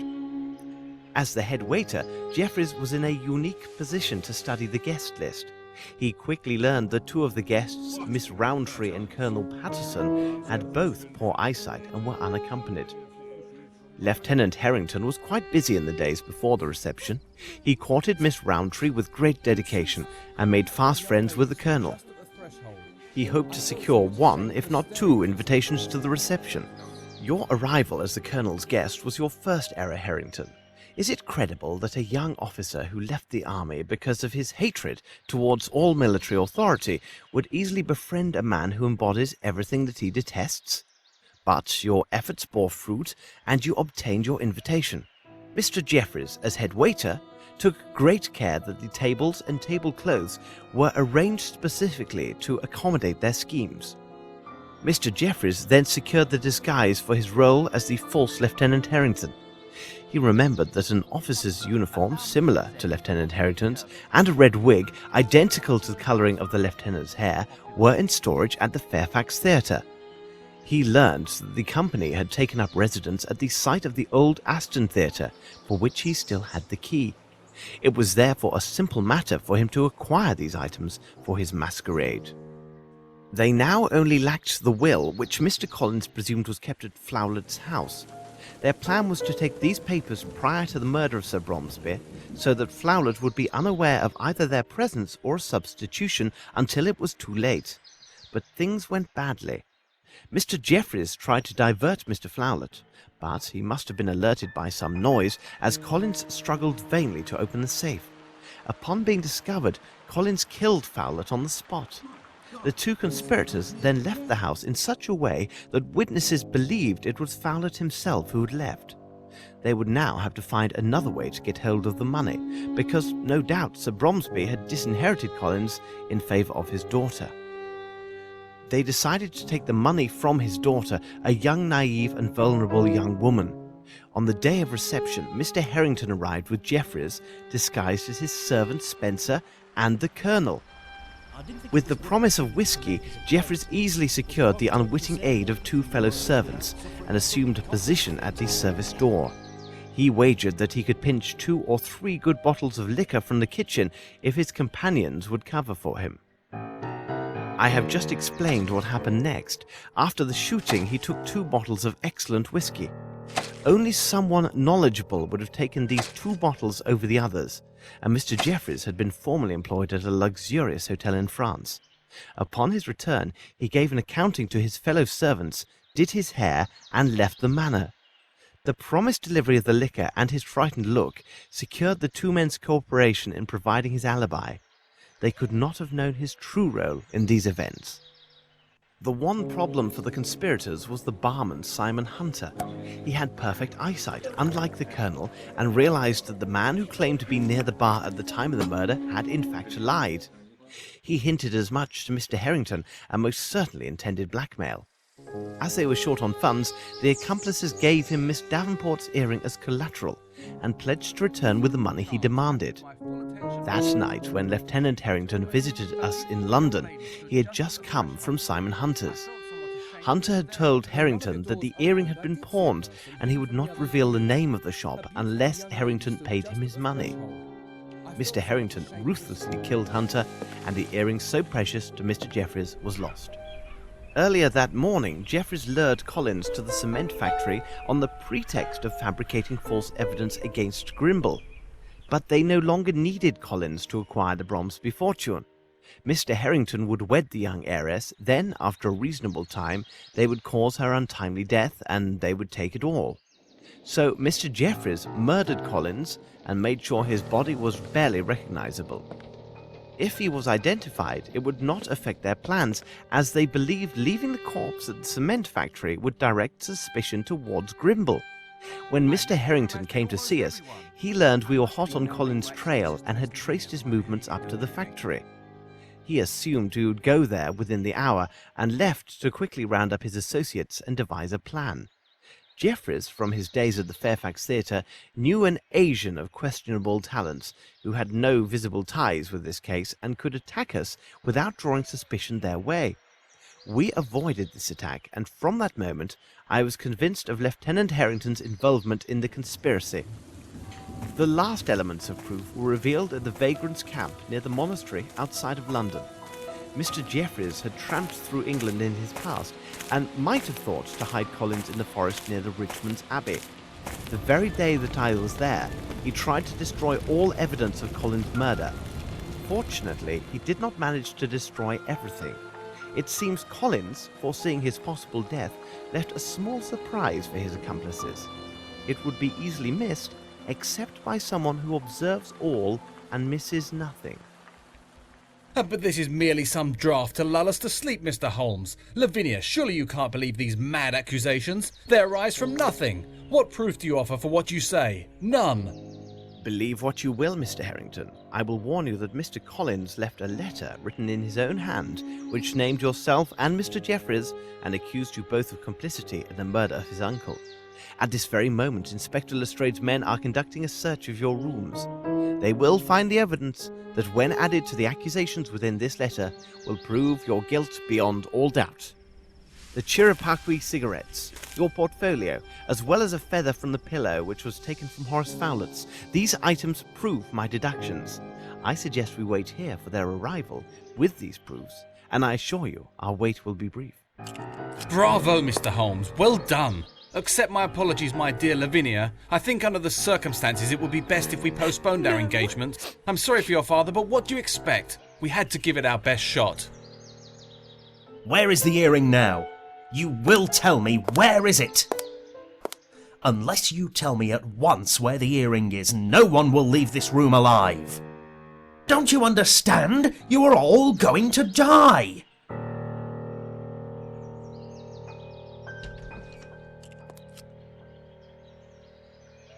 They are all yours, Lestrade. I suggest you return with your agents to London as soon as possible. Thank you, Mr. Grimble, for literally applying my precepts. Watson, let us escort Miss Bromsby to her rooms. She will need her rest. Holmes, Collins never named either Harrington or Jeffreys in his letter. Indeed, Watson, but they could not have known. I played my bluff, and they believed me. And Grimble, where did he appear from? You can now boast that one of the most influential men in England served as your driver. Since my visit to Fowlett's, I knew that Grimble had nothing to do with this crime. I asked him to assist with the investigation, and it was at my request that he took steps to acquire Bromsby Enterprises. He gained us precious time by forcing Harrington and Jeffreys to wait and see if Miss Bromsby would inherit. He ran quite a risk in doing me this favour, because their plot then turned against him. I also asked him to send the letter which lured the two murderers away from the hall. I needed a moment to explain everything to Miss Lavinia. It would be dreadful if she fell into the hands of her father's killer. From the beginning, Grimble was concerned only with saving her inheritance. He never once doubted her innocence. Nevertheless, didn't he misappropriate those funds? Indeed, but not for his own profit. It was solely to protect his friend Bromsby. An ex-architect with whom he had quarrelled, a Mr. Waters, had contacted Sir Bromsby before this intrigue began. Waters learned from Captain Bowie that Sir Bromsby had encouraged certain actions against workers hired to build a bridge in India. That project was the bridge over the Kalidasa Abyss. Waters blackmailed Bromsby from afar. Grimble received the letters and considered them to be quite serious. He knew his hot-tempered friend well and preferred to conceal the blackmail attempt for fear of disastrous consequences. So Grimble made regular payments to Waters in exchange for his silence. Unfortunately, Collins discovered the arrangement while he was working at the cement factory and threatened to reveal everything. Grimble could not afford for that to occur.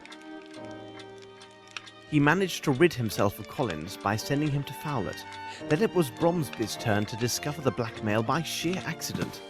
He was angered, but before he could decide his next move, Mr. Waters died suddenly and removed all threat. When Grimble learned that Waters had died, he confessed all to Bromsby. He noted that the money paid was a pittance when measured against Bromsby Enterprises, and that the same amount could now be applied in other ways. India had enriched them so greatly, and Bromsby had been cursed over the harm done to the Indian people in his employment. It was decided that these same funds would now be sent on a monthly basis to a Bombay orphanage in the care of a Sergeant Brahamai. It is possible that Bromsby intended to increase his patronage, and this was the important news he intended to reveal to the press at his daughter's reception. It was she who had harshly reproached him regarding his behavior towards the Indians in his employ. Do you remember the words from that poem which he had written into his notes? It said that the ungrateful always die miserably. Indeed, Holmes. But there is one thing that I still don't understand. Why did you ask Lestrade to put Richards behind bars? He wasn't guilty of any crime, but you treated him as a murderer. I advised Lestrade that it would be prudent to place Richards in custody so we could protect him from harm. Mr. Richards is a wise and intelligent man. He would have recognized Harrington and Jeffreys on sight. When he realized that Jeffreys was alive and that I possessed the missing earring, he would have drawn the same conclusions as I. So this investigation would have been stopped cold by one or two more murders. I see. Well, Watson, you seem to know everything. Tell me, please, that small missive which I can see on the desk. It contains 2 invitations to the opera's opening night, does it not? If so, we shall finally have our opportunity to hear this marvellous soprano. Well, what do you say, Watson?